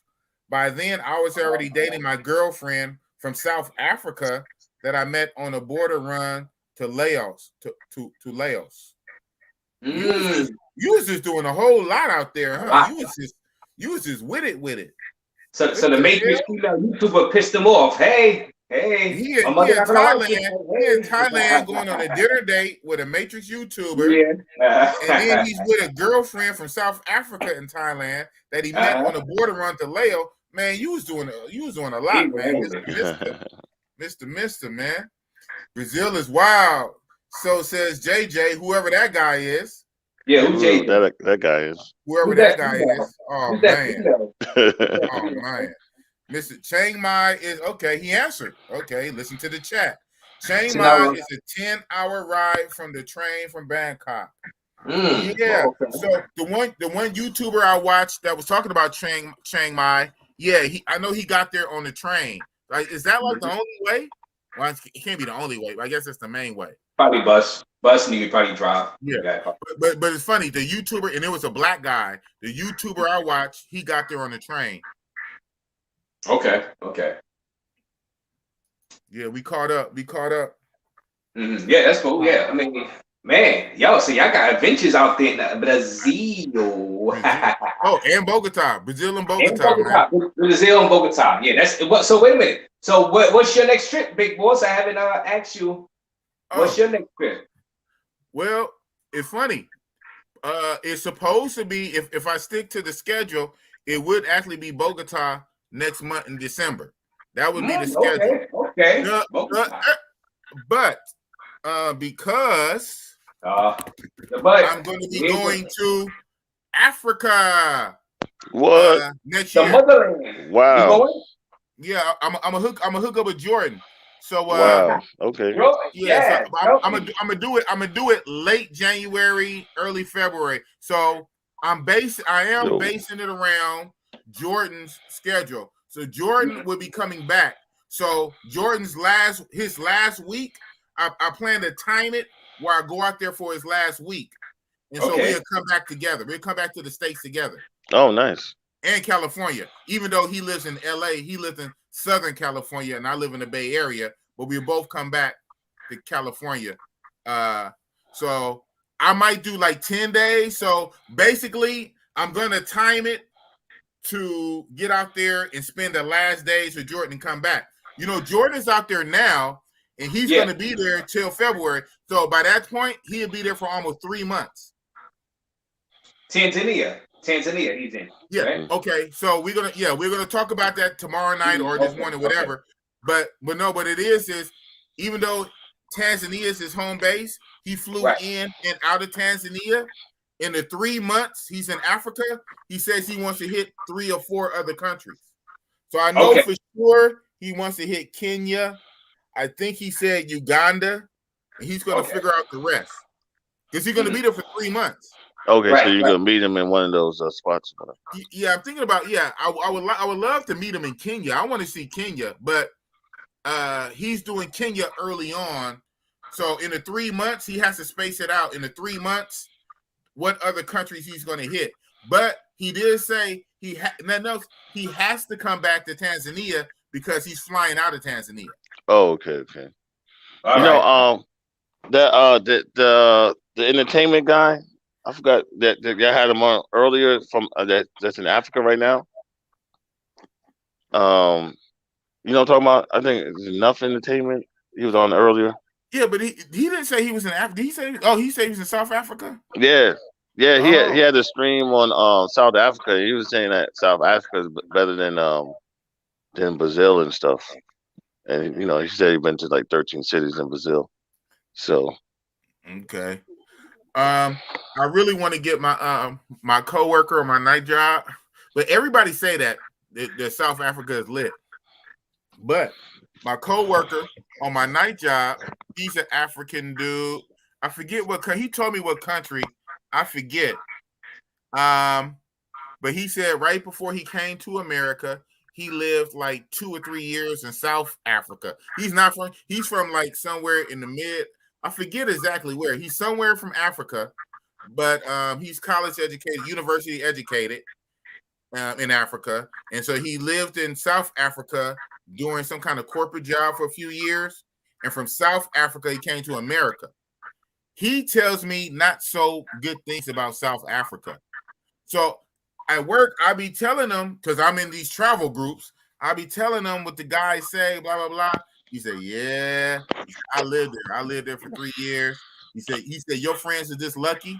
And maybe if they just really just stick to tourist areas and from the hotel and to the nightclub to this area, he said he tell me South Africa is not that cool. So I keep trying to tell him, I said, dude, you got to come on my show, man. He said, I don't know. He called me Big Boss Man. I don't know, Big Boss Man. I don't know. Come on my show. You can black yourself out like JJ is. You know, you don't got to show your face. And but everybody keep going. And everybody keep going. And you know, that's why you hear bad things about druggers in Colombia. But he has to advise me against it. He said he advised me against it. Why? Because danger. Yeah. But no, he's for me going to Africa. Funny, he wants me to go to Africa. He said, Big Boss Man, don't go to South Africa. It is not. Yeah, even the guy, he said that that Johannesburg is dangerous. To go more towards Bahrain. Okay. And this Cape Cod or whatever. Cape Cod was expensive. So now you break it down. Yeah, he was saying Johannesburg is like super dangerous. You know, people, home invasions and stuff like that. But the real, the best part is in Bahrain. Okay. Okay. See, I'm gonna run that by my coworker. Okay. He was breaking it down. He told me about the police, the taxi cabs, the taxi cab mob, the corrupt police, all kind of things. You know, I work with him, and he lived there for 3 years. Not I don't know tourist shit. He lived there. And he was like, man, I'm like, wow. I said, well, everybody in the travel groups, they love it. The best thing since sliced ice cream, Medellin, they love it. Maybe the longer you stay, the more you see the warts, and the more, especially if you get harassed and in your own personal experience, you be down in it more than the next man. The next man never got robbed or got, you know. And you know, the tourists is bringing the money, so they're gonna get a pass from the local bullshit. You know what I mean? Right. And he is African from a different country. He's African from a different country up north. He went after he got his degree in this country. He went there. It's a trip. He came to America. He didn't have to do his whole degree over again. That's messed up. Yeah, they don't acknowledge that degree. Yeah. So I can understand, man. You know, people come from different. They come from different standpoints. He was born out there in Africa, so he's tired of it. He's different. It's just a different mentality. Just different. Right. You know what was shocking in Rio? It was the homeless people, right? The homeless people will be couples where a guy and his girlfriend or wife or whatever, and they'll be sleeping in a blanket together, homeless on the street. I tripped on that aspect. And I'm like, is that two people? Like, what the hell? Shoot, in America, the chick, she would have been. She'd have left you. Man, the first car stopped at the light and looked at her away. She would have been in the damn car and gone. She'd have hopped in the car. She'd have been ghost. No, forget about her. I would have been in the car. I would have left her, and I would have been gone. but it don't work. You know, it don't work like that because most likely ain't no woman gonna pick you up. But it works the other way. A man will pick a woman up. Yeah, it's a different culture, man. But that's That's probably like how America was like probably in the 70s or 80s and shit. You know what I mean? What did I say on the last stream? It's like going back in the time machine. Going to Brazil is like going back in the time machine before feminism fucked us up. Antoine Hill said, "How long are you boys going to wait until y'all start booking or seriously trying to go over to Thailand?" Man, I've been to Thailand. He in Thailand. You in Thailand now, huh? He in Thailand now. He in Thailand now. Okay, yeah. Because you know why? Because he got that capital TH at the bottom of it, at the end of it. You in Thailand now, huh, Antoine? Well, Antoine, I'm going to tell you my reason. I'm in Thailand. I'll go back once they get over their restrictions. Yeah, big boss don't like the restriction. I don't like the PCR test part of it. The PCR test when you land, I think it's a scam. I think it's a money grab. Because if I fail, y'all can keep me indefinitely inside a hotel where I'm paying, you know what I mean? And I got to keep taking that test. You know what I'm saying? I don't like that. By the time I go to Thailand, I'll probably need 3 more booster shots and shit, man. Yeah, I forgot how you already boosted up. You can go, man. I can go now unless they're like, oh, you got to get your third, and you know how you good. They just require you to be. I think the two dose, but you still got a PCR test before and after. After you land, when you land, that's 1 day. Nah, I'm going back to Rio. I don't care what y'all talking about. I'm going back to Rio. I got unfinished business. You can't lose in Rio, man. I got unfinished business in Rio. You left a lot on the table. Left a whole lot. I left a whole meal. Mr. Mister said, I'm waiting till I'm not required to quarantine at all before I go. Hell yeah, that's right. That might be forever, man. It's sad to say that PCR test on landing. I don't know. It can't last forever, man. They can't last. So, Mr. again, my friend just went to Thailand this summer, and he's married to a Thai woman, and they made them quarantine in a hotel for 2 weeks. Damn. But they made him pay $2,500 USD for the hotel. Wow. 2,500. 2,500. And you don't get no Thai chicks with that. Remember, hell no. Rent is only $200. Yeah, rent is only $200. So and they got $2,500. So that's $200. That's $250 a day. Yeah, it's crazy. $250 a day for 10 days. And they had to stay in the same hotel because they're a couple. You're talking about hell no, Mister. I'm not playing. I'm not playing their games. That could be a racket for them to run up some money. They can have a financial incentive for you not to pass. Yeah. No, I'm not doing that. I don't care what nobody say. I don't care what nobody. I'm not doing that. Man, you be all right. Raise the Ray. Think positive. Nope. I'll be broke. You see, even if I'm booking for 6 months, they say, wait, but book a whole month for 6 months, right? I'm gonna be broke to stay in the hotel. Know what? You just said $2,500. And you know what? As you know, as a traveler, oh, okay, JJ dipped off, or maybe his internet messed up. Okay, I'll bring it back. Oh, you back on? Yeah. And you know, they ask you how long you're gonna be there, right? When you're at the airport, they ask you how long you're gonna be there. So they might calculate, okay, if he's here for this long, we can mess with him for this amount of time. Yeah. You know, we ain't going to get him for his whole trip, but if he's here for this long, we can mess with him for this amount. I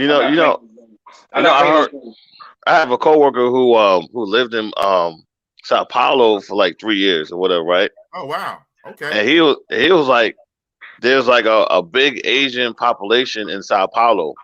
Oh wow. You know anything about that? Like Japan chicks or whatever, or Asian chicks? Now that you asked me, I gotta ask Ike.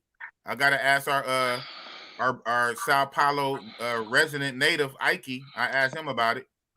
Okay. He knows everything about Sao Paulo. You get a slice, you get a slice, you get a slice. Yeah, that big ass giant pizza. This sure was, man. Yeah. Everybody got a slice.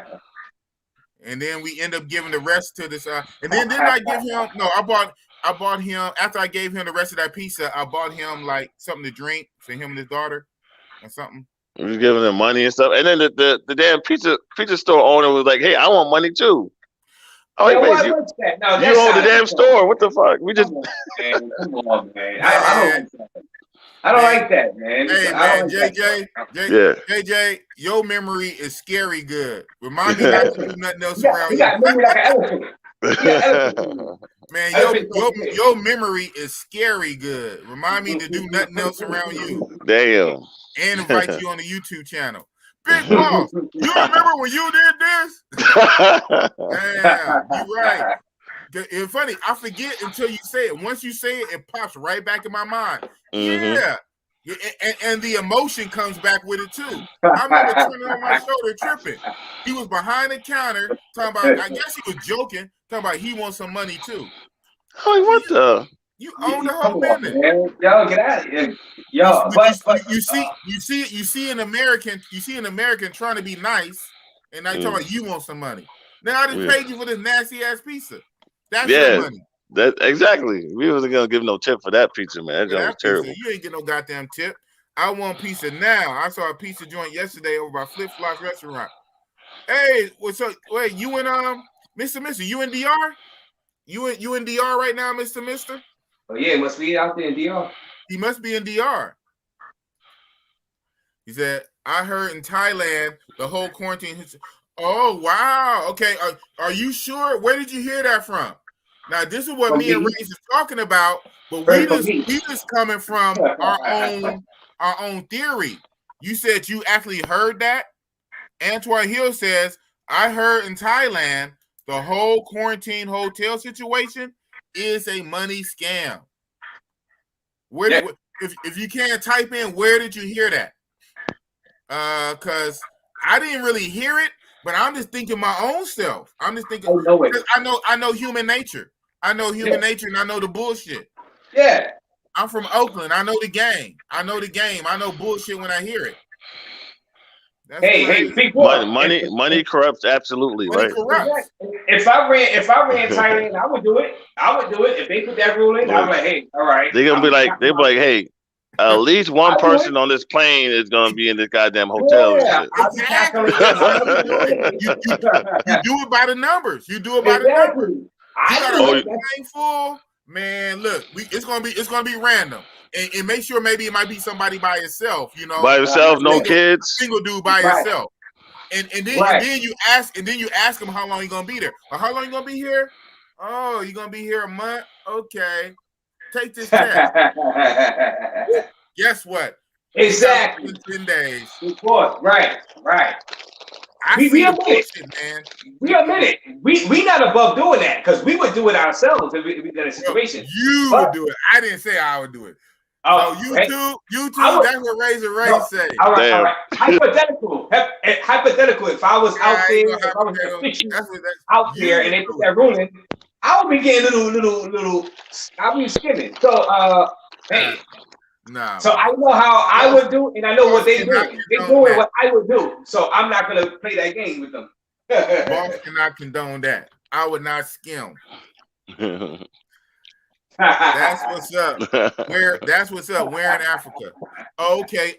So yeah, to Capricorn, if you probably heard, I said it. So yeah, so it's gonna be in Tanzania. But yeah, make sure you tune in tonight, tomorrow, whenever it is, because I'm gonna have Jordan on here. And by this point, Jordan has been there. Yeah, the GOAT. Jordan been there almost a week, like more than a week. So he's gonna tell us how it is so far this whole week he's been there. He's gonna break down the whole situation in Tanzania, the bars, the places, the women. Jordan's gonna break it down for us. Yes, sir. In Tanzania, but then very soon he's about to start country hopping all these. I wish I could be out there longer because I do want to hit Kenya. I want to hit Kenya. Yeah, them Kenyans is super. Well, it's not really Kenya. It's like Eritrean. Is it Eritrean? Ethiopian, Eritrean. Eritrean is like a little section, man. Them ladies, they're in DC or in Virginia, and they are here in North Oakland. We have a large Eritrean community in North Oakland near Berkeley. Yeah, they fine. They got some big old foreheads though, but they fine. Yeah, their forehead is just as big as a booty and junk. Right. You know what I'm saying? They got they got a nice weird like skin color. They got a little feature. Yeah, they nice looking. They like T-Rex. You know what I mean? They got a small top with a big bottom, big ass forehead. No offense. We love them. We love Eritrean. No offense. We love big foreheads. Mr. Chiang Mai has its own airport. Oh wow. But you can take the train or bus there too. I did airplane and bus so far, not to train. Okay, so you didn't do the train yourself. I recommend to fly to Bangkok, then fly Air Asia to Chiang Mai. Okay, so just like these other little countries with the in-country flight. So that would be like going to Brazil, going to Rio or Sao Paulo, and then you catch LATAM to go back and forth. Okay. Yeah. Or like if you go to Colombia, I guess you hit what, Copa or something like that, or one of the others. Yeah, you hit one of the smaller airlines that go back and forth in the in country. Copa, oh yeah, Copa. Once you land, you hit Copa. Oh no, but Copa, Avianca. Okay. One of those. Okay, yeah. Avianca. Okay. Sure. Actually, I'm about to start to book for my next Brazil trip, and I'm trying to, man. I guess the price is going to dictate whether I go to Brazil during the Carnival. You know, I think that's going to cost more. Yeah. Oh yeah. It should cost. Everything should be up. You know what I mean? Yeah. I hear everything do be up. Like the hotel, like everything raises up around that you time. have to get it now. This is like November, so February, 3 months. I think you have to like get it like absolutely right now. Yeah, lock it in. Yeah. I know Check is say he's gonna be out there. Okay. I'm about to turn up. I'm gonna just be coming back from Africa, so I'm gonna have to sit down for a while. So that kind of knocks me out of that loop. And I won't be ready to go again for another reset till like another couple months. But actually, I really want to go in January. I want to go as soon as possible. I'm just trying to put a couple of weeks in between. Yeah. You know, so people ain't looking around and shit. Man, Brazil is a whole vibe, man. Brazil is a whole vibe. Exactly. I'm gonna be like Jordan. I'm gonna be like Jordan one day. So Mr. says that bus ride to Chiang Mai is scary. Yo, true story. My bus driver to Bangkok had no arms.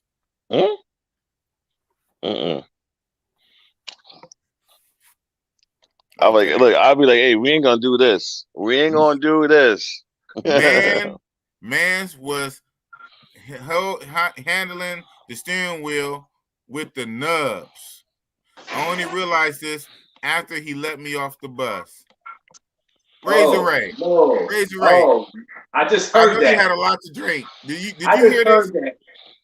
I'm walking. I walk. Let me off now. I'm walking. Look, I'm all for disabled employment, but nah, we can't be. They gotta be. This bus gotta be running on the hour and junk. He said he had the nubs. He was with the nubs. Yo, you rest. I'll drive. You rest. I'll drive. Don't worry. Just tell me the way. Tell me the way. Don't worry. I'll pay you the rest. I'll pay you extra. Let me drive. I'm paying you double your salary. Time and a half. I'm trying to live. You go sit down over there. You go lie down. I'm driving this mother. He said, I'm trying to live up in here. I drive. I didn't come all this way just to be down the side of the road with your nub driving show. I think my most dangerous driving experience was I had went to Medellin, and coming from the airport, the long way is you gotta go down the mountain. I don't know if y'all went down the mountain or not, but the dude was trying to do speed racer and stuff down the damn mountain. He was doing like about 70. He was doing like 70 miles an hour. They had like motorbikes doing like 80 down like the mountain was probably like 6% like gradient or whatever downhill. And I was like, hey, I'm like, slow down, no rapido, Mas Dinero. I give you more money. Slow it down and shit. You sound like what I'm saying? Right now. For hey, man, I'll pay you extra to slow down. For Pina. Mas dinero. Slow this car down. I like my life. I treasure my life, man. Yeah, we about to fly off the damn mountain. I like my life. And these countries, there ain't no guardrail on no damn mountain. Nah, ain't no guardrail on that mountain. Ain't no guardrail. We make it. If we don't, we don't. Man. He said we lit. Sit back. I got this.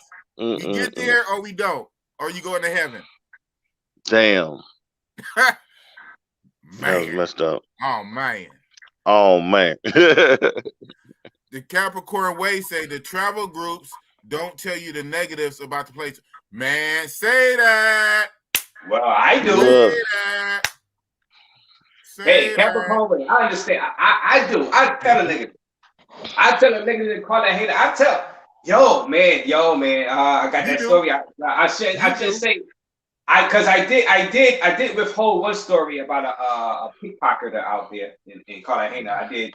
I knew the person that did it, so I didn't want to it was on video, and I said, you know what, I know that person, so I didn't want to know that. Listen. This is the first time up on here, and I don't want to spill the beans and stuff, but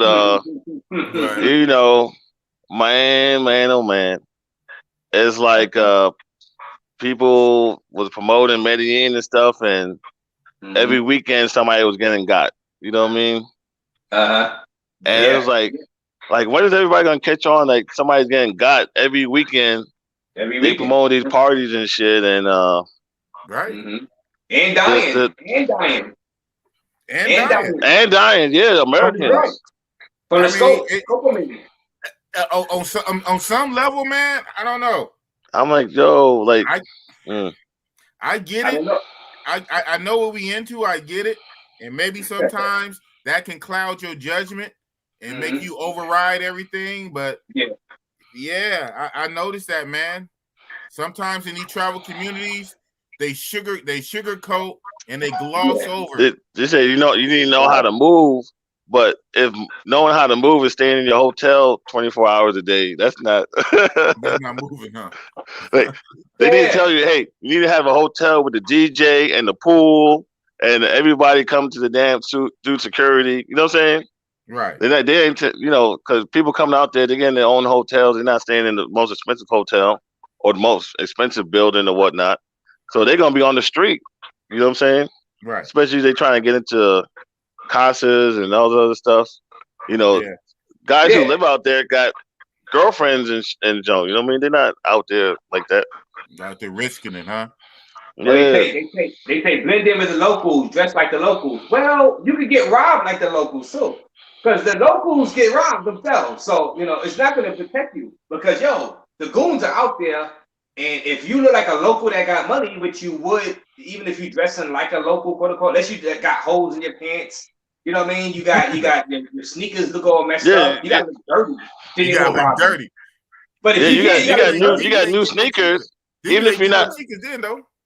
Yeah, right. Yeah. Even if you're not wearing the new Jordans, just having new shoes. You know what I'm saying? This clean and new. Yeah. He's regular. He's clean. He's new. And local. And also, he's a Colombian. A lot of people don't understand is that in these countries, the average size is like 150, 160. We 200, 250. Right. We almost double their size and junk. You know what I mean? It's like they know. Hey, look, he ain't eating our food and junk. Look at that. He didn't get back. He didn't get big off our terrible ass nasty food. Pizza with corn in it. Mr. say wikitravel.com tells you the negative stuff though. They tell you good. Yeah, they might, but most of these WhatsApp groups don't. So Capricorn Way say, yep, there are Asian Brazilians. There are Asians in Brazil. I would say, don't tell me there are Asian Brazilians. I can have a Thailand and Brazil mix. Oh my goodness. With a fatty. And work out. Oh my goodness! What? Don't tell me that. But he said there are Asians in Brazil. Yeah. Oh, so yeah. Mr. Missy say, for Thailand, the trick is to go there on a 30-day visa on arrival. And then before the 30 days is up, you make a border run somewhere and buy the tourist visa for a 60-90-day extension, whatever length it is. I know. So you only get 30 days from the get-go. Making a border run. No. They go to Laos, Cambodia, Vietnam, and then come back. No, I'm not doing that, Mr. Mister. Sorry, Mr. Mister. I like you, Mr. Mister, a lot. Why are you not doing that? What's so bad with that? Because I'm gonna get quarantined for 15 days, and I'm gonna have to pay $13,000. Well, he's saying the old way. Yeah, that's like a border run. Nope. That's just coming out the window now. I don't know. He's saying the old way, man. It's too much. I think Cambodia, the chicks is nice in Cambodia. Yeah. Well, they had a Cambodia chick over here. I got to Google Cambodia woman. Google it and I'll see. Oh, what was that? Oh, man. Oh, man. What the Cambodia, them women are thick, boy. They like they're like black Asians. I mean, yeah, they're like black Asians. Cambodians are thick. I had met one at a bar in Junk, and I was like, where you from? She was like, Cambodia. I'm like, what? Okay. I met one out here on the BART, and she was thick. I'm like, where are you from? Cambodia. And then I had a buddy, he used to be my supervisor on my job. His wife was Cambodian. She was thick. Her girlfriends, Cambodians, thick. Mm-hmm. At one of my jobs, one of the girls was up there, a little youngster. She was a thick Asian. And I asked her what she was. Cambodian. Yeah, must be the rice patties or something. So far, I seen enough. So I need to go. I need to see what's up with the motherland, Cambodia. Yeah, I'm in. So Mr. Mister say, yeah, I'm in DR, staying in Puerto Plata, but right now I'm on a little side trip to Sosúa. Hey. Mr. Mister, you know that's your main trip, Sosúa. As admitted, you went to Sosúa. Hey, so Mr. Mister, how long are you going to be out there? How long are you going to be out there in DR, Mr. Mister? How long are you going to be out there? Am I waiting for that? Don't be ashamed. Sosúa forever. Right. So when y'all think they're going to stop the PCR test to return to the USA? Never. When Biden get out of office? Never. When Trump get back in that mother. Trump get back up in there. Trump get back up in there. He gonna. They got a long way. We got a lot of all that. Yeah. 2024. Okay. So Mr. Mister say my guess 2024, right? Yeah. Shit, man. Hey, Mr. Mister. Mr. Mister, this right quick. What's your ratings of the talent in Sosúa? Because you say you're in Sosúa, you got to give us boots to the ground update. What's a scale of 1 to 10? What's your level? What's your rating of the talent out there? You got to start the scale at -2 right now. I don't know. Oh man, -2. Hey, you got to start the scale at minus. Sosúa forever, JJ. So why we waiting for Mr. Mister to process that? What's the scale of the talent? Jamie asks, what's everyone's budget look like for a Brazil trip? Or in other words, what do you recommend for a newbie on a 2-week trip? My whole thing on any of these trips for me is budget $200 a day. So no matter how many days, $200 a day. 5 days, it's $1,000. 10 days is $2,000. Now to me, that's over. That's like over. And you are going to come back with money. So yeah, so for 2 weeks, but definitely 1,500. But 1,500 for 14 days is a little over 100 a day. But you're not counting the plane ticket and stuff. Oh well, okay. Well, if you talk about the whole thing, then you got to say the plane ticket. And I don't know where you're flying from. So your plane is going to be different if you're flying from Miami or you flying from San Francisco. I had almost like an unlimited budget, and I spent $2,000 pretty much. But the thing was, my plane ticket was $700. It was 2 one-way tickets or whatever. But I had a $350 e-credit, right? So I paid $300 for the ticket. My hotel and the apartment or whatever, that was $50 a night. So that was let's say 10 nights. So that's 500. So that's 800. Okay. What else? And I think I spent about $1,000 for entertainment. Yeah. About $1,000 for entertainment and jump. Yeah. And actually, yeah. Well, that included the food too. That's what I know. That's what I'm saying. Yeah. And actually, I probably could have spent half of that if I knew about El Centro. You know what I'm saying? That's your ass. Yeah. But so exactly. Brazil is not bad. Like most places, right? The biggest thing is always your plane ticket and your hotel accommodations. After you get through your plane ticket and your hotel accommodations, then this is food, entertainment. Food and entertainment.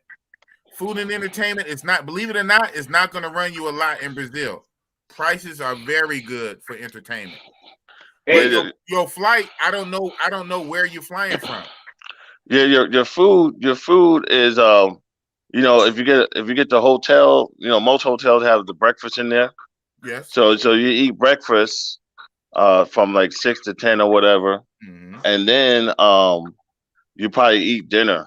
You eat dinner, and the dinner probably run you like $20, $25 or whatever. And in between there, you probably stop at a little shack or whatever to get some little sandwich for $3 or whatever.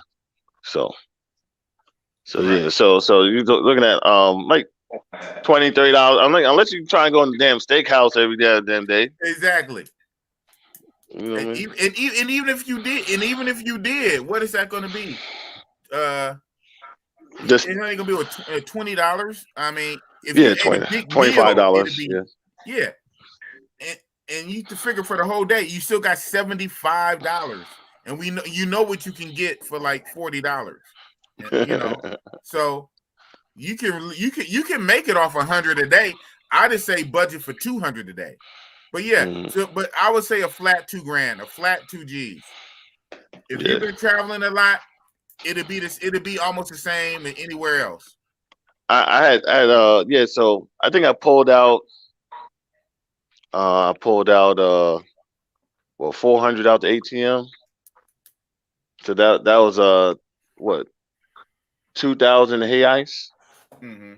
And I spent the last bit of money, and I spent the last bit of money. Well, I cashed out 100 at the airport.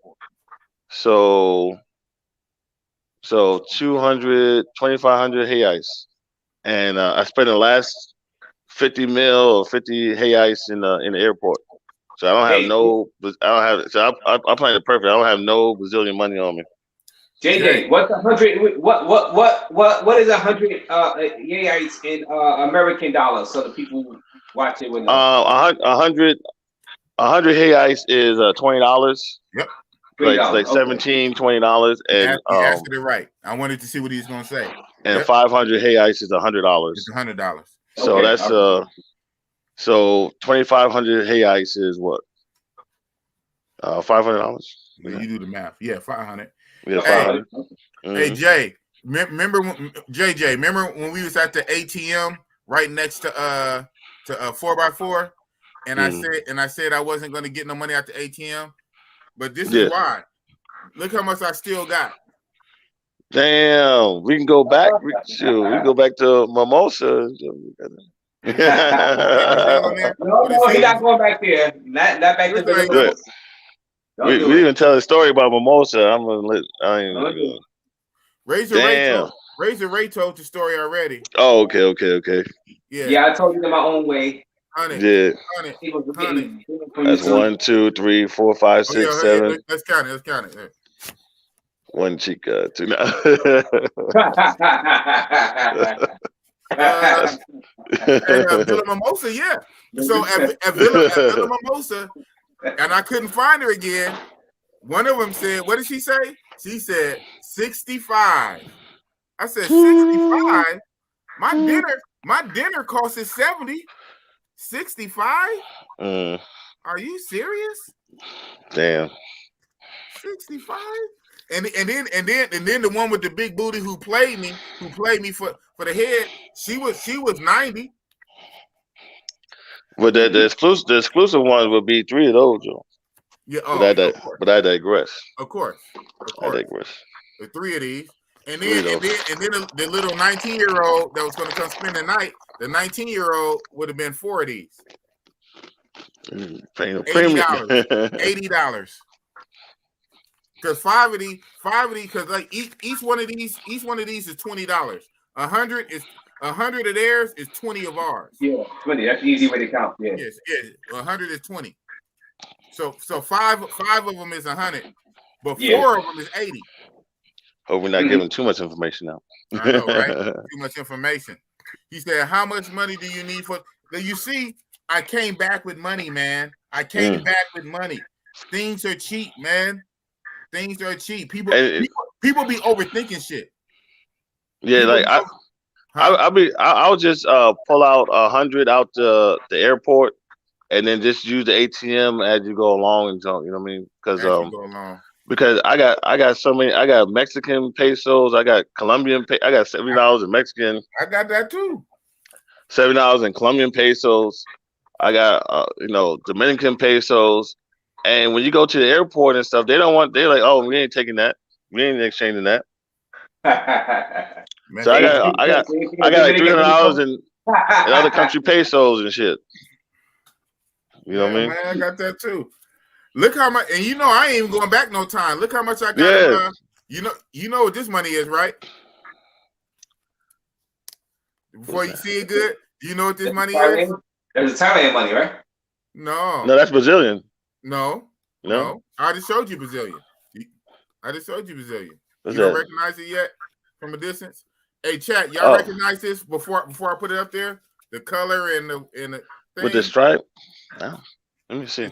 Let's see anybody in the chat recognize it. Let me check my money, goddamn. So, now I'm gonna put it up so you can read it. What does it say?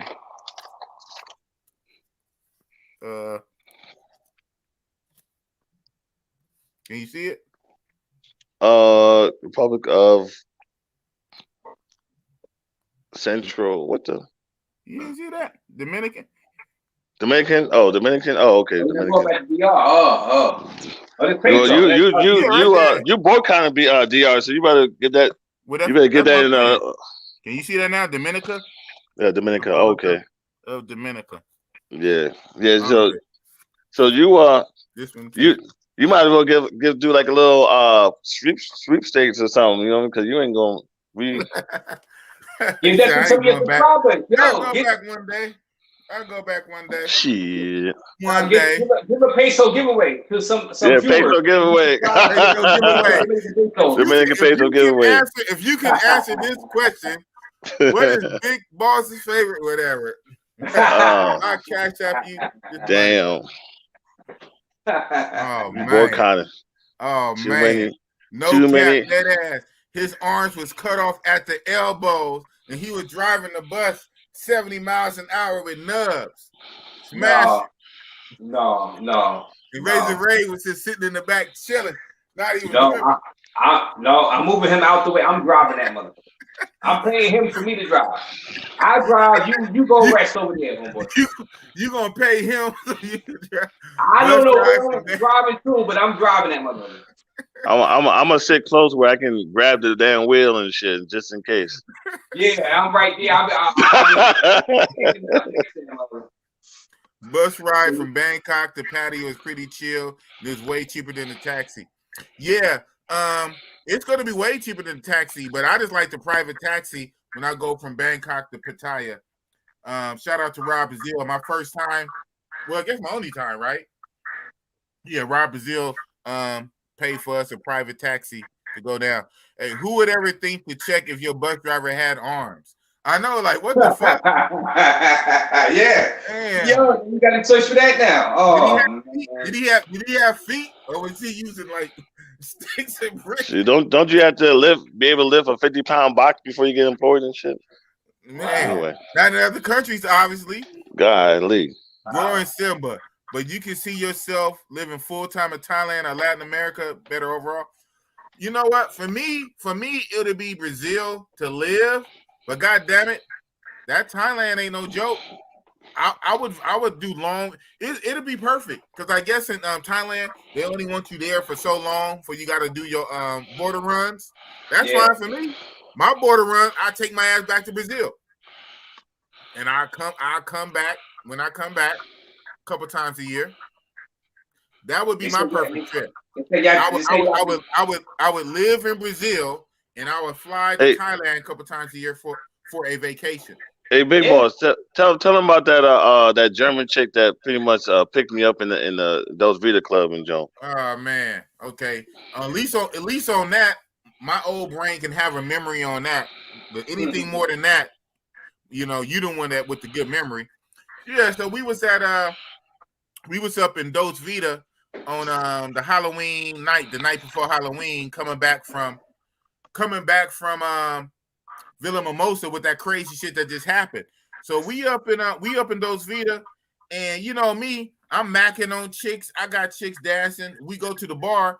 JJ go to the bar, and next thing I know, he got this big old thick, big boned, thick, cute, busty, like white looking chick, all up on him, like glued to him, like glue, like stuck to him, all in his face. I'm like, wow, okay, that was quick. That escalated quickly. And so I'm moving about with different chicks. I'm dancing with different chicks. I'm getting phone numbers. I look over, he's with the same chick. So the whole night, he with the same chick. So at the end of the night, I go home with Pink Pants. Pink Pants, the one that was earlier in my first live stream I did that Friday when me and JD was on the beach and I was running up on chicks getting their WhatsApp. The one with the pink pants. Well, she was there. Yeah, she was there at Dos Vita and she was wearing something different. So I went home with her, even though that shit got crazy. So Jay ended up hooking up, I guess, with that big, thick, like I guess come out. She was like German. She was like Brazilian and German or some shit. Yeah. She's the Brazilian and German. Yep.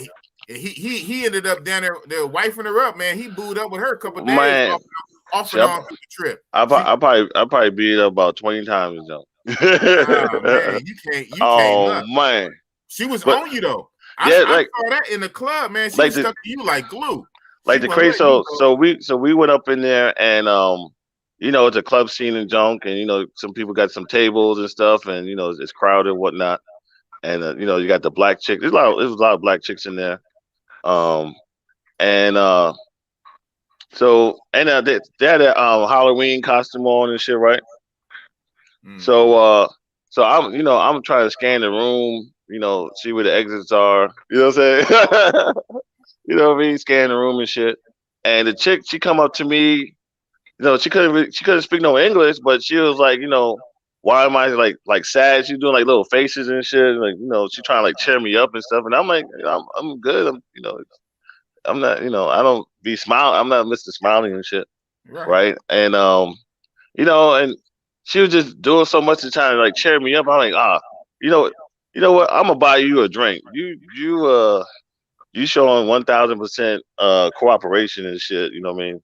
The least I can do is buy you a drink. I'm not gonna go home with you tonight. I text. I was like, hey, I'm still looking around, and you know what I'm saying. I texted her and stuff like, hey, I'm still looking and stuff, and I'm not gonna go home with you or whatever. This and that. She probably liked it that you kept it real. Yeah. And I mean, I think she was a little bit sad or whatever, but I bought her a drink and then she left with her friend or whatever. And and then I called her back and jump. You know what I'm saying? You called her back. But the crazy thing was when I was with the German chick and she was dancing up on me, the Brazilian chicks, they was trying to like look me in my eye and stuff and try to get my attention and junk. And then when I send her away, they wanted me to chase them now. I'm like, I said, hey, we doing this Matrix game. We doing Matrix games up in here, man. Say that right there, man. So all things that glitter ain't gold, but we all know a lot, like 90% of the girls that was in the club that night were working girls that night. 90%. So, you know, you can't judge the whole country off those type of working girls. But yeah. But you would think, but then that begs the question too, right? I'm thinking about it as I talk. If they are working girls and they're trying to get paid, why are you playing silly games? If you want me, and more importantly, you want this bread, why are you acting nonchalant? Now I gotta chase you now. When the white chick was all on me, you guys were looking at me thirsting. When the chick walks away and I'm by myself, now you guys ignore me. Yeah, that'd be that bullshit. Female nature is the same all over the world, bro. Female nature is the same. And it's probably just competition in between the girls and stuff. You know what I mean? It probably didn't have nothing to do with the guys or whatnot. You know what I'm saying? Yeah, I want to prove that I can pull him over somebody else and shit. You know what I'm saying? Right. Yeah, but that's still to be that bullshit though. Like you said, when the white chick was all in your face, now all the chicks are looking at you. When the chick walk away, then they kind of ignore you. Mm-hmm. Like yeah. I mean, that is kind of Matrix shit. Hey, I guess that part is female nature. It wasn't like a nor. They wanted me to work and chase them and stuff, but I ain't doing no damn chasing. I was there. I mean, I know. Hey, I saw it. Yeah, ain't doing no chasing. Yeah, ain't no chasing. But okay, but like I say, it wasn't the same energy. Oh yeah, yep. Even if they would have kept the same, let alone more, right? Because you got a trip. The white girl, if I remember, she approached you, right? Yeah, she approached me and she was trying to cheer me up and stuff. And actually, I had got sick because my dumb ass the weather changed. Yeah, I'm walking the whole beach, which I walked like 3.5 hours, the whole fucking beach, and walking halfway back, and it started to drizzle, and it's already 70 degrees. It started drizzling. Everybody else just keep walking, so I'm gonna keep walking too, right? They used to it, nigga. Yeah, right. But the mucus that I had in my sinuses and shit, turned solid and shit, and I was all jacked up. I'm like, oh man. So I was taking all kind of medicine and stuff, and she came by a couple nights, took care of you. Took care of the boy. I mean, after I kicked the other chick out, I mean, I had her come over that night. You know what I'm saying? You know how you know what I'm talking about, you know what I mean? But yeah, you know what I mean? So she was cooler than a fan out there. Hey man, you can get it like that. Yeah. That was But my thing, I think I was actually in the group chat. I'm like, is all Brazilians like that? Or is this one, you know what I'm saying? He was like, "It's all," you know what I mean? Well, no, a lot are like that. Unfortunately, we deal with some of them pros. The pros, they mind frame be on something different, but generally, they culture is it's real cool. Their culture is cool, but sometimes we be dealing with the hardened pros that be on a mission. Yeah, but the hardened pros still don't really represent the whole country. It doesn't represent the culture. But the crazy thing was in the hotel, in the free breakfast or whatever, they had groups of chicks on girl trips to Rio from Brazil that was checking me and DJ Cat. We was out, we was up in the damn thing, and we had. Told me, man, I'd have been lit, man. Y'all, I don't know why y'all didn't press up, man. And they were going to boss would have been lit, boy. They're going to the beach and everything, man. You know what I mean? That's the perfect. Next time I'm go to the breakfast spot, ask the chicks, hey, when y'all going to the beach? That way you have a little. You gonna start macking in the breakfast spots? Yeah, but see, it had all these little kids and parents, and I didn't want to press up on, do that WhatsApp, you know what I mean? Hey man, you know what it is, god damn. But hey, Hey, you gotta be bold out here, man. You gotta be bold. They say to the victor go the spoils, man. Yeah. To the victor go the spoils. You gotta be bold. You gotta be cool with it. Man, I'd have been at my apartment across the street, and we didn't have no damn breakfast. Yeah. That was a social, man. That was nice. And this one chick, she didn't want to leave. We was there talking after 10 o'clock. You know, they done packed up all the food. We talking me, Cat, and the translator guy, Brazilian translator dude. We talking, and this one chick was there. She didn't want to leave, and we didn't like, yo, what's she like? Was she waiting on one of us or something like that? But she was subpar, so. I just said, you want to see my room? Bossy boss, man, put that Oaklandism on him, man. So you want to come see my room? She was subpar, junk, man. Man, guess like, what? Nah. Their head might have been above bar. Oh yeah, right. Just test it out. Can I get a free run? You know what I'm saying? When y'all go to Colombia, make sure to order Happy Pizza. Cambodia, big boss. Oh, what did I say? What did I say? You say Colombia. Maybe boss is losing this shit. What do you say? Boss is fading. Boss is fading fast. I got to DR on 11:15. I'm staying until 12:15. Man, you just got there. You just got there. We want the scale of 1 to 10 about the mango. Okay, let me scroll down. Maybe he answered. Okay. No, it don't look like you. Did you answer, Mister? What is the scale? What does the chicas look like, Mister? Oh, it's okay, right here. He did. The very next one. The talent, I'm not super impressed. They look good. They look good, but in my 2 trips to Sosúa, I only had one that actually had talent. Damn. Wow. Oh, he said, that's okay. You know what? That's how it is. They look good, but the service normally is subpar. Listen, don't get too deep. Before y'all get too deep, we're talking about food service, the cooking. Yeah. The Dominican food service. The cooking. When they cook the food, when they cook it. Look, listen. You know how.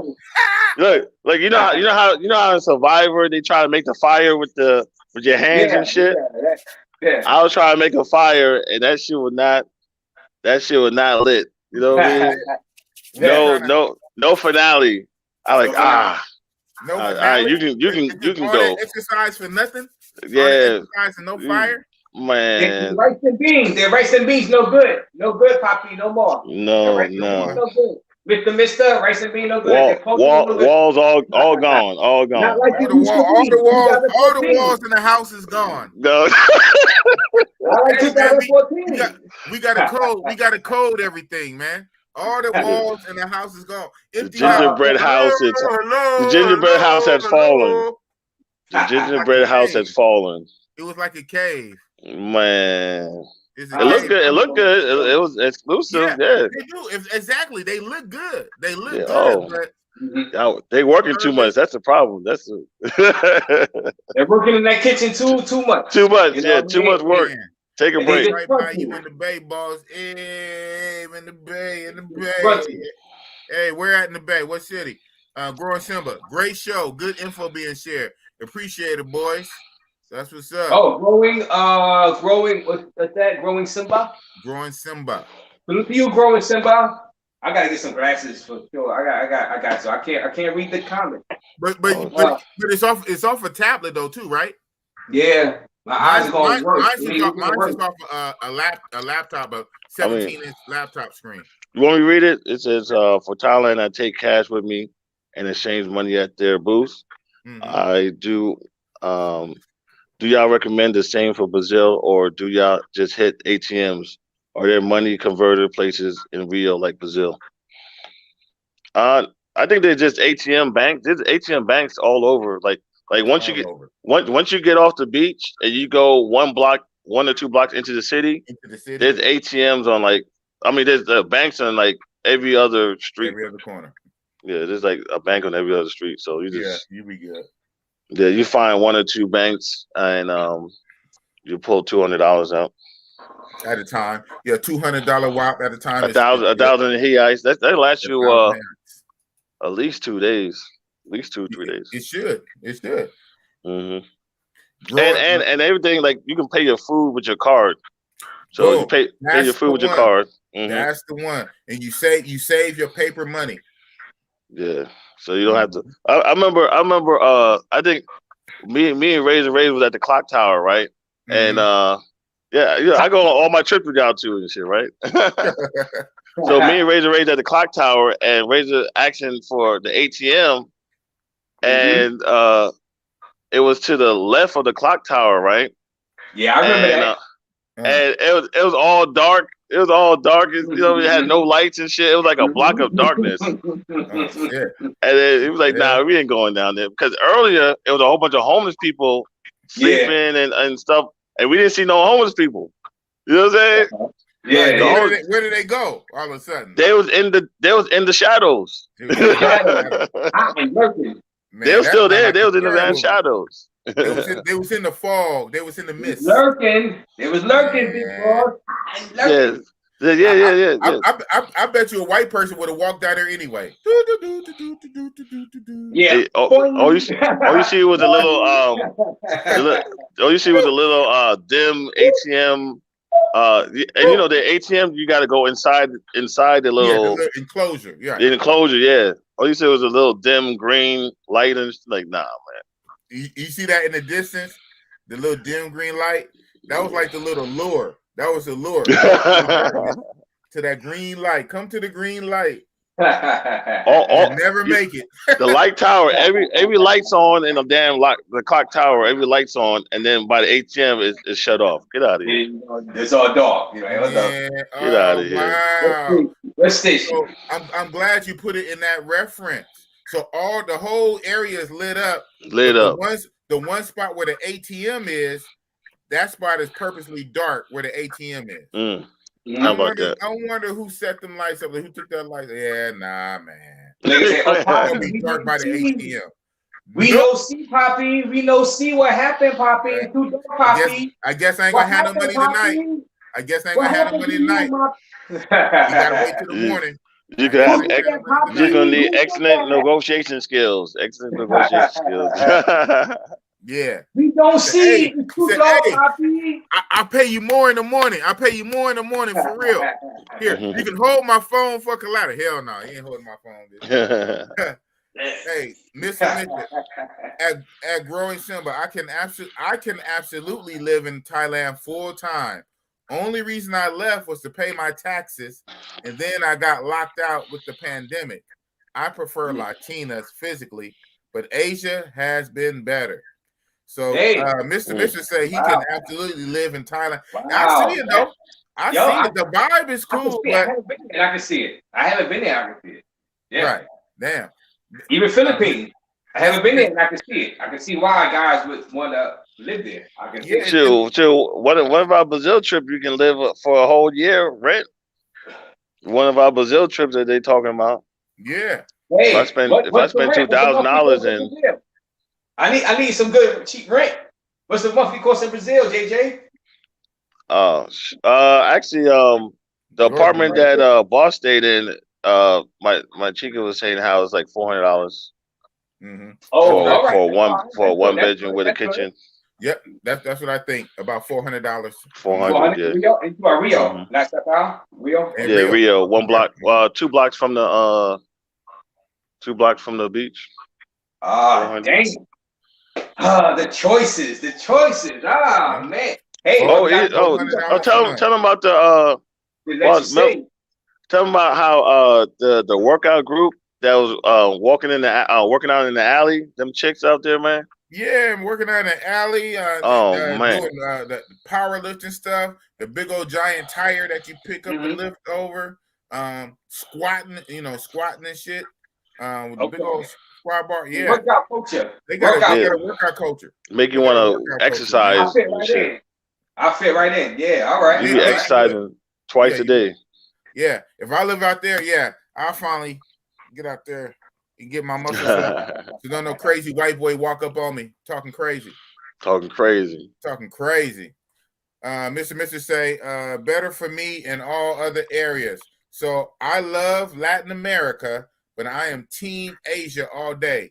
Specifically Team Thailand. That's right. I understand. I understand why. I mean, like I said, I physically I like the Latin woman, but I can understand the festive nature of Southeast Asia, Thailand, and the fun. Like I know it's crazy fun before the whole pandemic stuff. I can understand why. And the woman, the girls are nice. You know what I'm saying? Friendly. All of that counts. They don't have to be the most physically, but it's the way they treat you. You know what I'm saying? People want and fun. Because you go for that experience on a vacation to get away from the BS of the Matrix. You want somebody to treat you right. For me to go to Thailand, I would need if it's 2 days travel to go and 2 days travel to come back. I would need damn near a month. I would need like 30 days to go. It ain't no 2 days, man. It's 1 day, man.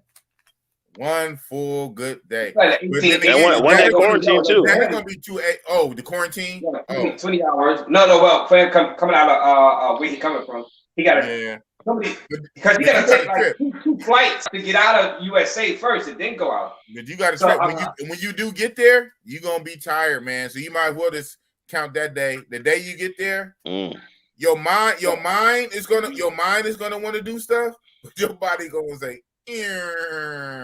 Shut down. It's that PCR test though, man. You got to take back the next test. Yeah.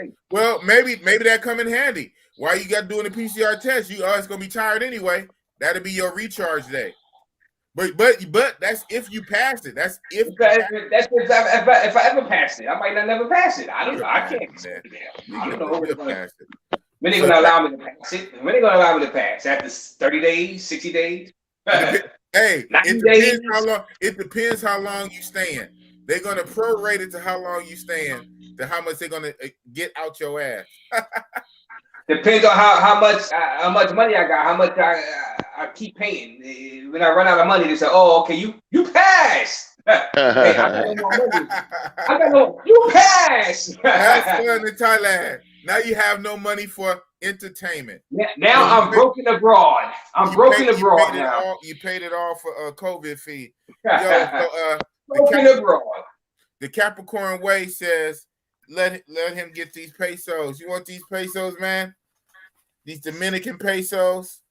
500, 10,000. Yo, big boy, you acting like them guys in Medellin that was showing that money on the camera, ring up on in Medellin in their hotel room, man. Yo. Big boy. I'm making it rain, man. I'm making it rain. Big boss. I'm making it rain, man. Damn. I got the simp virus. I got the make it rain virus. The Zika virus. Don't influence the people, big boss. He said, Mr. Y'all got to remember, Asia don't have OSHA, so arms are not a requirement to be a bus driver, right? You don't need arms or feet. You just need a willing spirit, a good mind. If you have a good mind, you can will the bus. You can wheel with your mind. Yeah, you can wheel it with your mind. You can wheel, literally. You can wheel with your mind. You got a mind. Oh my goodness. Hey, so Mr. got that heat for you, man. He says Razor Ray refills that toilet more than he refills that cup. Hey, well, it's even because I only can piss out what I drink. So it's even. It's like an even. So the toilet is getting filled up. Yeah, and you refill the cup. And you refill the cup, so it's like an even balance. It's like I used to take in elementary school. They used to have some kind of jug, and you used to fill the jug and see how much water can tip it. Y'all don't want to hear that. Carry on. I'm sorry. Right. It said, "What's good?" Just in case research. Justin. What's Justin, good, what up? Salute, Justin.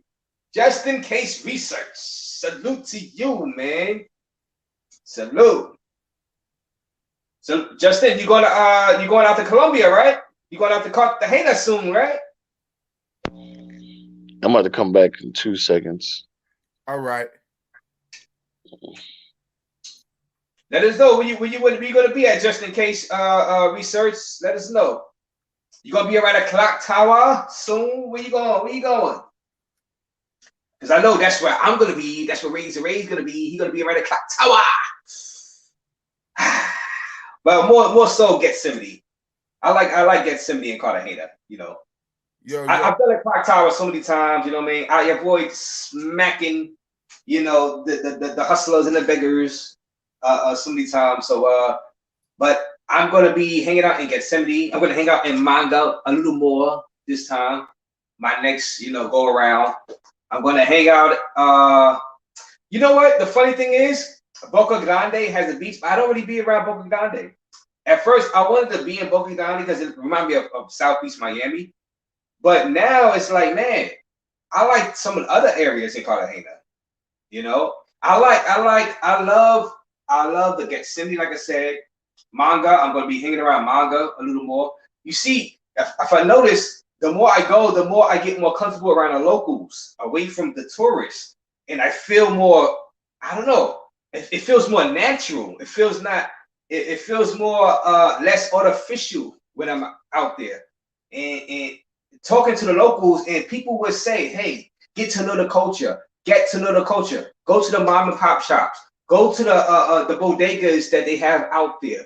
Go to the restaurants that, let's just say, cater to the locals, and your experience will be better. And I really do agree. It's true. You feel like you met friends. You feel like you meet people. You feel like you could go back and you can hang out with legit friends that you met that are local Colombian. So that's my advice for y'all guys when y'all get your passports. Yeah. Cartagena. Meet with the locals. Cartagena, man. What you say, JJ? Don't you think that, you know, talking to the locals in these countries, like if you can meet like friends that are not trying to just harass you for money all the time, don't you think it'll make your trip a little better? It'll make you want to go back to that area a little more because you meeting people. Definitely, because you're gonna. I like to use the locals to like give me experience that the normal tourists wouldn't get or whatever. So take me somewhere, you know, take me to a restaurant or take me somewhere where, you know, don't take me to the damn favelas. You know what I mean? Don't take me to the hood. Don't take me to be killed. Yeah, I got enough hoods over here. I don't need to go. Take me somewhere nice, somewhere exclusive. You know what I mean? Where I can enjoy myself and say that, you know, I've been there. We can take pictures or whatnot. Right. But yeah, so you know, it enhances your trip. I say it enhances your trip. It makes you like legit want to go back. I remember me and you was riding in Cartagena, and we said he was like we was going to a strip club. Let's just be honest. We were going to a strip club strip club, and he was saying it's gonna be 10 minutes away. It wound up to be like 25 minutes away. Oh yeah. Look, listen. Where's this guy going? Listen. So let me tell you a story. So me and Razor, we out there by the taxi and junk, and he gave us this little flyer to this after. It's really an after hour club, right? Right. But it's like 9 o'clock. You know, it's early. It's like 9, 10 o'clock or whatever. It's early, but he said, you know, I'll take you there, blah blah blah. I think it costs like 30,000 or 30 mil or whatever, right? Right. No, normally a cab drive was like 10 mil, was $3, so it's like $9. So anyway, so he's like, yeah, I'll take you there, you know. So we saw the flyer, like, all right, well, let's go, because you know, we're really not doing nothing at the clock tower anyway. So yeah. So we got in there, and he's driving, you know. So it's like 15 minutes. So we start looking at our damn Google map to see where the hell we going. Then we see a damn toll booth. We saw the damn toll Oh, yo, we going into another state or something? What the hell?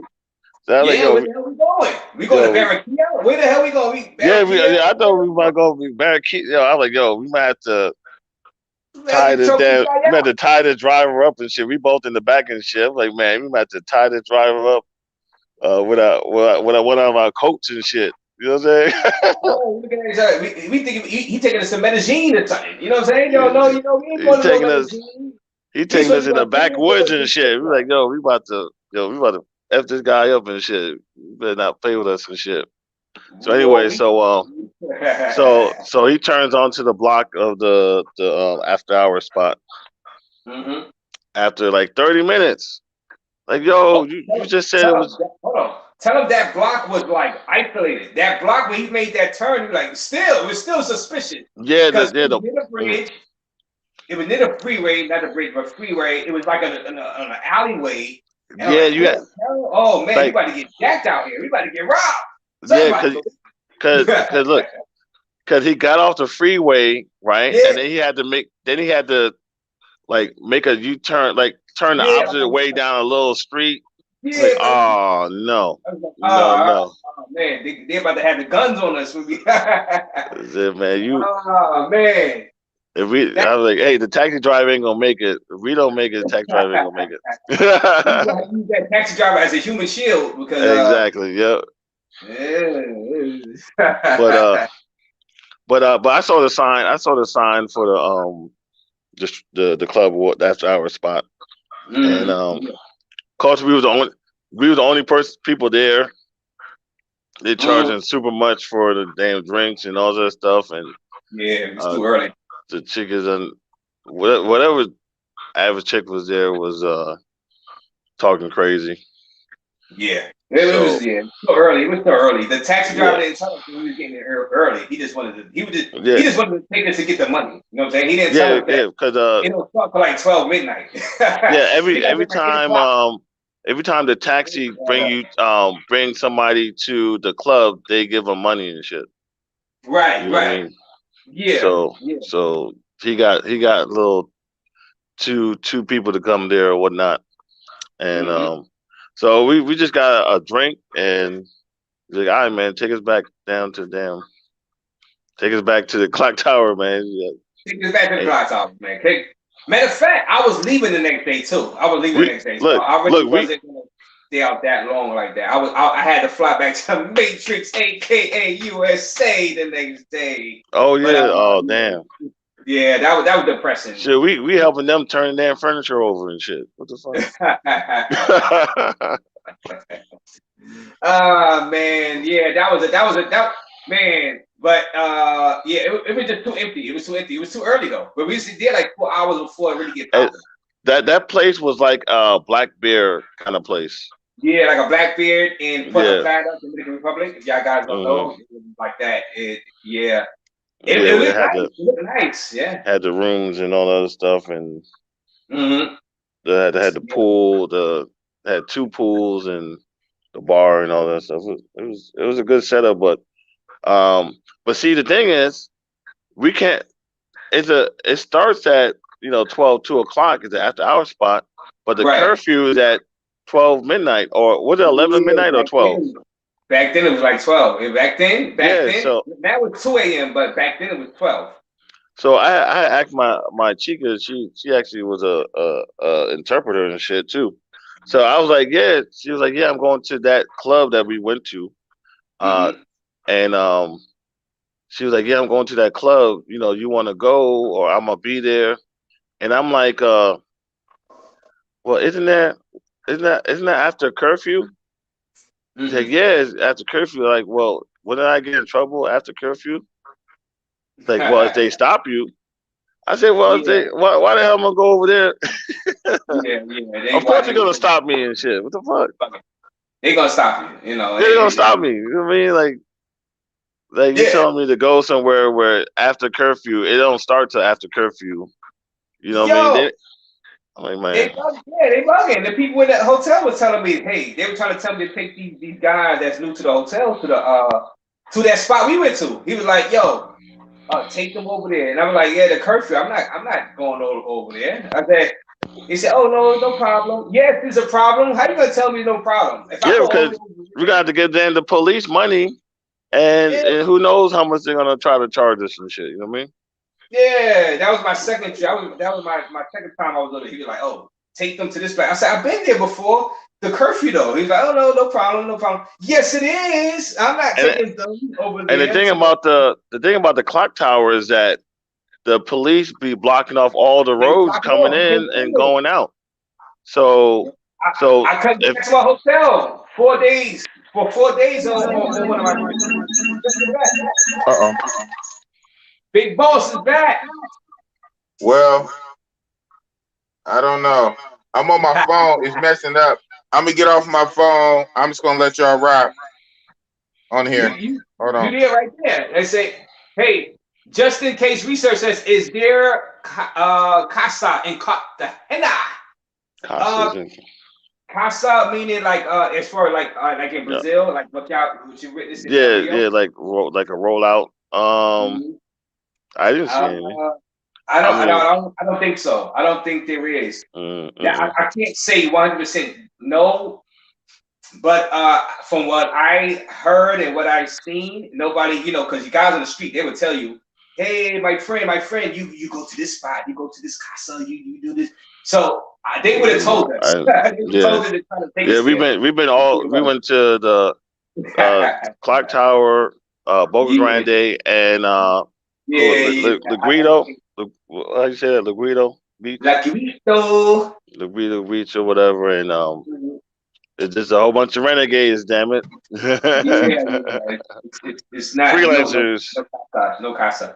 But anyway, it's girl, but it's no casa. Maybe you get out into the locals, local areas. Maybe maybe some underground type stuff like more. But I mean, there's a lot of buildings in the clock tower. Like we got the massage in the back and jump. And the girls on the street asking us if we want a massage, right? Mm-hmm. And then when we went into the door, it like opened up into like a whole, like a whole like shopping mart, not shopping mart, but like a whole different area inside past the front door. Like, oh damn, there's other stuff, there's other businesses in here, 10 other businesses in here with this one door, So it's like, anyway. I'm quite sure there's something. It gotta be. It's called a hater. They gotta be. But it's like on the down low that it got to be. There's no way they can't be. Like the massage parlor's gotta have the happy. Look, you want a concert? You go directly in front of Hollywood Beach, and you stay on the beach, and all the concert girls gonna come out. Yeah, it gotta be. You grab a chair or something. Yeah, it's just. But like he said like Medellin, so I guess Medellin has a casa. Oh yeah. Okay. New Life. Everybody know about New Life in the Blue Gate. You know what I'm talking about? Boss, you hear us, boss? Yep. Can you hear me? Oh yeah, you good. You perfect. God damn it, this goddamn fucking beer. I gotta piss it. Damn. You drinking that? You drinking that Miller Lite? You know what I'm saying? That natural light beer and junk. You know what I'm talking about? Yep. He's from Colombia. Got some dimes. I've never been personally, but from what I've seen on YouTube in La Aris, looks amazing. Yeah. Listen, I guess. Look, I went to Cartagena in January, right? Mm-hmm. I went to Hong Kong, TJ, and they made my Cartagena chicks look like little like amateurs. Yeah, Hong Kong got the best of the best though. Man. They got the best. Mm-hmm. And then we went into Lolita's, and they had the baddest Venezuelan chicks I ever seen. They was coming in like I had a Brazilian chick on my lap in at Lolita's and TJ and Joe, right? Oh, for real? Yeah, and I wasn't even paying attention to her. She was like some tall, blonde hair, black chick or whatever. And this man, she had like 2 Spaldings attached to her booty and shit, right? and everybody looked at her like she like a dinosaur just walked in the room and jumped. We was like, what the hell is that?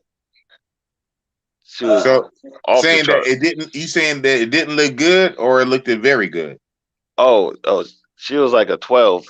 She was like a 12. I was like, wow. This is in TJ? Yeah, this is in TJ. The Adelitas.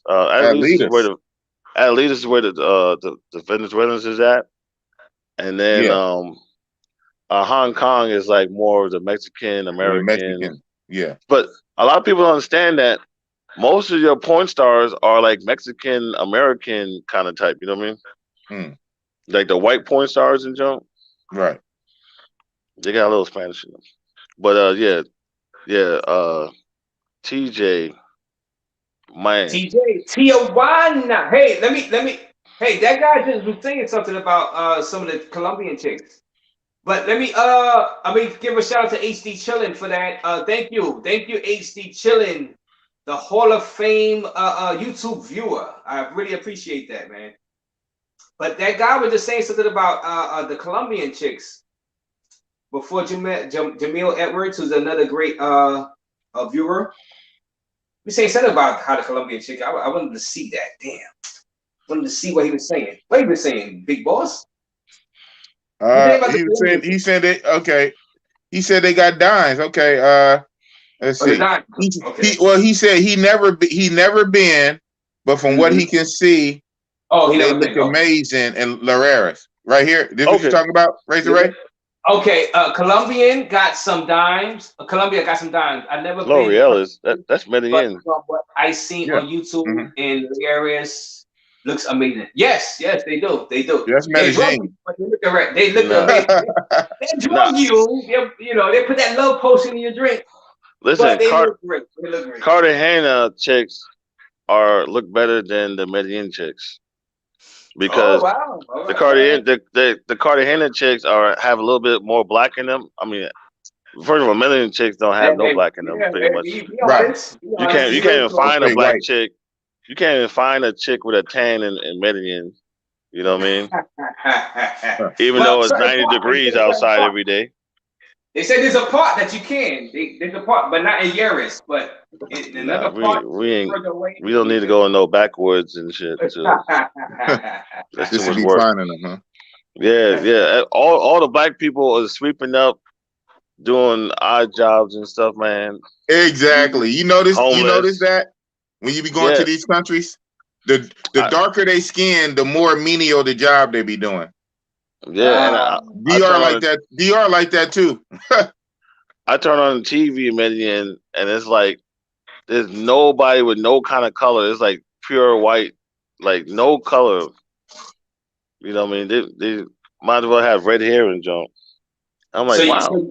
You want a mix of variety. That's why I like Cartagena. Cartagena is they got a mix. I like a mix. I like a healthy mix. And there's super sexy black chicks there too. I mean, if y'all don't mind. Pretty. Super pretty. Oh man. If you get some girls from Cali, go out there, man. I keep telling y'all, one of my top 3 girls from Cali, right on the beach. She was sweet. You know what I'm saying? Oh, Justin Case Research. Cartagena on Tuesday. Okay. You got to give me that review. You got to give me a review. Hit my Instagram on Razor Rays X. All right, Instagram. You got to give me. Hit me on WhatsApp. You got my WhatsApp. Hit me on WhatsApp. I need a good review on what it's looking like because I'm about to be out there. There you are. Yeah. Man, yeah. But Cartagena is the truth, man. Cartagena is the truth, man. But like I said, I'm going to go to I'm going to go to Tijuana because I'm a YouTuber now, so I got to go experience it, and it helps me. Because to be honest with you, I would have never went to Cartagena if I wasn't a YouTuber. I was satisfied with DR. That's how much I wanted to get out the Matrix, aka USA. I was satisfied with DR. I'm like, well, as long as I'm out of the USA, I'm good. I'm in DR. I'm happy. But when you start experiencing other stuff besides DR, you're like, oh my God, this is a whole nother level. So I'm gonna keep exploring. Yeah, but like Rio is everything all in one. All in one. I got you. Yeah. Hey, I understand. You gotta get out there. You gotta get out there, raise your raise, so you can give your opinion. I should be talking bad about Rio. I should be like, yo, Rio's trash. I should be talking bad about Rio. Yeah, exactly. Should be talking bad about so nobody go. Rio's trash. Don't even go. Yeah.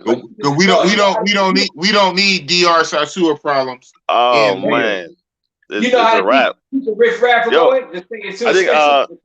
think 2 weeks ago I released all my DR mains. All my DR mains I released it. I didn't empty the photo gallery and dump everybody on the street. That's the effect Brazil had on JJ. He got back and he released all his DR mains. I remember when he did that in the group. He said, I got a fire sale. Hoes for sale. Hey, I still, I got a soft spot for DR because DR really got me traveling out the country. That was my first spot. So Mr. said, Big Boss is acting like a Passport Pookie in his own bedroom. Passport Pookie. And the Ray. You know when they say Pookie and Ray? That's what they call me. My nickname is Ray. Ray. They had Pookies and Rays out there over abroad ruining it. Oh, damn. They're like that. How much? Did you need some more? You need some more? How much? How much? I don't even care. Here, take it all. Take it all, baby. You be like, baby, you look so beautiful. Here's 1,000 pesos for being so beautiful. This would be a beautiful. Here. Yeah. Hey, who said he did that? That Terrence dude said he paid Joanna just to be with him, and we don't even have good. Oh man. That Terrence guy. Yeah, I know. Just for you waking up, Ray in my own bedroom. Just for you waking up, man. I thought you knew, Vinny Hustle. Hey, pull up, Vinny. You on here? Pull your ass up, Vinny Van. Where the link, man? That's still up. Vinny. Where the link? Like I'm on the phone talking to people. Like I'm used to this. I'm talking all night, drinking and talking nonsense. All night. Like literally. Why not do it on the live? Man, we lit. Talk to more people. We lit. I'm gonna be drinking anyway and hanging out and chilling. Why not do it on YouTube on the Big Boss Real Talk, unfiltered? Unfiltered, motherfucker. Say that. Sure. If you was in Rio right now, you'd be now walking back to your spot with the chicken. I know. We walking back, man. Another one, I'll be on the DJ Khaled. And another one. We the greatest. We the greatest. I'll be on my DJ Khaled in Miami in a wannabe Miami Light, Brazil. Damn. DJ Khaled. That's the beautiful passport, man. Vinny Van, hit it up, Vinny Van. Hit that StreamYard, man. I think I tried. I'm dropping this with Vinny Van. UKU232EQ8D. Vinny. I think I tried to convince one of my coworkers, man, for 10 years to get his passport, man. Right. Every time, you got any pictures? I said, man, I ain't showing you no more pictures until you get the passport, damn it. A lot of times they just be on that bullshit, bro. They just want to live off your pictures, and then they ask you a million questions and still don't go. Exactly. That's what they get me. I'll be like, yo, I'll take you out there personally. And they still can't. For some people, you'll pay for them. I want you to be as happy as I am in life, and they still won't get the passport. I can't pay for you, and I can't pay for your flight and your passport. I'm trying to help you out. You a good dude. Like I'll be like, because one, they have to show initiative, right? Well, the initiative, the passport, pay for your flight. I got you for the hotel, the Airbnb. I'll rent a spot that's a 2-bedroom. You know, so you basically it be included, right? So, but now you got to pay for your flight. You pay for your flight. I got you for your lodging. So all you need is your food and entertainment. And actually, that nipped me in the butt the last time, because for Memorial Day I had got a 2-bedroom across the street from Envy for like $90 a day, thinking that one of my friends was gonna come with me, right? And he's the one who wanted to go during Memorial Day, because for veteran travelers, we'll go the week before or the week after. We don't go on the holiday because that's everything's jacked up, exactly. At bad attitudes, rush, everything is rushed, what I mean? You're competing, a whole bunch of negatives and stuff, right? So, but I'm working around his schedule. And he said he want to go when I'm going, and I said, all right, well, we do Memorial weekend. We do I'm gonna do the whole week. You can come down with me, and then you can leave by yourself. You know what I mean? He ghosted me for a couple weeks, and then the week before, I'm like, yo, what's going on? And he said, he can't do it. What? I was like, well, that be that bullshit. I was like, well, I already booked and stuff, so I'm going. Man, he said, shit, if Mr. Michigan's asking, Mr. Mister is going. And with that, we're gonna add Vinny. Vinny. Hey, what's happening? What's going on? Hey, nothing much, man. We got Vinny Vin. We got somebody. Where you at right now, man? Where you at? I'm out here in Puerto Plata. Wow. We got another New York. Man, Club Miami. The sun come up. Man. That's what's up, man. Hey, so you just waking up, huh? Yeah, man. So I don't know what my voice sounds like. This is the first time I'm talking today. I'm like, let me see if he's still live. And sure enough, you still on here. Oh yeah. We going on 6 hours, man. We going on 6 hours. How that the first part. How that Club Miami out there in Puerto Plata is going? How what's the town look like over there? Yeah, Club Miami be jumping. It's mostly locals that go up in there. It's about to go on the weekends, Friday, Saturday, Sunday. Yeah, because in Sasor they tired out there. They tired. Yeah, nah. You can go in there. You meet mostly non-pros, but a lot of pros be in Club Miami too. You just don't find out till later that they actually working. They just hit you from a different angle. Damn. They still want the money, but they just want it for something noble. Like I hate to ask you, but my grandmother. Vinny knows. They just come from a different angle. One of the stoves and shit. Exactly. Okay. I'm gonna need it. Yeah. So AC Chillin asked a question. Which country for the, I guess he say best. Which country for the best street meat? DR, Brazil, Colombia, or Mexico? For the best. I guess he talk about Plantalitos, right? Plantalitos, he's talking about street. He's talking about street meat. He's talking about the burgers and hot dogs. From the pushing cart. Shish kebab, the carts. Yeah, right. They'll be on the little push carts. The little food. Which country has the best street meat? So hold on. Wow. Vinny, you first. What do you say? Shit, I don't know. I haven't been to each one, but all right, you haven't. All right, you haven't been to Brazil. The best street meat.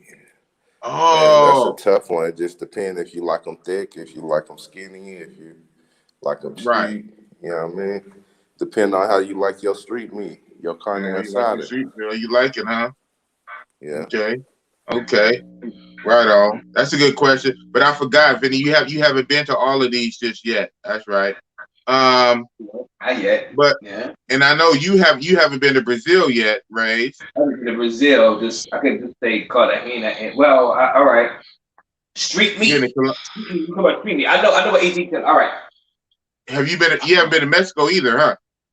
I haven't been there. Haven't been to Mexico yet. Okay. So I guess between DR and Colombia. It had to be Cartagena specifically in Sosúa. Okay. Street meat. Now, I'm not gonna lie, I had some good street meat in Sosúa because I used to go 2014. So I went with the okay. But you know what? But this is updated for a traveler now. Updated now. Well, remember, we're not talking about the glory days. So all right. No comparison right now. If you talk about 2021, Cartagena got the best street meat. Out of those two. Out of those two. Brazil, I'm not gonna add Brazil and Mexico. Man. All right, Jay, you next. So Jay, you've been to all four. So I got bingo on this month. bingo. But man. Well, if we're not talking about price point. Not in the club. Well, you know what? Exactly. Yeah. So are we talking about price point? Or are we talking about looks? Or are we talking about service? So yeah, exactly. So but it will be you really can't beat the clock tower for street. Okay. Yeah, because you got 100, you about 100 standing out there waiting for you. You know what I'm saying?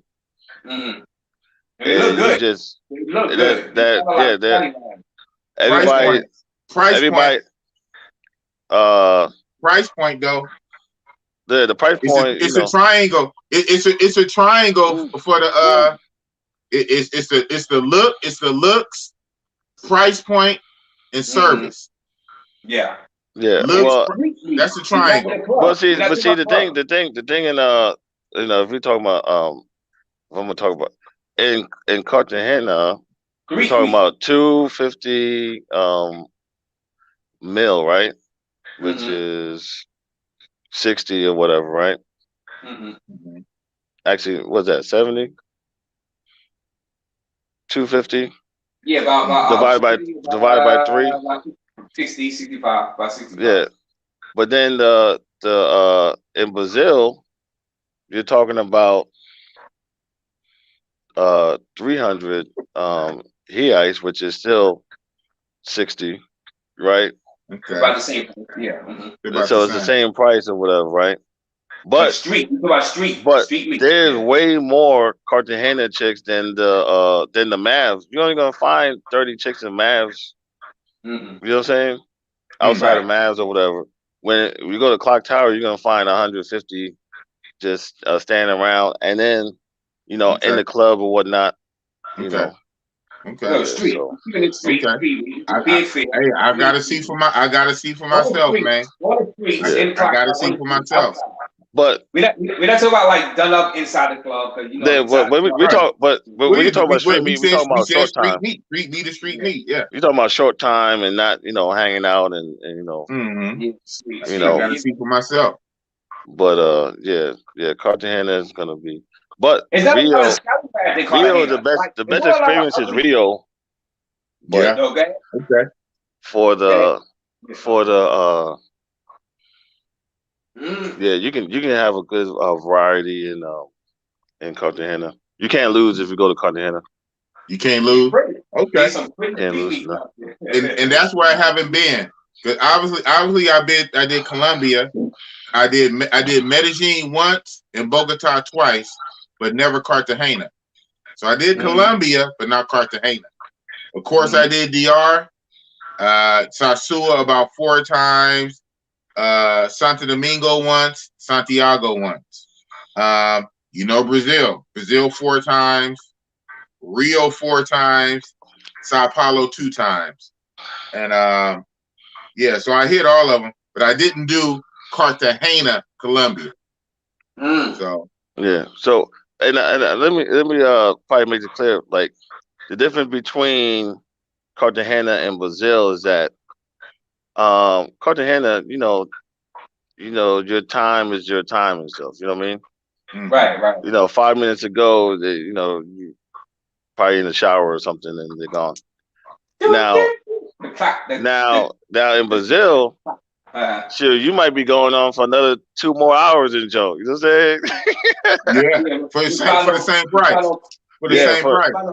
Final financial. One chick, she was fine as hell in Joe. The boss hooked me up.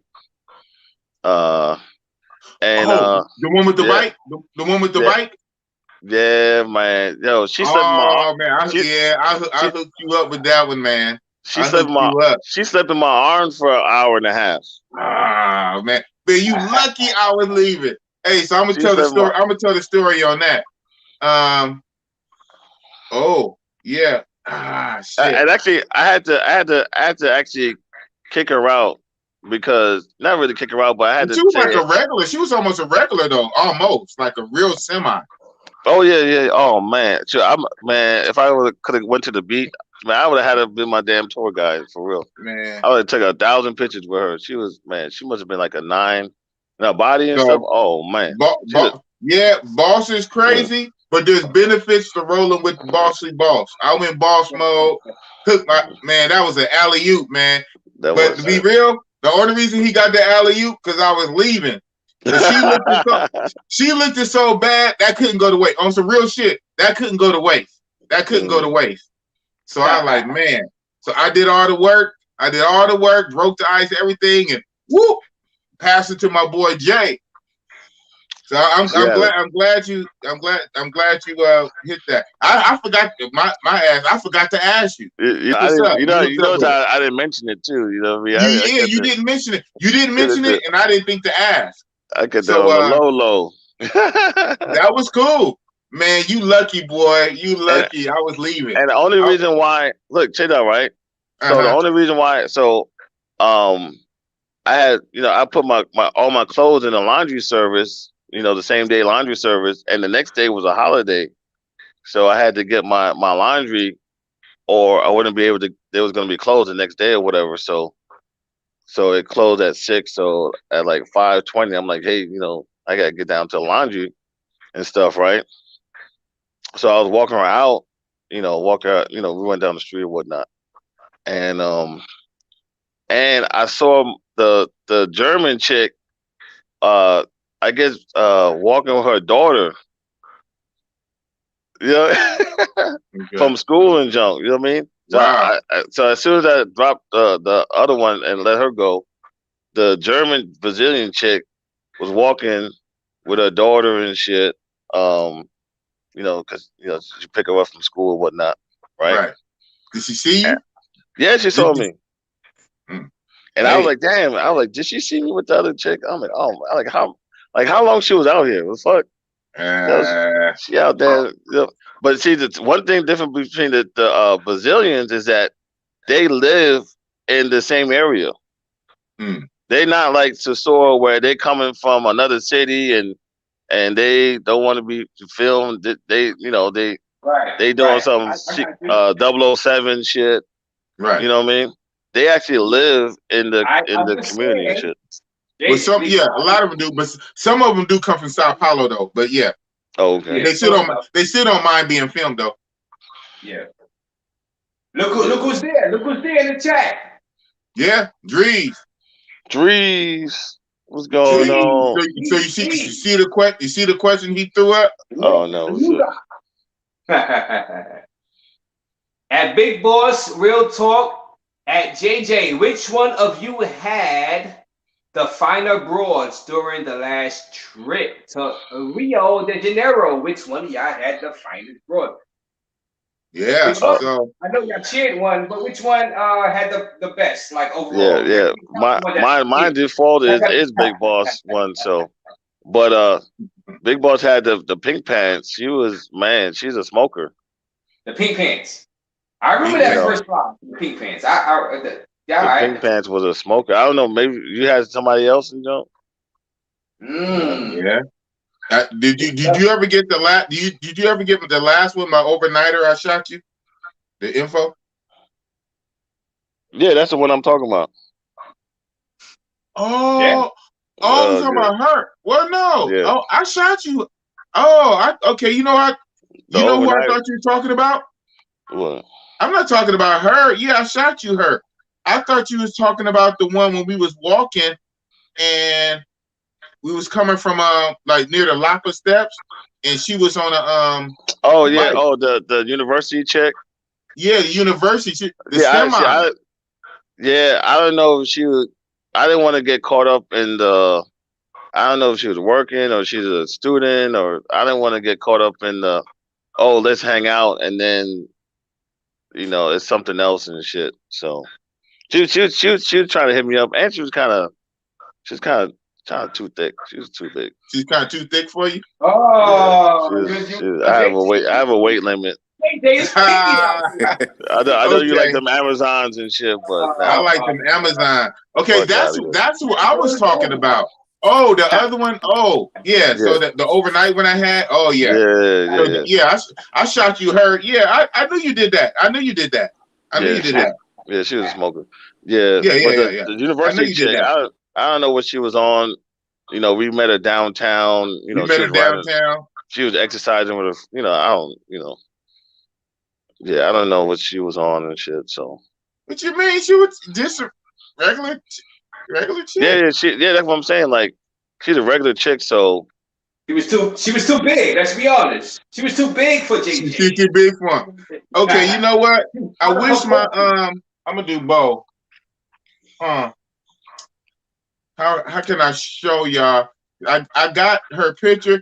I got a video I took after I broke the ice and got her talking, and I shot her to Jay. I stepped back and I recorded it, and I got it on this phone here. But my stupid laptop, that's why you see me looking like this.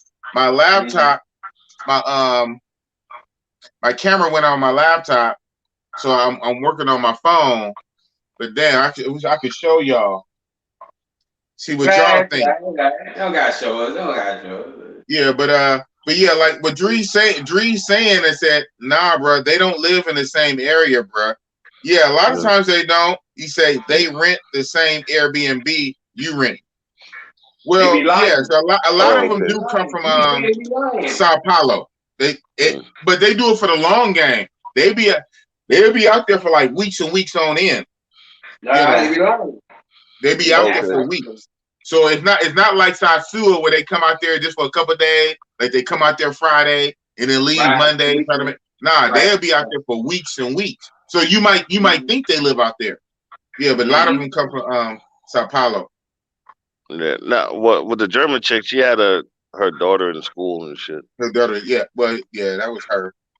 Yeah. Yeah, that probably was just her and shit. Just her. Yeah, daughter in school. But and then some be in the university and stuff like that. But a lot of them do also come from Sao Paulo. Okay. Man, what's up with you, Vinny Van? You just waking up. What's up with you, Vinny? We want to know about the Sua, Vinny Van. What's them girls looking like? Man, she got a pot of coffee on.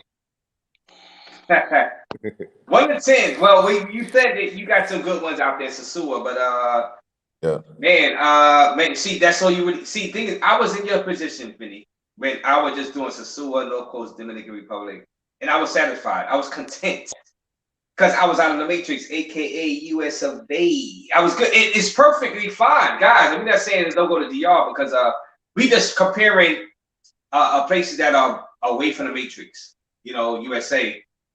We just having some fun. But if you go to DR, if you love DR, if you want to go to DR, go to DR. You know what I'm saying? We just comparing because we got to compare because we go to different places now. There's levels to this, but there's a level above the Matrix, and DR is above the Matrix. So if you end up in DR for the long term, for the rest of your life, you are winning. You are winning. So we don't want y'all to think that we are down in DR saying this. Don't go there. Go ahead.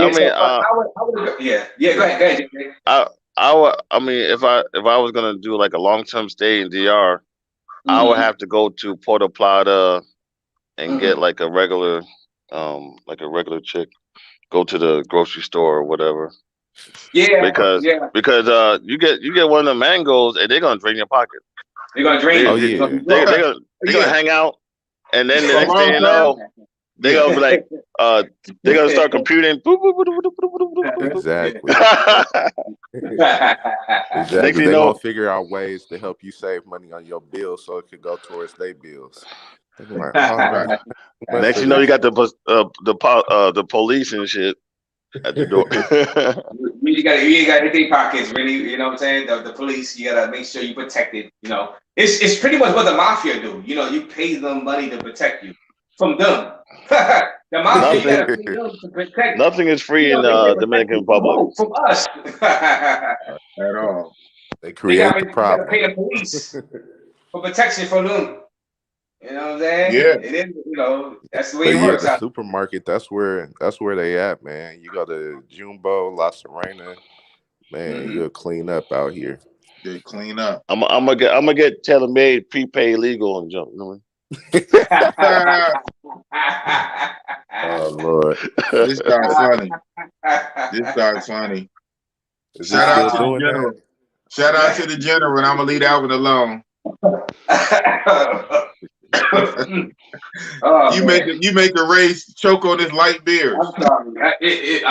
There's too much drinking, too many beers. I'm sorry. Oh man, yeah. A couple homegirls told me they was headed down to the zoo last night. They was headed to the club to see what was popping. Mm-hmm. Oh, okay. Because last night was Thursday. Was it? No, it was Friday. Friday. Oh, I forgot because it's already Saturday. Yeah, okay. I think they got a new club. What Club Chiquita out there, and then they got 24 something. Club yeah, they got a lot of stuff open now. So Envy is kind of struggling to get people in there. You know, when they were the only ones open, they were charging, you know, what they wanted to charge, but now it's free to get in. They're doing all type of events, but man, look, listen. I went to Envy, and they had 200 people online, and they were charging $10 to get in, right? Mm-hmm. So okay, so I probably skipped about 150 of them. It was some guys that had jewelry on and shit. They were going to the front. I was going to the front too. Damn it. So like, hey, I'm with y'all. Yeah, right. we Americans. I'm rolling. Hey, you big enough to say I'm his bodyguard. Yeah, we rolling and shit. So you get up there, and that's like the, you know, it's like the, you know, it's going from outside into like the reception area, right? Behind the first house or whatever. Anyway, so you pay $10, right? Then there's another line, right? So they funnel you into the back pool area, right? And the main area, they're not letting nobody through. They say they were saying it's capacity or whatever, or you're not letting nobody through and stuff.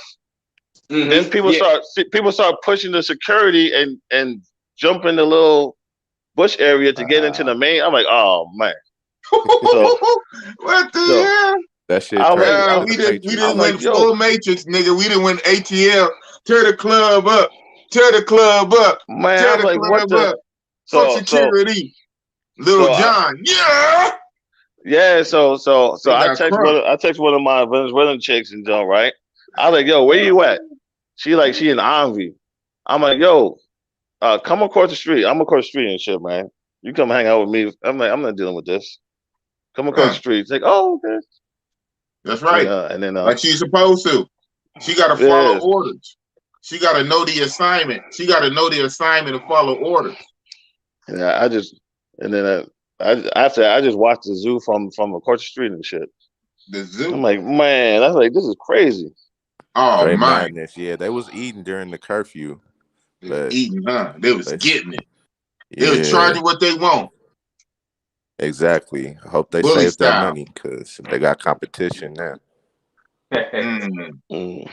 Tell us, boots on the ground. Tell us, hey, how's that little donut spot doing? Is it still making money? That's a good question. I never really see too many people there.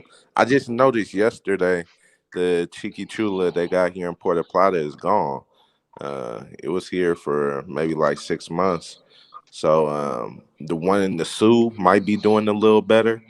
Just because maybe more people fuck with it out there. But the one they had here in POP, they packed up shop. They wasn't doing enough business. I see a lot of people open up businesses and close down. Well, you got to trip. The pandemic don't help businesses, right? Exactly. Let's just say that. In a normal situation, they might have a fighting chance, like 60-40. But in the pandemic, man, shit. Especially with rules changing, all the damn time. Damn. Hey, is Dean Restaurant still going, still popping? Man, I haven't seen it open in a minute. Every time I see him, Atlanta Lights brother, Atlanta Lights come by. Atlanta Lights, Dean shit. Yeah, they're like, come by the restaurant. I'm like, man. I'm like, so y'all open at 3, right? He like, nah, we open at 6 now. I'm like, okay. I've been trying to go there. But okay. I haven't seen them open in a minute. So, I hope everything's cool. But I hope everything's cool. Right. So just in case research say, I heard Big D's is now in Puerto Plata too. Big D's barbecue. Man, his shit is good, man. I mess with his barbecue every time I go to the beach. Yeah, I like Big D. Big D is really big. He's really big. He's really big. Big D is really big. I met him on my first trip. I haven't seen him since. I go to the restaurant since, but it's always his workers. But I seen him on my very first trip. Yeah. He had to come back to the States for something because of his health issues. Exactly. So he usually just manages the place, like he's watching everything on camera, and he's talking to his head manager and all that. But he had to stay at the house for a while, recover from his health issues. Yeah, but I met him on my very first trip. We took pictures together. He took a picture. He let me hold his this big old chopping stick. He let me hold it. And I was holding it like this. Yeah, he's a cool dude. Hey, boss, there was a guy from London that was checked in just now. I was trying to see what he was saying just now. Jim Jerry. Yes, London in the building. Brothers, you're dropping real gems. Here, thanks for the tips. Jim Jerry, from London, overseas, thousands of miles away. Thanks for checking into the Real Talk Big Boss program. I don't know what I'm doing up. I don't know what I'm doing. I don't know what I'm saying. I don't care. I'm just having fun chatting. I appreciate everybody that's just like listening to us ramble on about nonsense. But if you get some educational information, God bless you. All the more better, huh? All the more better. The more the merrier. And I'm just happy to help you. Yeah, hopefully they get rid of this little mandate out here the same way they suspended that mandate. Right. But I noticed, because I was in Sisua the other day, that a lot of places are not asking for the Vax card anymore. So you know what, Vinny, hold on. We don't want to blow up their spot, so we're not gonna go. Okay, yeah. I'm not gonna say who. But I understand. We get it. I'm not. Hey, because that's a good thing that we are still on YouTube. I'm thinking like I'm just talking to the video. And I'm gonna be like you snitching, but you didn't say who though. You just said a lot of places. Yeah, I won't say who, but I will tell you this: if you go to an official spot like a bank or a money exchange, they're gonna ask for it. Yeah. Wait. One more time. So you need the vaccine card to go to a money exchange? Yes, to enter Caribe Express, you need it. So you might have to find you a little side money exchange spot. So are you fucking serious? Bro, to exchange my money, I need a vaccine to exchange money. Bro, I went into Caribe Express on Wednesday. I had to show documents, and a passport. Big boss, put your arm out, big boss. Put that arm out. Hell no. You got no job. I put my middle finger out. But there's ways around it. But yeah, they asking. Wow, that is crazy. Yeah, you have to use the ATM or the money guy buy a new garden and shit. Exactly. You gotta use the little money guy always hanging out there. Man, I gotta use him now. Mateo, that comes by Flip Flop. He's a trusted money dude. You don't have to worry about getting no fake bills. So that is crazy. Breaking news here. If y'all didn't know that, because I sure didn't know that, you need to show your proof of vaccination just to go into the money exchange. Wow. Yeah, for now. Yeah. For now. Well, if you say Caribe Tours, then if you was gonna take the bus from, some people like to take the bus from Sosúa to Santiago, right? Not Santiago. Them too. Caribe Tours. So Caribe Express is the money exchange spot, but Caribe Tours, if you want to take the bus, they're gonna ask to see it as well. Ooh, wow. So you need the vaccine. You need the vaccine to ride the bus, right? Oh, we're on the bus. Ooh wee. That's a gem right there. That's inside. You heard it here on Real Talk. Real Talk. Some people, if you land in Santo Domingo, how much to ride a taxi from Santo Domingo to Sosúa and John? Well, now it's 150. $150. Yeah, yep. $150. Boss no, boy. Boss knows. Bo no. 150. And then from Santo Domingo to Hunter. Ain't that right? Yeah. That right, Vinny Man? That's what you get. Yeah. So you go from $15 to $200. That's the standard price. Anything? No. 150, 150, not 15.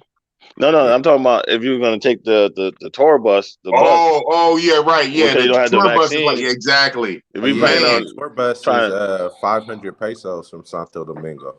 Yeah, so you that's $20. That's 20. 500 is $20, right? Or 10. $10. Yeah, $10. Okay. So some people they fly into Santo Domingo and take the bus down, or I used to do that. Well, I used to fly to Santo Domingo. Yeah, I took the bus once, and I did Uber a second time. Me and Umar took an Uber. We split an Uber. Okay. Damn. That those are monkey wrenches, But the vaccine is only one shot. You don't need one shot. You don't need the double shot, do you? Yeah, it's only one shot out here. They're not requiring both yet. Mm-hmm. Yeah. But I know a guy, he ran a little experiment. So he went to the grocery store. He actually, he's vaccinated. He has his credentials, but he forgot them on this one particular day. So he just went up to the door and showed like a library card. And they let him in the grocery store. They didn't even look, huh? Yeah, they wasn't even looking. Especially if it's in English. They're just like, okay. All you need is that overzealous guard or employee that's gonna do too much. I know what that Karen. is. No, I know what that is. A Dominican Karen. Yeah, if you're at the bank, it's a different story. But the grocery store, they're just there to lead it. They want you to spend money. Duh, don't these businesses want money? Do you want money or you want a vaccine card? I'm here to spend pesos. Okay? Pesos. Yeah. I mean, you never know. I mean, it's so many grocery stores out there, so you never know. With all that money, you got to plan some more trips, big boss. With all that, shit, you got a plane ticket in your hand right now. Hey, man. I came back with 900, man. USD. Godly. Or what's the 7? No, it was odd. It was either 7 or 9. Oh, I think it was 7 because that's part of why I got some of this. Because you ain't overpaying enough. Look at that. You're right, I ain't. Oh, because when I was in Sao Paulo, I went to the money exchanger in Sao Paulo, and I cashed in 200. So I think that's what took my 9 to 7. Damn. And I got most of that 1100. Oh yeah, the rate hit hella hard. When I was in Sao Paulo for 200, I got almost, instead of getting a G, I got 11. I got a G98. I got a G98 for 200. So that rate hit hella hard. I'm like, ooh wee. All right. So yeah, right when I was leaving, that rate got sweet. I said, man, it's better than 5 years ago in Brazil. Because I know Brazil was like 3-1 before. UX to Brazil. 3-1. That shit's like five. It's almost 550. It's like 540. It's 548. 548. Okay, all right. So 548. It was like it was. And I tell you, I just gave him a straight 200, like no 210. It was just two $100 bills, straight 200. I got almost 11. I got a G98. Right. I said, oh, we 98 extra. So you saying I came back with some of those rare because I didn't even spend all of those Hayites. Right. That G98. So some of this is some of that G98, and then of course I got my 7. Okay. Yeah, so I came up, man. All right. You got to come up. That's good, man. Big boss got to come up. He doesn't take no loss. Yo, that German chick I was talking about, man, she was hanging so tough in junk, and it wasn't costing me anything in junk. You know what I mean? Yeah. Over that. Look. You was winning. You was winning with the German chick because you kicked with her like 4 days. 4, yeah. She was an overnight. She spent night overnight joint. 4 nights. First comes love, then comes marriage. Yeah, I felt bad in junk. Then comes the baby carrots. Yeah, right. I felt bad, so I had set her up a damn Bitcoin account. What? I set up a Bitcoin account for her and shit. I'm like, you put her on. Man, you the first chick of the damn Bitcoin account and shit, motherfucker. Hey, she ahead of the game.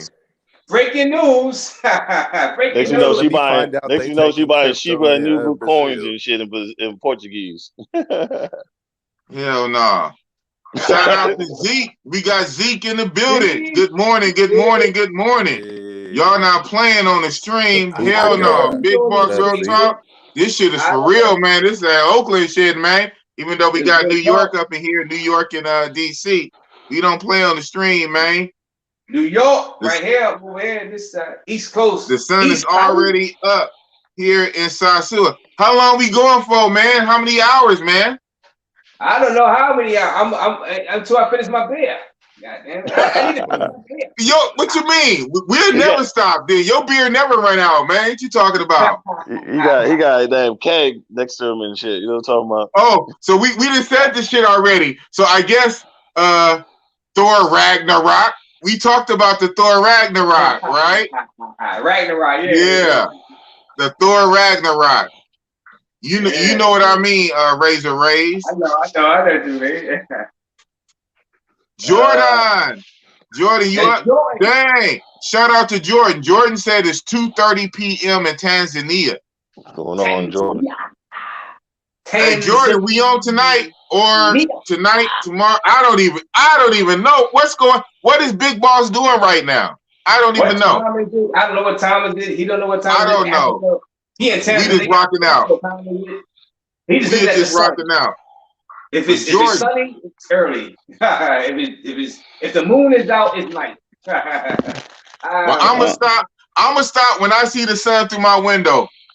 When I see the sun through my window, I have to do my vampire shit. He said it's 2:30 in Tanzania. Yeah, I know it's cold Big Boss outside. Gonna break the record tonight. Super cold. Can we go? How long can he go before I go? You can say, Bob, huh? Oh, I wasn't asleep. I was just resting my eyes. Man, they still sleeping or trying to steal something now. Who? Hey, who? Who you talking about, Z? Hey, Z, come on here, man. Mo, come on here, Zeke. Still sleeping or trying to steal something now? Oh. Well, what are you talking about? I know some people in real life that are, trying to steal something, bro. But right. I'm not gonna blow these spot up. But Big Boss, man, this is a good panel because I like coming up here, late nights when I'm just like I need people to talk to sometimes. Sometimes I just need to talk to the people. And this platform gives me a chance to talk to the people. You know what I'm saying? Talk to the people, man. Talk your shit. Panel and just have a discussion. It's like therapy.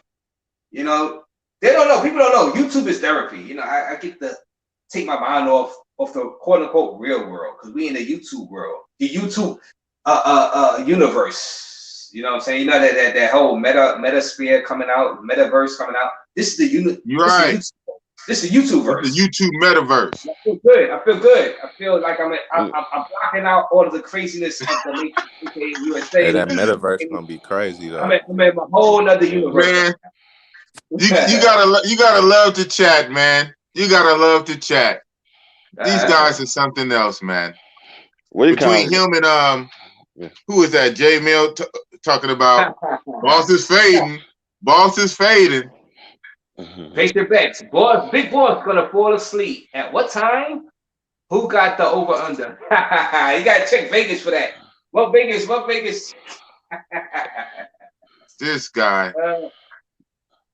This guy. Yes, Christopher Wary. We still alive, man. 5 hours ago.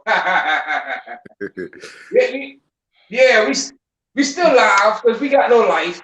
Really, we got no life. And you know what? The life we got is when we book that ticket, book that flight, and we fly out abroad. Shout out to Zeke, man. Shout out to Zeke. You a real one. Zeke is, you know what I'm saying? On my first Brazil trip, it's possible because I hopped on Zeke's trip. Zeke had a whole little trip planned with a crew. I didn't know nothing about Brazil. My crazy ass might have just went solo dolo, but it made it a whole lot simpler for me to book my flight when I knew Zeke was going. Zeke was going, so I based my trip around Zeke and his crew. So shout out to Zeke. Shout out to Zeke. Yeah, my first Brazil trip was messing with Zeke and his crew. Zeke, Starboy Ray, all the cats. Man, we was deep. And shout out to Zeke, man. Get some sleep, man. Yeah, the metaverse gonna be crazy, man. They say you can even now start kind of investing in it like some kind of way, like buy property and shit. Yeah, invest in some aspects of the metaverse. Oh man, you might want to hop in. I might have to look into that. Hey, imagine shout out to Zeke. Shout out to Zeke. Reality you might want to hop in that right now. You could pull up on Pedro. Don't wait until it gets too expensive because then we exactly. They're gonna have it. They're gonna have. I'm gonna buy a house. I'm gonna buy a house in the metaverse. I'm gonna buy a house in the metaverse. I'm gonna be chilling in my house. Put the goggles on. How you access it? You put goggles on, or you gonna be like something you have to plug in your head like the Matrix and shit. And you be like, yeah. It's the Matrix, it's the Matrix. Actually, to be honest with you, it's the Matrix. It's really the Matrix. Yeah, so they got two different things. They got the virtual reality headset, and then they have the glasses for augmented reality. So you can still see the real world, but then you see the digital world through the lenses of your glasses. So you can have two different experiences at the same time. Yeah. Man, so I can see how that'd be addictive, and it'd be to the point after a while you ain't gonna want the regular world. The regular world is gonna be like it's gonna be like a drug. Yeah, it's gonna hit like dopamine. You know what I'm saying? It's the Matrix. Yeah. In theory, you won't need a computer. You won't need a cell phone. Like you could just pull up a digital cell phone in the metaverse. Like why have? Wow. And then instant access to all that data. Like, wow. You want a laptop? You're taking a pill, the red pill. Well, I mean, I don't know, man. It's man. Wow. Let me first get used to Brazil first before you do all this metaverse bullshit. Metaverse, yeah, because I want some real pussy. I don't want no meta pussy. Right. Shit. You can give me meta. You can give me meta everything else, but I need some real pussy. Exactly. You're gonna have that, and that's real. That's real talk. Real talk with Big Boss. Virtual reality. It's a movie with Sylvester Stallone back in the 90s when they had that when they was having sex through virtual reality. They put the Demolition Man. Demolition Man. That's what I'm thinking is going to happen. It would be a trip if technically, right, they was able to electronically hit all the nerves to give you like literally the exact feeling. Oh, wow. Yeah, Elon Musk is doing the Neuralink. The Neuralink where they it would have to be the exact feeling. And I'm not talking about just the orgasm, the afterwards, right? I'm talking the actual act. Like you're feeling too much for YouTube. You're feeling wetness. You're feeling wetness. The actual act, not just the release. Like they might can digitize the orgasm, like wow. But I'm talking about the actual act. If they can digitize that, like every step of it. Oh, that's right. He's gonna try. They're gonna try. Watch. They're gonna try. I'm telling you, somebody's gonna try. Even if it's not Mark Zuckerberg, somebody else gonna try. Somebody's gonna try and they're gonna succeed. And watch. It's gonna be a hot solo. Gotta be amazing. Gotta be amazing. Just drop me in Mali somewhere. You said what? Yeah. Just drop me in Mali or Bali or somewhere. You know what I mean? No. I don't need. Hey, y'all can have the metaverse. Put me in a third world place with a lot of beautiful chicas. I just go back to primitive nature and just surrounded by like 30, 40 beautiful chicas. Y'all can have the metaverse. I had a real life. Hey, you gonna be a mimosa to the neck. Everybody gonna be in the house on the metaverse. Man, I'm gonna be a mimosa, like for real. Y'all gonna be in the metaverse. Low balling them. For the low. You said 65. How about 25? Listen, we look, listen. What is that? What is 25 Hayyite? Shit. Listen, I don't even know what that is. Look, boss took me to the Villa Mimosa. Here we go. Here we go with your stories and your memory. What you about to say now? Boss took me to because I dropped my bags and stuff, you know what I mean? Where we go first? After I dropped my bags and jump, right? Oh, I took you to Eden Spa, right? Didn't I take you to Eden Spa? Yeah, okay, yeah. We went to Eden Spa. Yep, we went to Eden Spa was lit, man. It was nice, you know what I mean? It was cool. And then we was like, hey, we're going to the Villa Mimosa, you know what I'm saying? So man, we got out there, you can feel the Santa Fe-ish, you know what I mean, coming on. The Santa Fe-ish energy, huh? Yeah, the dark energy as out. You can feel the dark out energy and shit. The dark energy, damn. Look, I was like, damn, I got these are new kicks and shit. You know what I mean? Goddamn. Like, and look, hey man, that's what you get. Nobody told you to wear no new kicks. I was worried about my new kicks, and my new kicks was all black. You know what I'm saying? I'm like, God, like that's why you lost your hat. That's why you lost your all black hat. I lost my motherfucking hat. Yeah, you did.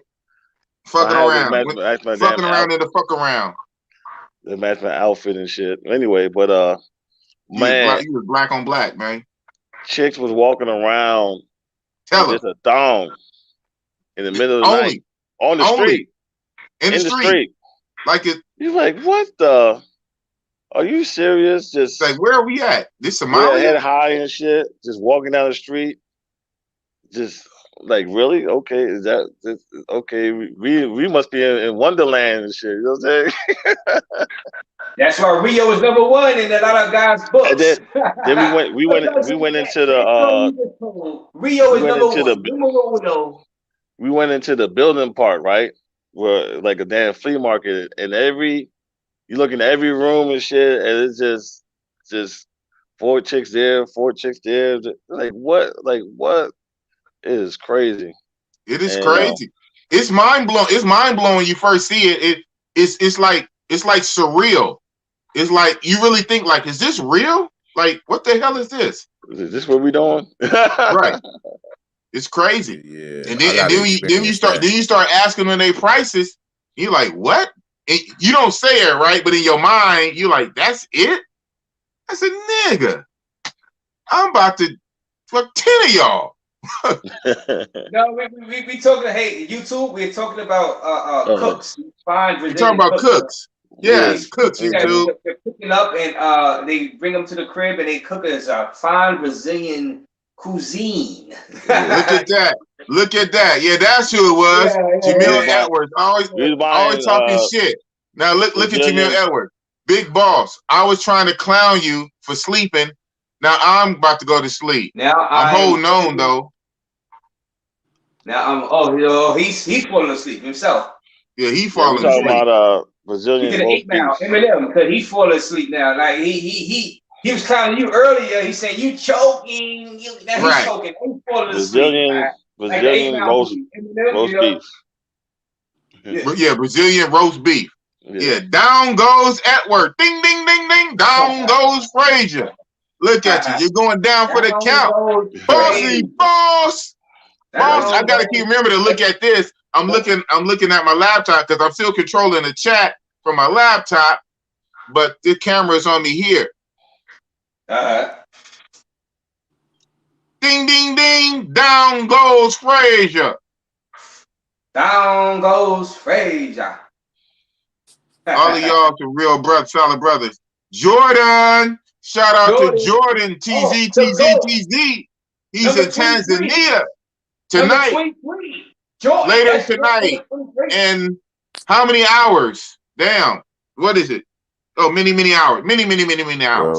Yeah, like 15 hours. About 15 hours. Y'all been waiting on that one, man. Yeah, like, man. He gonna drop that shit, man.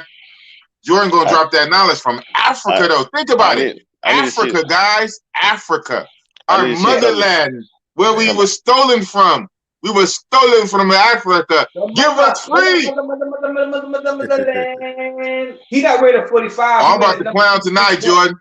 I got a whole little outfit for you, too. I shouldn't have said that. I'm going to really show y'all Wakanda. Yeah, he out there with Serafina and all them. Serafina. Oh, yeah. We got to, man, Africa, man. I'm going to be out there, bro. I wish, you know what I'm saying? I wish on some real stuff. Tanzania is cool, but I wish I could move around Africa with you. Because he said he's going to be hitting different countries, but hey, I'm going to do what I can do, man. I'm going to do what I can do. Yo, Cape Verde. Yo, I've been hearing stuff about Cape. I be seeing girls from Cape Verde. I'm like, oh. Cape Verde, yeah. Man, there's so many spots I want to hit. But like I say, this will get my feet wet. And I can probably just go back, later. It's a big continent. See, Africa's not a country. It's a continent. It's a bunch of other countries. So you don't know. It's different. You gotta have passports. So you gotta know what you getting yourself. You gotta know. You gotta just know. You gotta know what you. Right. So this be my baby steps. Yeah. YouTube is education. Trust me. That's right, Jim Jerry, JJ, the other JJ. He said YouTube is education. It is entertainment. Yeah. What you say, Vinny Vin? Edutainment. KRS-One. I heard him say that first. Education plus entertainment. Education. Education.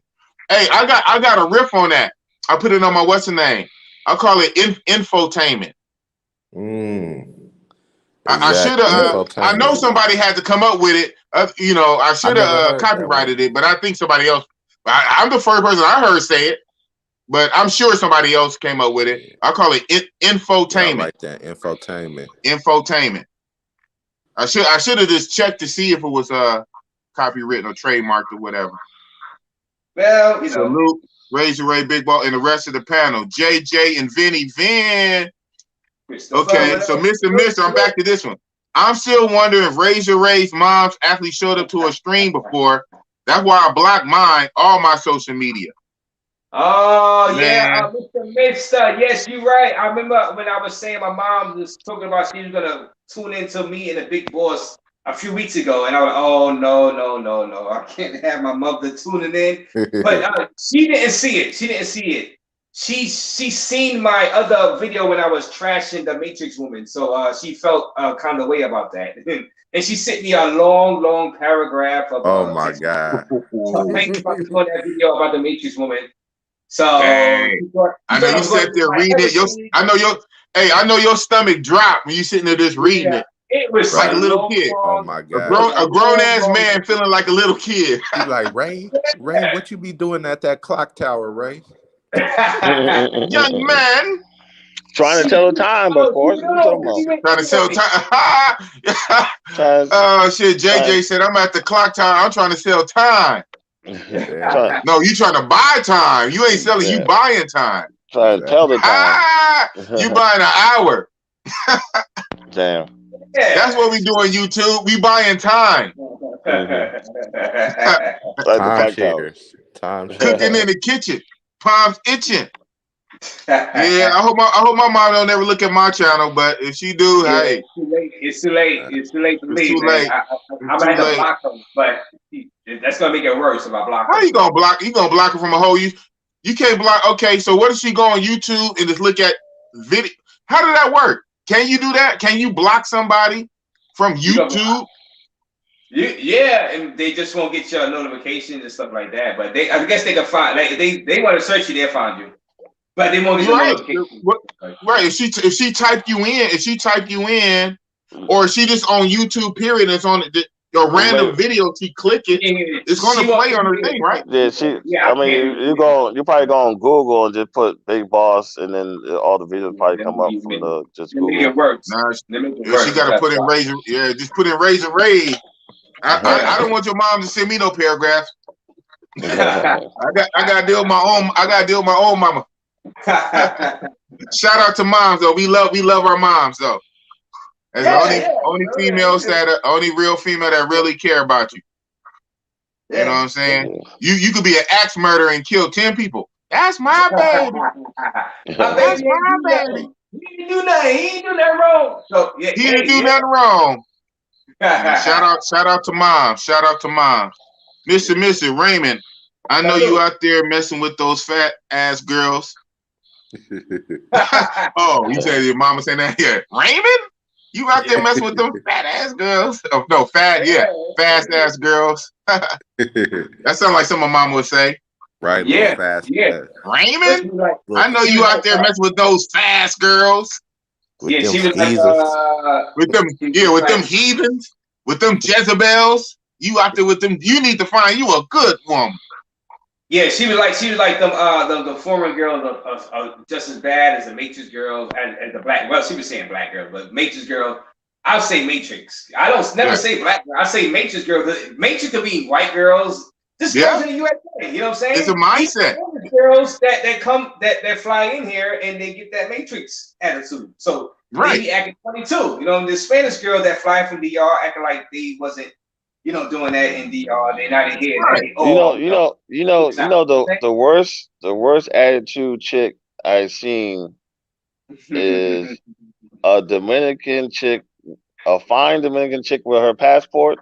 Oh man! Oh man! Her head going. Oh my God, that's a special breed right there. A fine like a 9 or something with a passport. She's already bad. She's already bad. And she got a passport. Oh my goodness.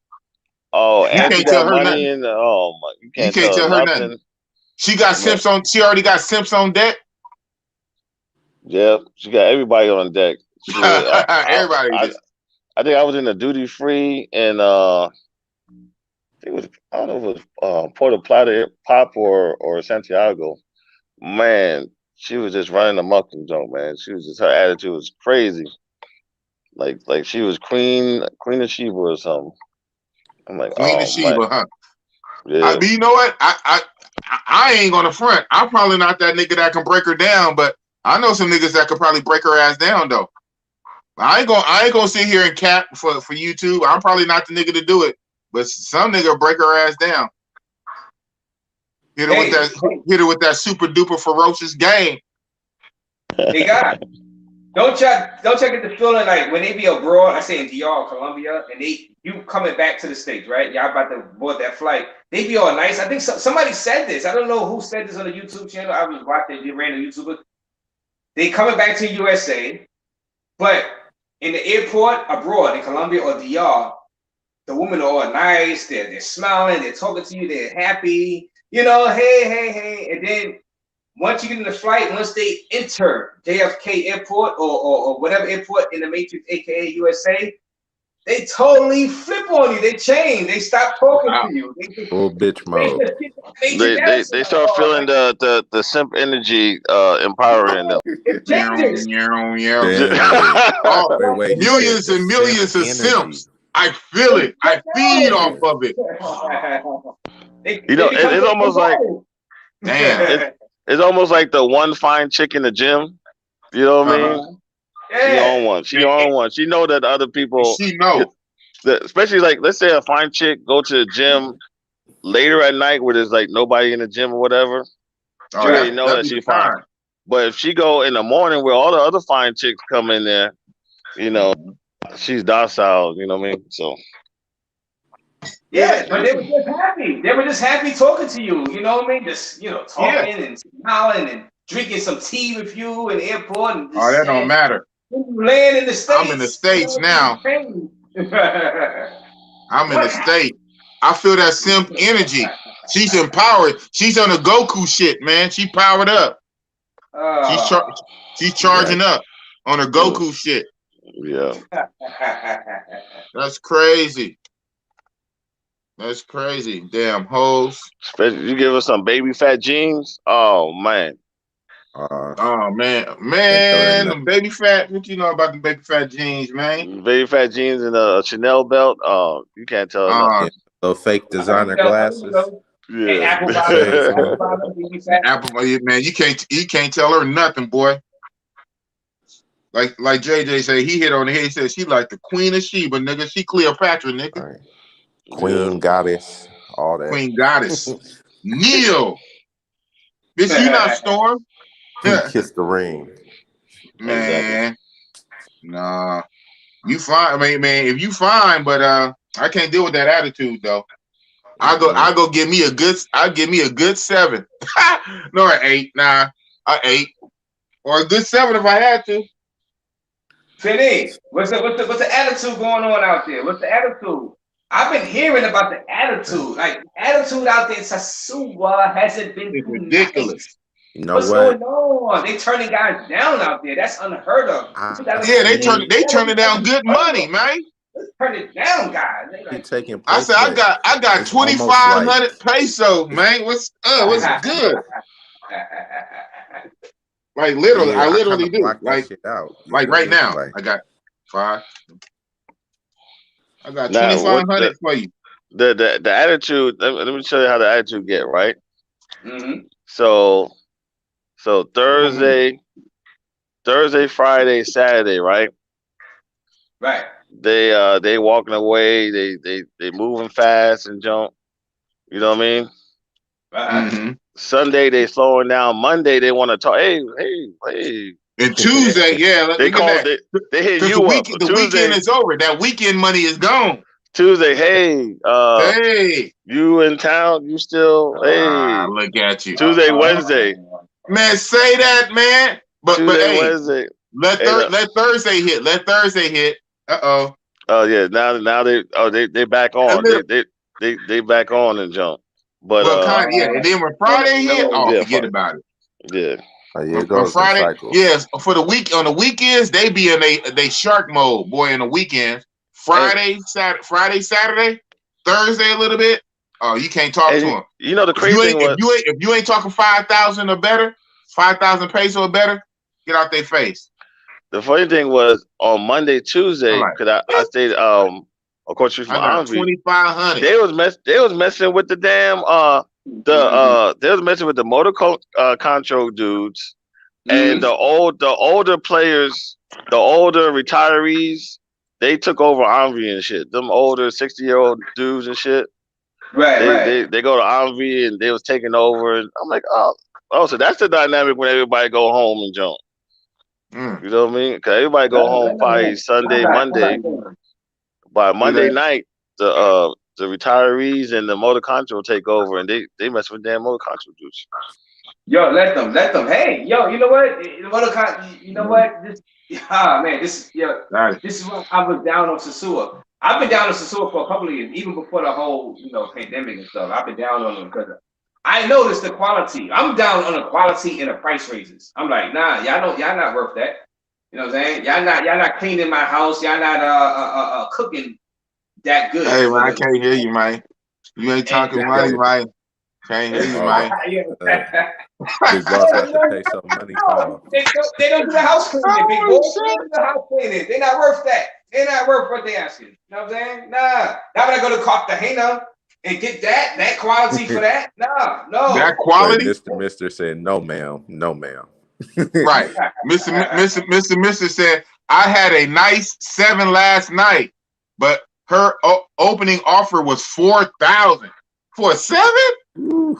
I had to do like Kevin Samuels. Yeah. It breaks my heart. What'd you say, Vinny? It breaks my heart, man. Yeah, no, ma'am, no, ma'am.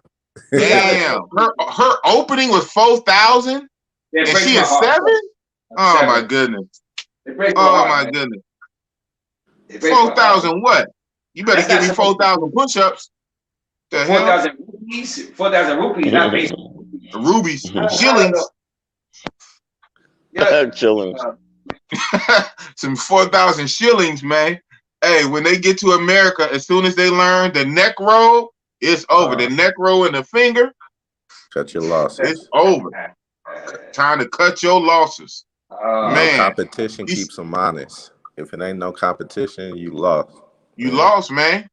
And you know what? And that's some real shit on some real red pill, regular manosphere shit.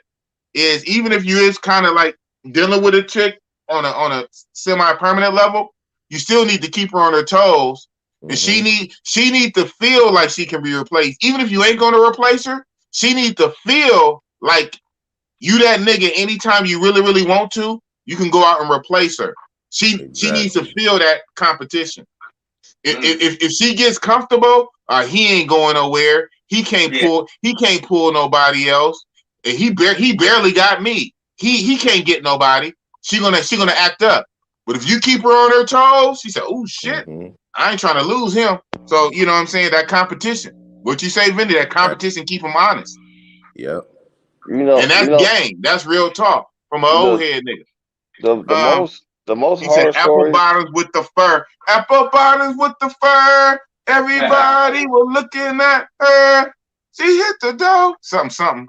Baby got low. You know, the most horror stories I heard was guys marrying the Dominican chicks. Like the older guys marrying, they had some heart. They was like, that marriage was worse than their marriage in America and Joe. Worse than. Worse. That's crazy. Raise not doing that. I'm not doing that. Yo, y'all don't I got a whole world to travel. I'm not doing that. No, I'm not doing Well, they ignore all the warning signs. I'm gonna be back in DR. I'm gonna be in DR, but I'm not marrying nothing. And I got so many places to go. And I'm going to DR for cheap rent. So I'm going to be traveling. Trust me, I'm going to be traveling. I'm going to Cartagena, DR, but I'm not locking myself down because I might as well stay in the Matrix and lock myself down. I'm not doing that. I'm not trying to. Razor, you gonna drop some seeds in DR, man? You know what I mean? Nope. But I'm not trying to be like yeah. Hey, but hold on. But Vinny, what did you say? You remember what you just said, Vinny? What was the last thing I said? Shit. I don't know. You was about to roll, but Razor Ray kept pushing. Let's let Vinny cook about Sasua. I want to hear more about Sasua because I love the Sasua. We're talking about the marriages in Dominican Republic. Oh, okay. I know what Vinny said. Vinny, you said they ignore the warning signs. Yeah, and them OGs, man, they ignore it. Like it's like everybody can see it. Like you, like bro, like your girl don't really fuck with you like that. Like You can just see it. Like she disgusted by you. You know, the OGs just got the blinders on. Damn. You know, some of them. Not really Because I see putting it down. situations that work. Like there's a lot of situations that work, but these OGs sometimes, you know, they want the 21-year-old, and that's cool. You could get some cool 21-year-olds, but they just end up picking the wrong ones because they, you know, they get lazy, you know. They get lazy and, you know, or they get starstruck, you know, and they just ignore all the shit.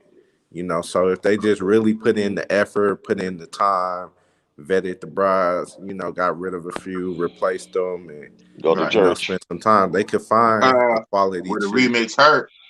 And you always got to have things set up in place to where it, you know, it could end at any moment. You know, Yes, it could end at any moment.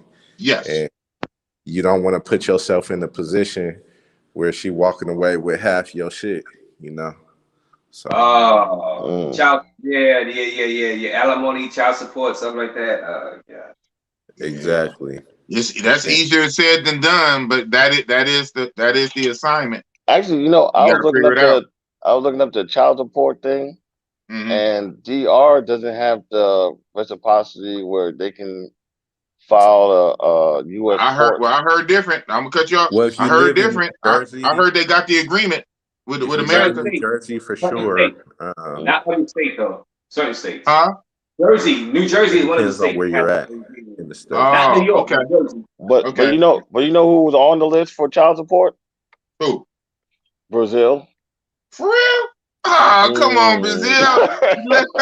Oh, damn. Brazil was winning until I heard that. What's going on? A lot of the first world countries are on that reciprocity, child support, international, you know, stuff. The UK, it's just look up. I mean, I forgot what it's called, but it's like Universal Child Support Act or whatever. Yeah. Yeah, and DR is pretty fair. You only pay half of what they actually can prove that they spend on the child. You know, so food, clothes, schooling, you know, just little stuff like that. You don't have to pay an arm and a leg. It's just a big old giant blanket fee, $300 a month. Nah, you got to really say like, okay, like, are they going to free school or are you going to private school? All right, the father pays half of that. All right, you know, how much do they really eat in a month? You know, it's always something reasonable. It makes sense.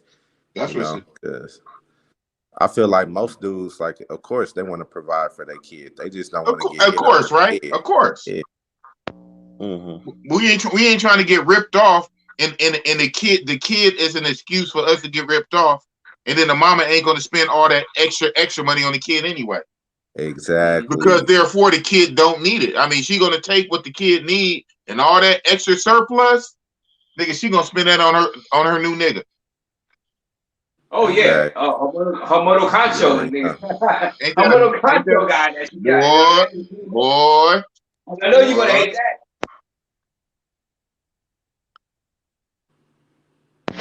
Yeah, because most mothers, you know, let's keep it real. You know, most mothers are good mothers to the kid, right? So they're gonna take the money and do what they're supposed to do most of the time. Some mothers don't, though. Some mothers ain't shit. But most mothers are gonna take the money necessary for the kid, but all that extra money that you paying, that you shouldn't even be paying because you paying like double and triple, all that extra surplus. Oh, nigga, that's to the neck. That's to the neck. The kid is good. That extra money to the neck. You know what I think? I think in Brazil, you might be able to find more chicks that doesn't have children because they're they're really a sexual culture or whatever, but they fucking the ass a lot.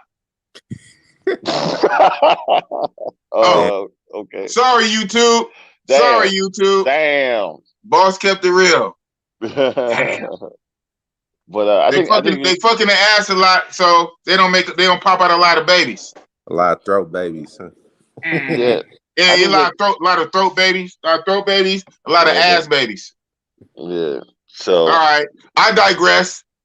I think I said enough.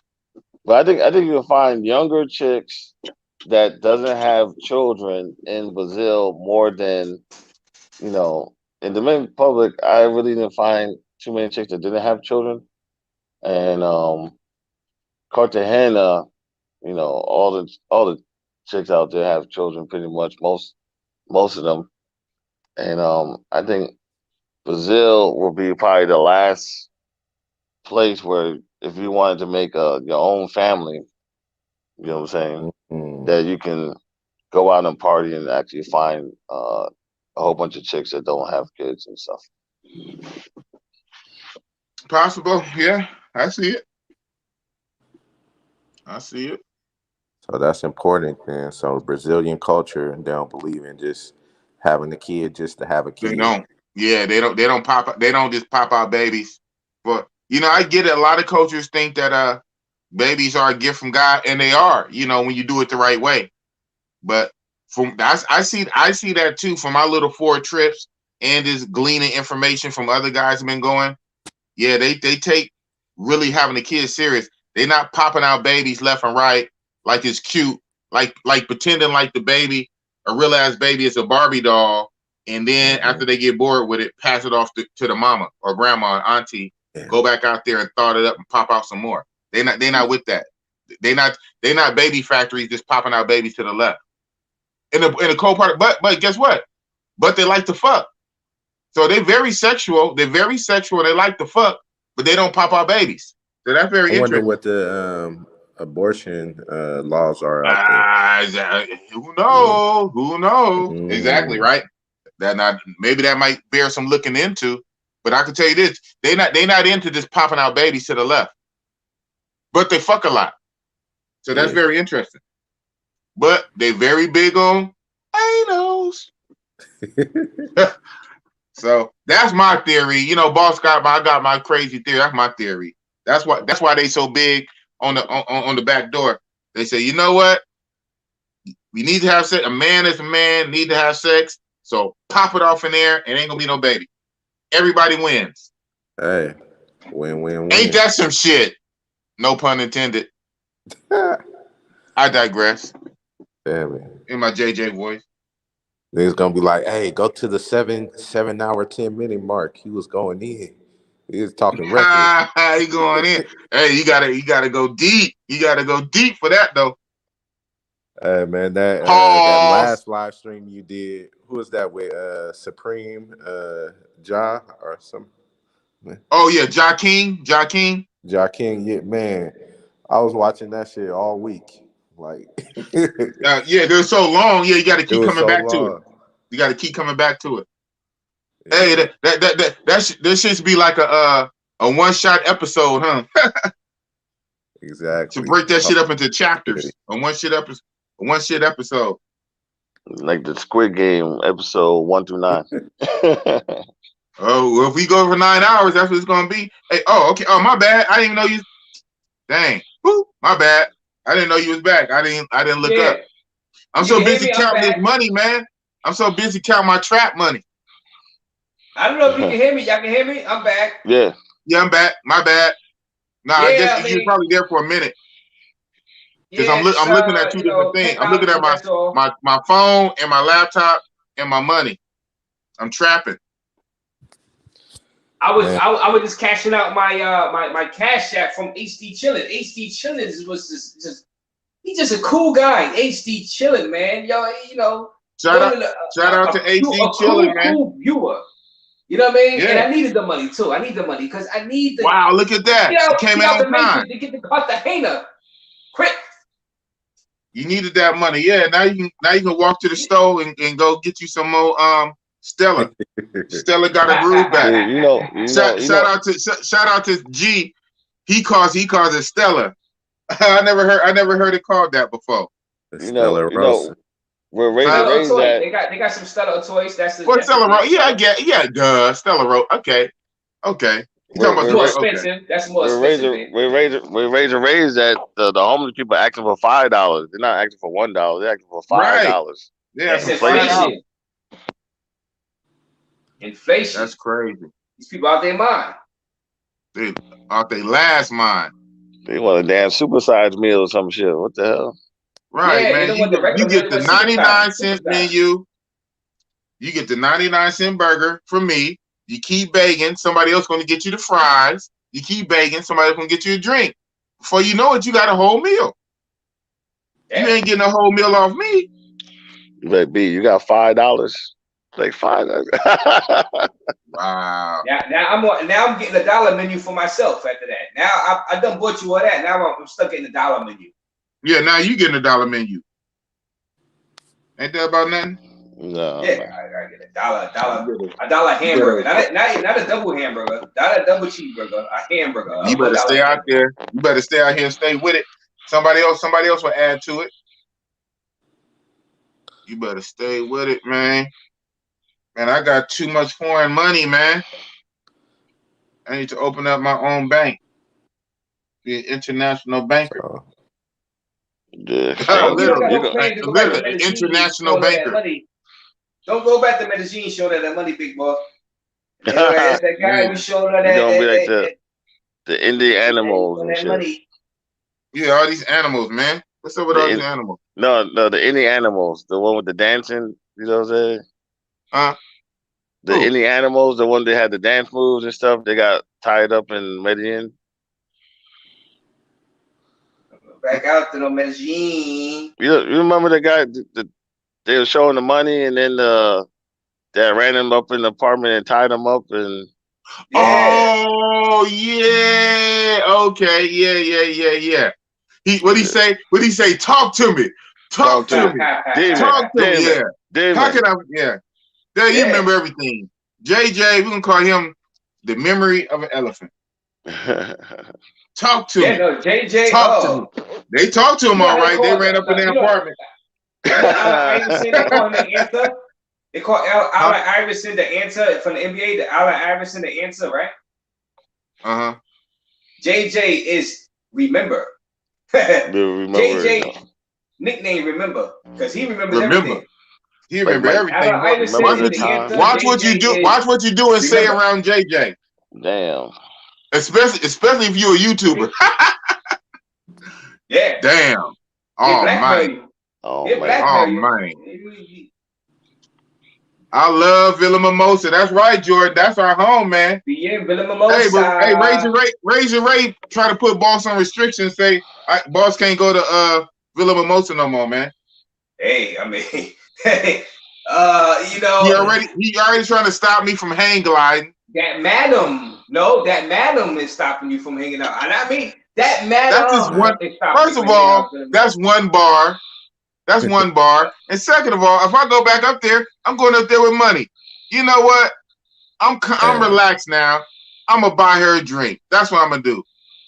I'm gonna hug her, give her a kiss, and buy her a drink. Do some player shit, man. Don't touch that madam. I'm gonna touch her, man. Big boss, don't touch her. I'm gonna hug her and give her a kiss and buy her a drink. A kiss on her cheek and buy her a drink in her bar.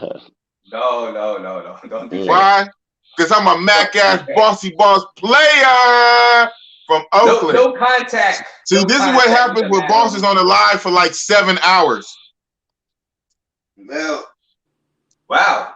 Yeah, that's a record. That is a record. That's a record?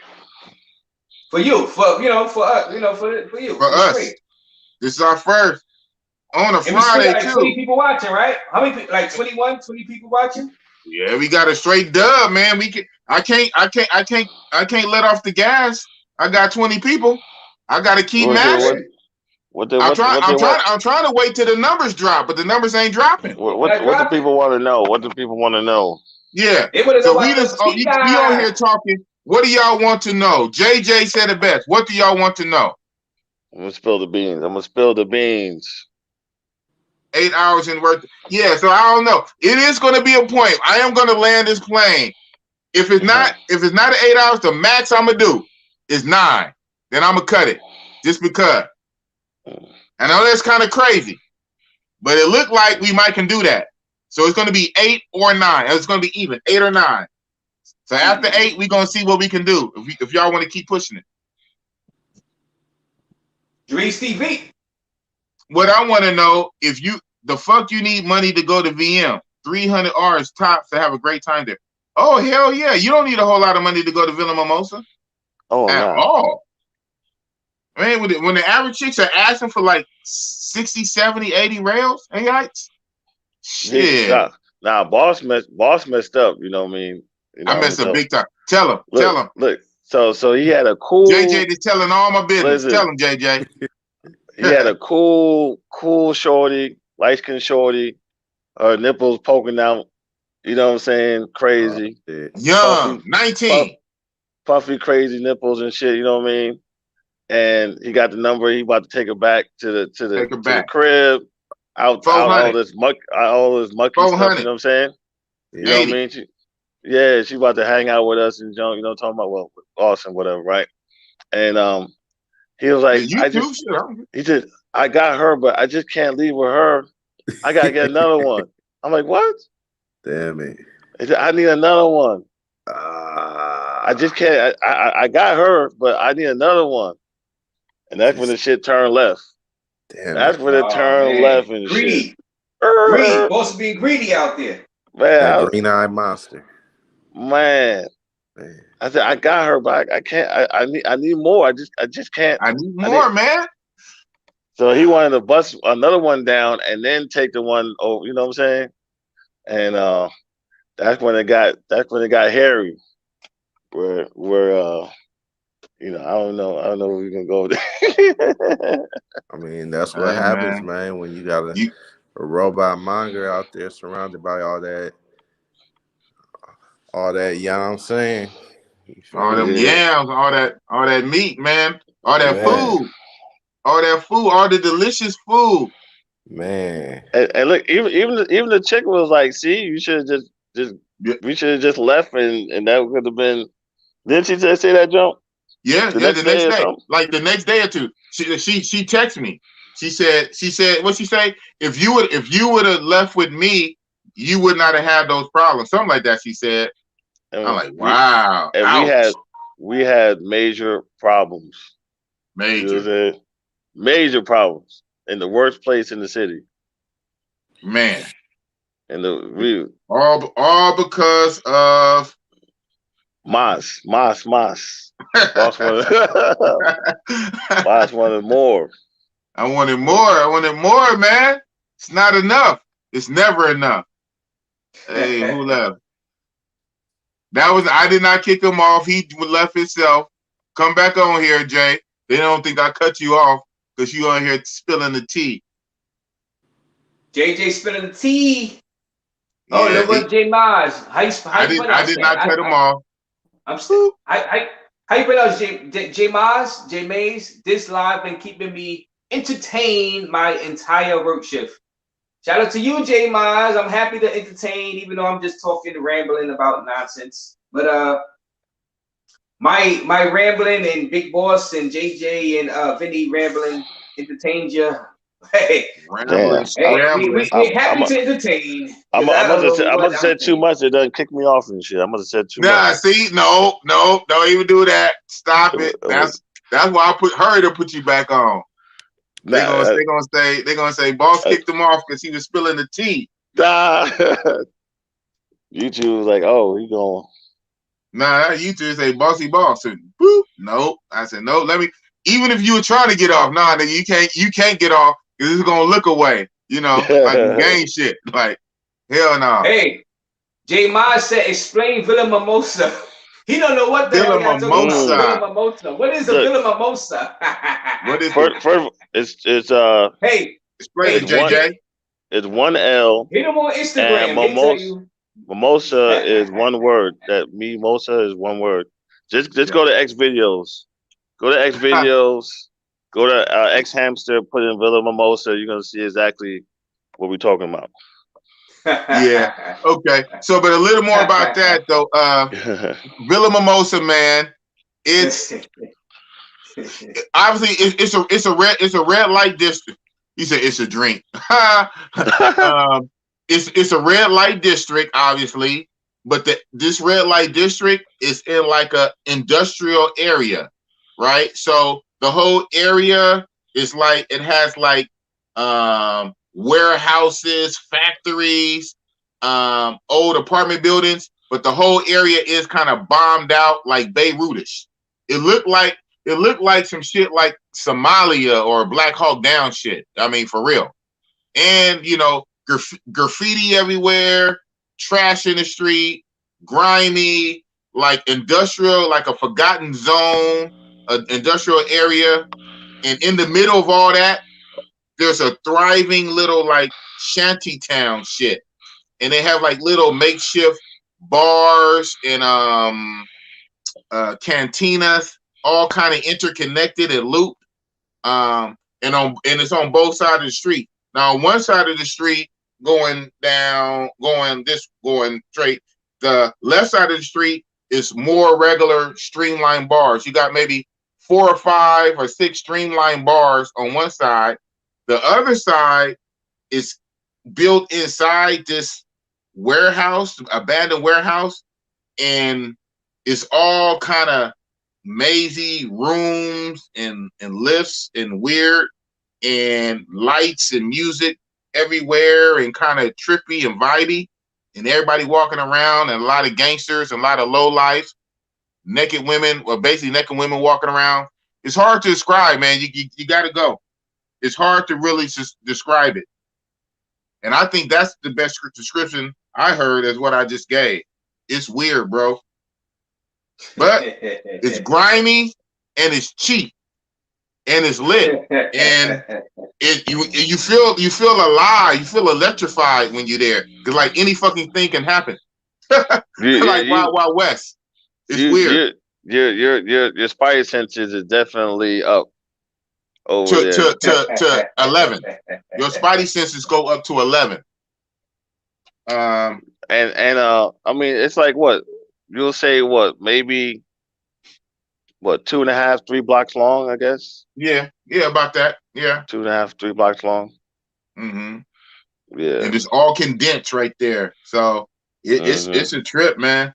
It looked like, the best I could say is like a shanty town, like you in fucking. It looked like Beirut mixed with Somalia, mixed with maybe a little bit Pattaya. Where kind of Pattaya, like some parts of Pattaya, I ain't gonna say dirty, but it's just really congested with the lights everywhere and the music pumping, boom, boom, boom, boom, and the lights everywhere and the different rooms and the different levels, and it's built into this bombed out warehouse. The other side of the street is some bars, and the girls is just constantly packs of girls roaming around like damn near naked. CD characters that's there hanging out. Point. Hey, Big Boss, that's the selling point. Yeah. As soon as I get off the plane, Somalia, 1990 Somalia. Listen, as soon as I get off, if you don't include the girls halfway naked, then I'm not going. It's like a weird. Halfway naked. What you say, JJ? As soon as you get off the plane, what? Yeah. As soon as I get off the plane, this is where boss take me in, Joe, man. You know what I'm saying? Hey, man. Hey, man. Hey, I gotta take you to the real, man. The danger zone, plane, man. You going straight to the danger zone. I'm gonna rub your nose in it. I'm gonna rub your nose in it into the Brazilian funk, man. You gonna love it or you gonna hate it? Straight from the plane to the kill zone. To the kill zone, man. Damn. Vinny, what you said, man? When Jordan comes, I'm gonna catch y'all for the live stream later on when Jordan on. Yes, sir. Thank you, Vinny Van. Thank you for coming on and dropping that knowledge about DR, letting us know that you need a vax to go into the check cashing and a vax to get on the damn bus. Damn. Thanks for that little piece of intel. It's all good, man. I'll keep you updated. Hopefully they get rid of that shit soon. Hopefully soon, man. Well, you start your day, man. I'll catch you a little bit later in about 15 hours. All right. Peace. All right. Peace. Peace. Vinny Van, y'all. Vinny Van for the win. Uh-oh. What's going on? Okay. Yeah. Boom. See, look. In a half an hour, Razor Ray gonna start doing push-ups and do his workout and shit. You know what I mean? You know what I'm talking about? Oh man, so it's time. I don't got my energy. I gotta go to the store get some energy drink though. But it's almost time for me to get. You gonna start doing pull-ups. You gonna start doing pull-ups and shit. You know what I mean? Hey, yo, Jordan. Hey, Jordan. Since you want to come on and talk about Villa Mimosa?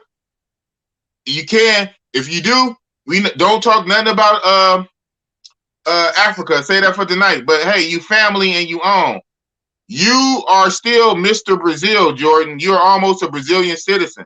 So since you're up, you can hop on for a minute if you want to try to break down Villa Mimosa better than me. He said, Jamal, it's not close to the beach. Right. It's in the hood, bro. Ghetto on a high level. It looks very scary. But you good. Just be cool and you will be all right. Don't go by yourself for the first time. Oh, well, you gotta have a guy like JJ. Well, I mean, there you go. You know, you go by yourself. Ah, man, you know, gonna get a little shaky, right? I mean, man, I go. I mean, I just won't get into arguments. You know what I'm saying? Right. You know what I'm saying? I mean, hey, if you look like a victim, you're gonna be a victim. If you look like you're not gonna fight back, you're gonna like, you know, if you look like you don't got nobody to help you, got your back, you're not gonna retaliate. You see, I be looking like I'm gonna retaliate on them. So it's like, you know, hey, you really do. So it's like, yeah, they could get me easily, but if I come back for them, see, you get me, you're gonna have to kill me. Man, see, you gotta have to look at like, all right, I could get him. Anybody can get got in this world, and well, would this guy come back after me? You know what I'm saying? But I'm not gonna be an easy lunch, motherfucker. I'm not gonna be an easy lunch. It's like, it's like, yeah, I'm gonna come back after you. I'm not gonna let that slide, and let them. I have a certain set of skills. Even if reality you are, don't let them know. Like you gotta have that demeanor, like, you know, yo, yeah. I know people. If you don't release my daughter, I have a certain set of skills. That's right. You really do gotta get cool with the locals. You really do gotta get cool with the locals, because at least they see you with some people. You know what I'm saying? They see you hanging out with some people. You don't know what those people. I mean, you gotta have some allies out there. You gotta have some kind of local allies. Yeah. Just in case some other guys try to mess with you, and then at least you got some backup. At least you got some local allies. No, you know, there's so many. You really do gotta have some local allies. You're. I mean, over That's there, reality. your attention should be on the ladies and stuff. There's so many ladies out there and so, man. Man, it was, and mine was. I guess I put my attention on the wrong lady. Yeah. Oh yeah. Man, man, you can't lie though. Ooh, she was thick. Oh my god. She was thick. That would have been nice. She was so thick. Ay. Oh well. You know, you like them Amazonian rare ones, Joe. Man, she was so thick, and I was walking up the stairs behind her. All I saw was the moon. I said, "Ooh wee," and then it just went downhill. Shit, downhill, because she was playing with the BJ. Damn. But we digress. But we digress. In the words of JJ, we digress. Trying to get Jordan, you know, Jordan, he's coming on tonight. He could save it for later, but if he wanted to hop on like for a few minutes to only speak about on the Villa Mimosa aspect and to kind of warm everybody up for later. But if not, it's cool. But he on a whole other time zone. Wait, like what time? But he on now though. I mean, this is Jordan. This is him. This is Jordan. Oh, he might be moving. He might be moving and shaking right now. Might be moving. Yeah, exactly. He's talking about them Wakandan girls out there right now. Man, he in a workout. The Wakandan girl. He in a real Wakanda getting the workout, man. Yeah, from what I hear, man. When I hear they put you through it. They work it out, boy. It's an exercise. When I hear it's an exercise. That's what's up. Yeah, so you know me, I like to do things even. So we're gonna run this for the next half hour. We're gonna do the half hour of power countdown. We're gonna end this at 8. So it's gonna be 8-hour stream. Yeah, then take my ass to sleep. Shit, I got not even. But look, I got an appointment. I got a damn appointment at 10 o'clock. I got to take my son. So. Okay. So what time is it where you at? It's 7:30 now. So at 8 o'clock, I'll just take a shower.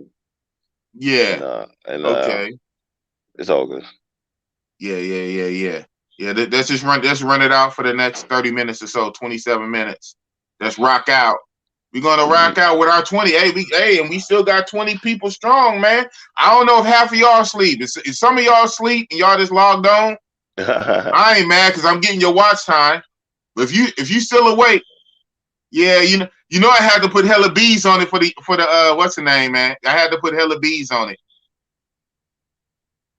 Oh, this guy, Mr. is too much. Bear back before breakfast, big boss blow. Damn, man, you too much, man. Mr. Man. Shout out to Mr. He's wide awake, and he's wide awake enough to be coming up with these asinine stuff. I know, right, Jamil? He too much. AC chilling. Damn, he's still in the building. I got real ones, boy. Look, we got real soldiers here, man. Boss picked the only Sadiddy chick in Villa Mimosa, man. Right. How does that happen? I don't know, man. My life is crazy. In Villa Mimosa. The only chick not going your way is Villa Mimosa. Here it is. You've been there. You was there for like a week or 10 days. In all of Brazil, not Villa Mimosa, had Mabs, Dos Vita, and 4x4. One of the top tier termas.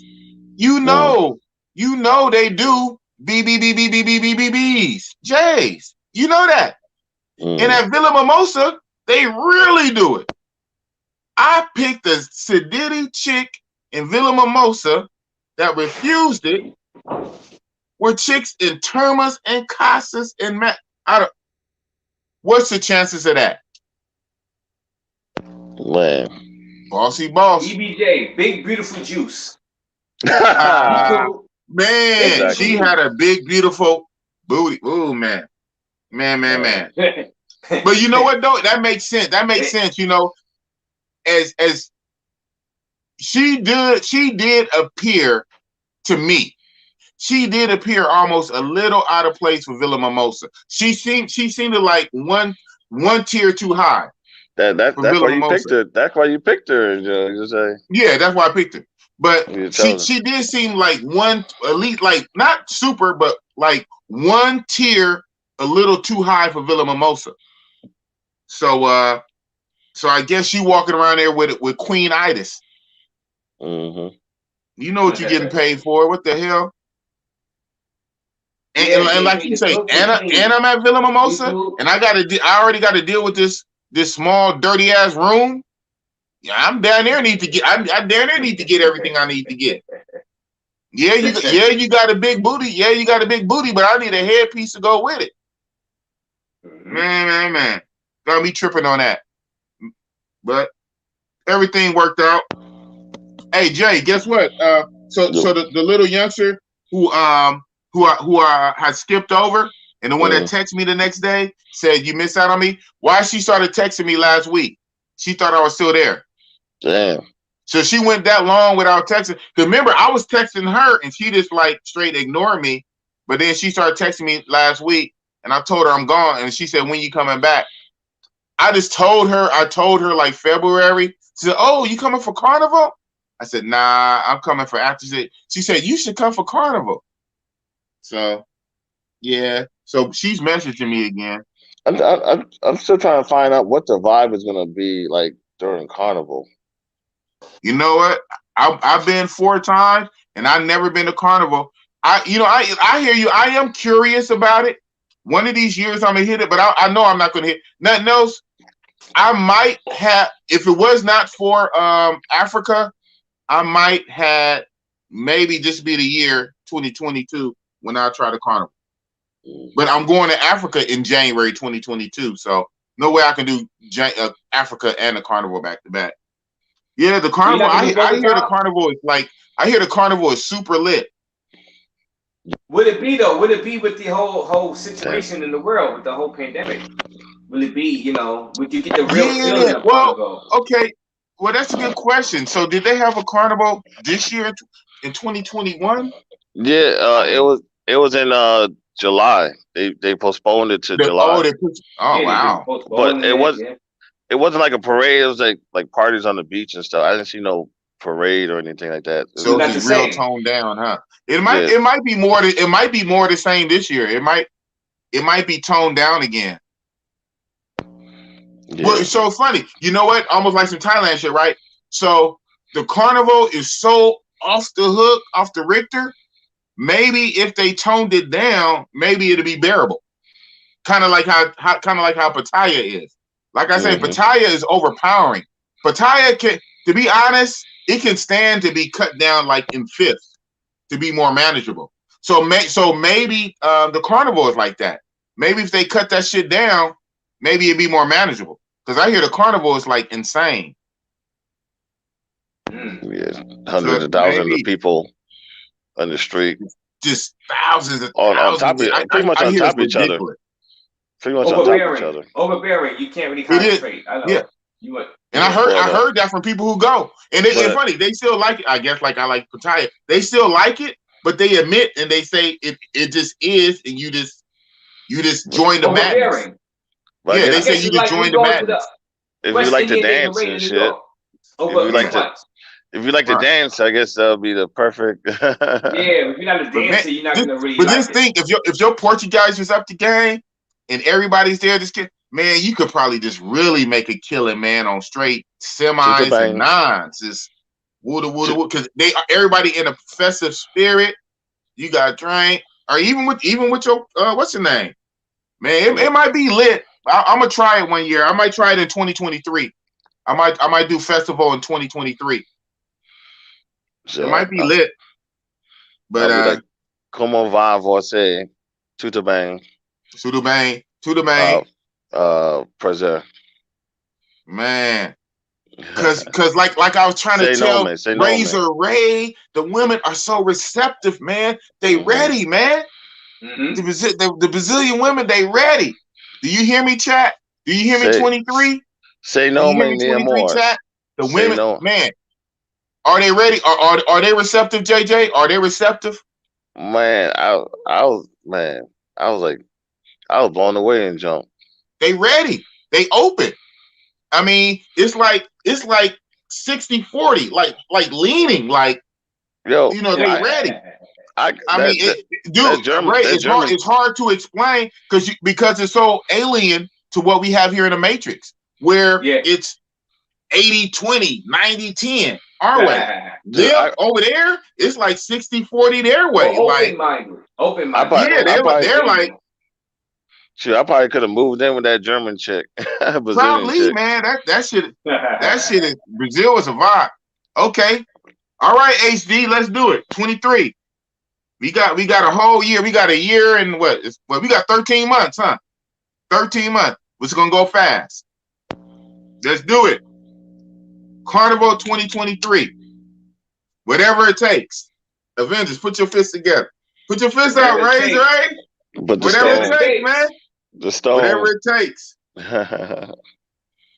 23. We got 13 months.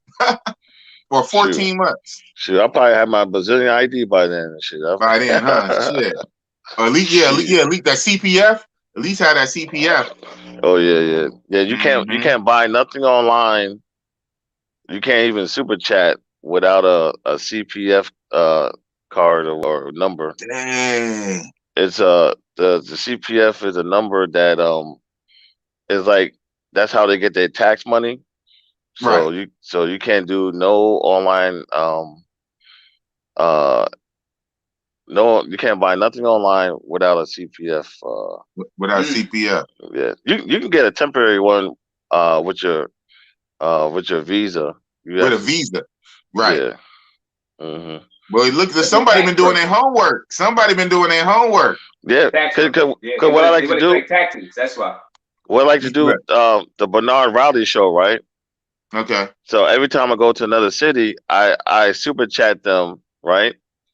And it comes in Colombian pesos, Dominican pesos, Mexican pesos, and I was trying to do Brazilian reais, but I needed a damn CPS number. I'm like, what the?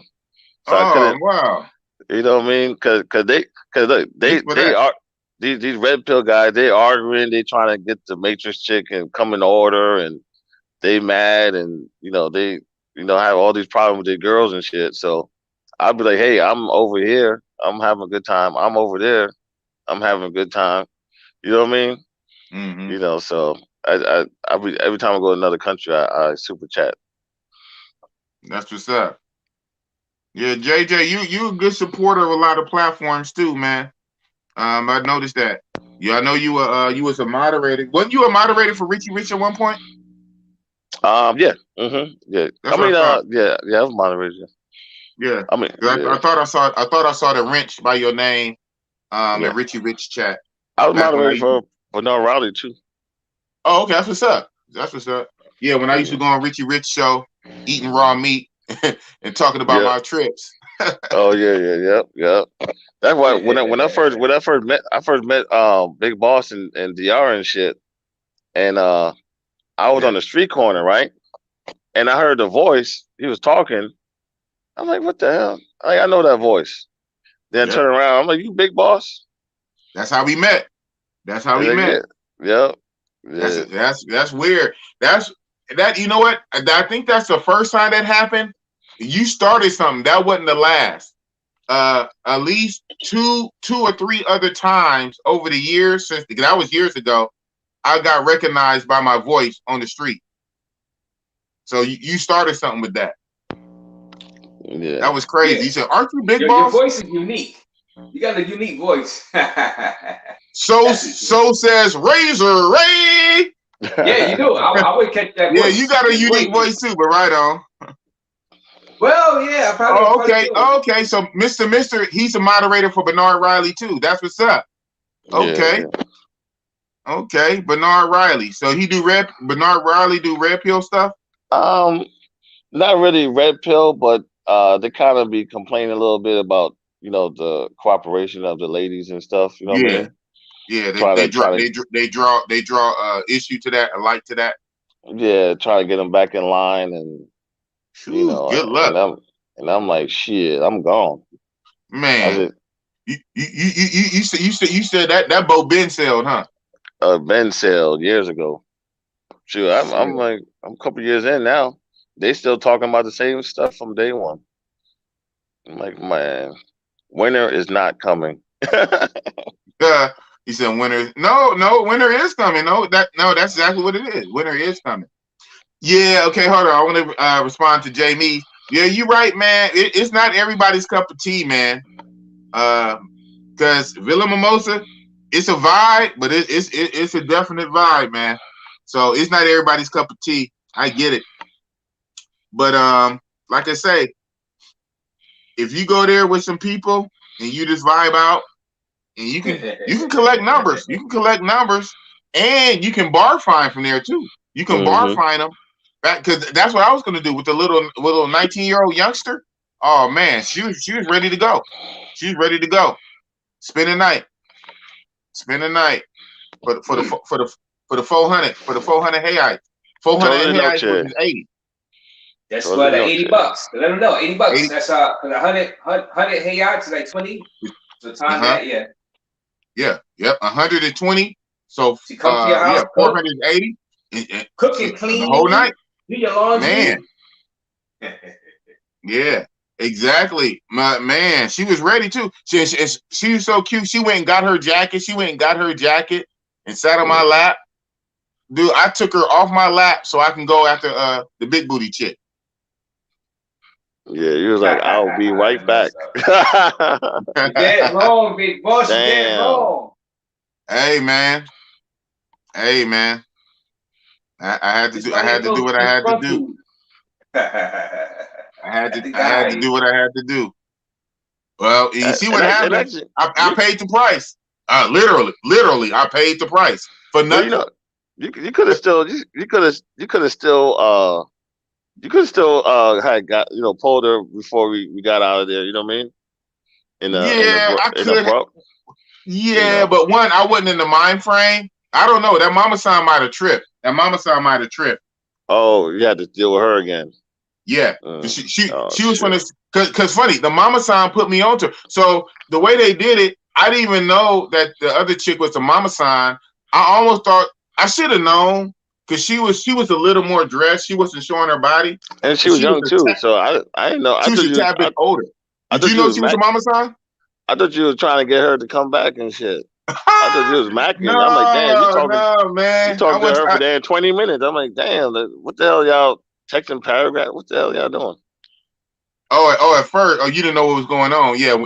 At that point, me and her was funny. I didn't know she was funny. She didn't reveal herself that after I had the issue and I was dealing with the woman at the front desk and then the man at the front desk. Then she came over and I almost tripped. I'm like, what you texting? Then she said, no, this is my place. I said, oh. So she's smart. She like to do that if she wants to pretend like she's like one of the girls, like, to lure you in, but that's really her spot. And she the one that put me on the youngster. So yeah, it was. The way I was acting, the way I was so upset. She wasn't gonna let that young girl go with me when I was acting that irate. Oh yeah. And to be honest, I was in a different mind frame. I was still upset. Hey, the crazy thing, the chick I got her phone number, she was like, our place have rules and, sorry for your friend, but our place got rules and this and that, and if you want to hang out, and I didn't even text back. I'm like, okay, what you mean your place got rules? I'm sure you got BBs all around. So what you talking about? What you talking about? Place got rules. I don't know what she was talking. She just talked. She just I know. It was just empty talk just to have something to say. No, remember the next day was the weekend, and everything shuts down on the weekend. You know what I mean? Yeah, Saturday. Yeah, because that was Friday night. So Friday night. Yeah, so a lot of stuff shut down on the weekend. So they could have hang out and stuff. You know what I mean? The next day. Since but somebody had to mess it up. Man, that's all good. Oh man, we'll be back. You never lie. I'm gonna be back at Villa Mimosa in that club, and I'm gonna see that mama sign, and I'm gonna give her a hug, give her a kiss. What you shake your head for? I'm gonna buy her a drink, Razor Ray. Razor Ray. Hey, no, you're gonna give me good content, but don't do it. I don't want the content. I don't want to have to broadcast. They're gonna be talking about you for a week. R.I.P. Big Boss. Don't go back over there. Go back to South House. You say, and you ain't gonna get all the kind of videos of Young Dolph because you ain't famous. R.I.P. Young Dolph. Travel. Jamies. I travel solo most times, but if I had other people with me, I'd go to Villa Mimosa, no problem. Love a good deal.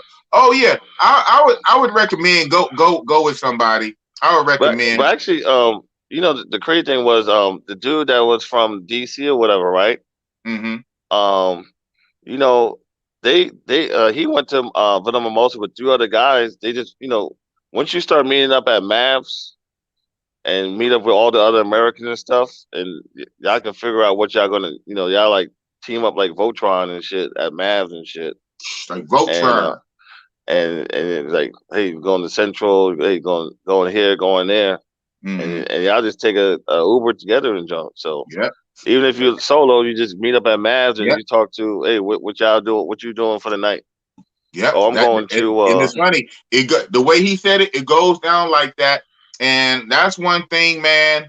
Where it's starting to get there. It's almost on the Sosua level.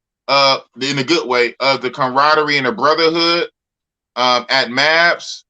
All the gringos go there. to go there to eat. And of course, because Mavs, for you guys who don't know, Mavs is a restaurant, but it's mostly an outdoor restaurant. It does have a cover. It has a cover over it, but it's an outdoor restaurant. But while you're eating your food, the chicas walk around you waiting to get chose while you're eating your food. So very similar to Sosua, how the Bourbon restaurant used to be. Or even now without the Bourbon, King's restaurant. But you sit at the restaurant to eat, and the girls walk around. But also when you sit at the restaurant to eat, all the gringos come. So it's nothing to start a conversation. Where you from? Oh man, I'm from Texas. Oh man, I'm from New York. Oh man, I'm from Florida. Hey man, I'm from Cali. And y'all just start chopping it up. And then half the time, right? Tell them, Jay, half the time, I bet you, once you start talking, you're gonna know somebody that they know. You might not know them. Oh, you know so-and-so? I know him. I'm in a group with him. Oh, okay. So, and it hits like that. Hey, where you going after this? Hey, man, well, we about to go to 4x4. Man, we about to go up to Villa Mimosa. Oh, man, we about to go to Maseko. So that part is lit. You know, that's one thing I love about the travel shit. I love the brotherhood. I love the community. And that's one of the things I missed about DR, Sosua, when I first started going to DR. You just start meeting brothers and you just start chopping it up. And next thing you know, especially if you got a WhatsApp group, hey man, or you an admin of a group, hey man, let me add you into my group. What's your number? And now you got a friend for years. And that's how I met travel. I met DJ Cat. DJ Cat was on the plane. So so we had got off the plane or whatever. That story. And I actually and we had to get off the plane, and then we was going. So I had asked a question or whatever, right? And then I was like, "Hey, you DJ Cat?" And he was like, "Yeah." Like, "Oh, this is JJ." Oh, okay, we in the same damn group. What's that group? Right. I never saw him. Never saw him. I mean, we saw a picture. A lot of times you're not gonna see the person's face. You just hear their voice. Yeah, right. Or you like post, you post pictures and stuff like that. You know what I mean? And like you say, some people don't have their face as a profile either on the WhatsApp. Yeah. You know, they might have just a static image for their profile picture. Mm-hmm. That's crazy. I was tripping when you told me that story when you got to Brazil. So I was on the plane with DJ Cat. I said, man, he's in a group. Well, I know I'm the admin, so I know everybody in the group. So he's in a group. But you said they messed up his flight, so he reversed. Instead of going to Sao Paulo, he was in Rio first, then he went to Sao Paulo. Yeah. So he had to, if he didn't take the plane to Brazil, he would have had to wait the next day to go to Sao Paulo. So he took the trip to Brazil, right, from Miami, and then he went, an hour to Sao Paulo. Right. Yeah. So. Oh, okay. Yep. And then he met up with me. I mean, I think boss was leaving. Yeah. At the hotel. We was in the same damn hotel and shit when he came back to Rio. Wow. Later that week. Right. Yep. Yeah. So it's a small world out here, especially if you small world. Yeah. Like I say, once you start talking, there's a leap. It's probably more. Probably a 60-40. There's a 50-50 or 60-40 chance you guys know somebody in the travel community, right? How many brothers to travel? A lot, but we all know each other for the most part, or we know somebody in common. Yeah, people in multiple groups or whatnot. From multiple groups. So that just be lit when it hits and it clicks like that. That's lit. To me, that's the dopest shit. And I used to get that a lot in Sosua, but I don't really mess with Sosua like that no more. But so Ray, you got any closing remarks, Joe? Yeah, we about to end this, man. Remark? Yeah, I was sad that I ran out of beer, so I ran out of beer for the past 30 minutes, but it's okay. I was on empty. You know how the plane going down without no fuel. No. We're not gonna end it like. So right now I'm on empty. But man, closing remarks. Brazil, y'all make me see the light on Brazil from your receipts. You know what I'm saying? So I respect Brazil right now, Rio de Janeiro.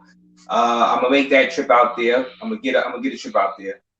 And guys, you know, get your passports. Of course, that's the main thing right there. Get your passports. And don't act like idiots though, guys, when you go out there to these places, because you know they're gonna blame me and Big Boss and JJ now, right, for allowing idiots to go out to these places and ruin it. So just when you get your passports, go out there and just behave and be on your best behavior, but have fun. And I'm looking forward to seeing Jordan, the GOAT, number 23, Jordan, tomorrow night. From tonight. Big Boss. Tonight. Well, tonight. Oh yeah, tonight. Yeah, tonight. Wow. Yeah. Yes. Tonight on Big Boss's show. So guys, subscribe to this. In about 14 hours. Subscribe. So come back and forth. Get some sleep and come back. But this is crazy, man. We in showbiz now. Yeah. So we need to get Big Boss to 1,000. The drive to 1,000. Yeah. We need to get to 1,000. All this work, man. I'm working for y'all, man. So the final word and junk is, before you go to these places, get your consultation. Get your consultation from Razor Rays or Drees or Drees. Shout out to Jedi. Richie Rich. Get your consultation. So even if you have unlimited money or unlimited budget, get your consultation so you know what the market rate is. So you're not being swindled or going over, and we can preserve these places as long as possible. For real. Right. Real. All right. That's it. That's all I got. That's all you got? And Rio is as advertised. Man, for real. And we got 20 guys strong in the chat. 20 guys strong in the chat. I want to say thank y'all for watching, man. 20 still strong, 8 o'clock in the morning. That's crazy. So I thank y'all for watching. It didn't dip. It never dipped. It never dipped under 20. It never dipped under 20 like that. Yeah, it was up to like 24, 25. That's cool. Like early in the morning. So I think at one point I did see an 18, and that thing it jumped right back up. Jump back up. That's dope. Yeah. So yo guys, I'm about to end it. Get some rest. Take care of yourselves. Come back in about 15 hours to hear Jordan in Africa. Real talk, Big Boss. Thank you, JJ. And of course, Razor Ray. What? And we out. And we out. Yes, sir.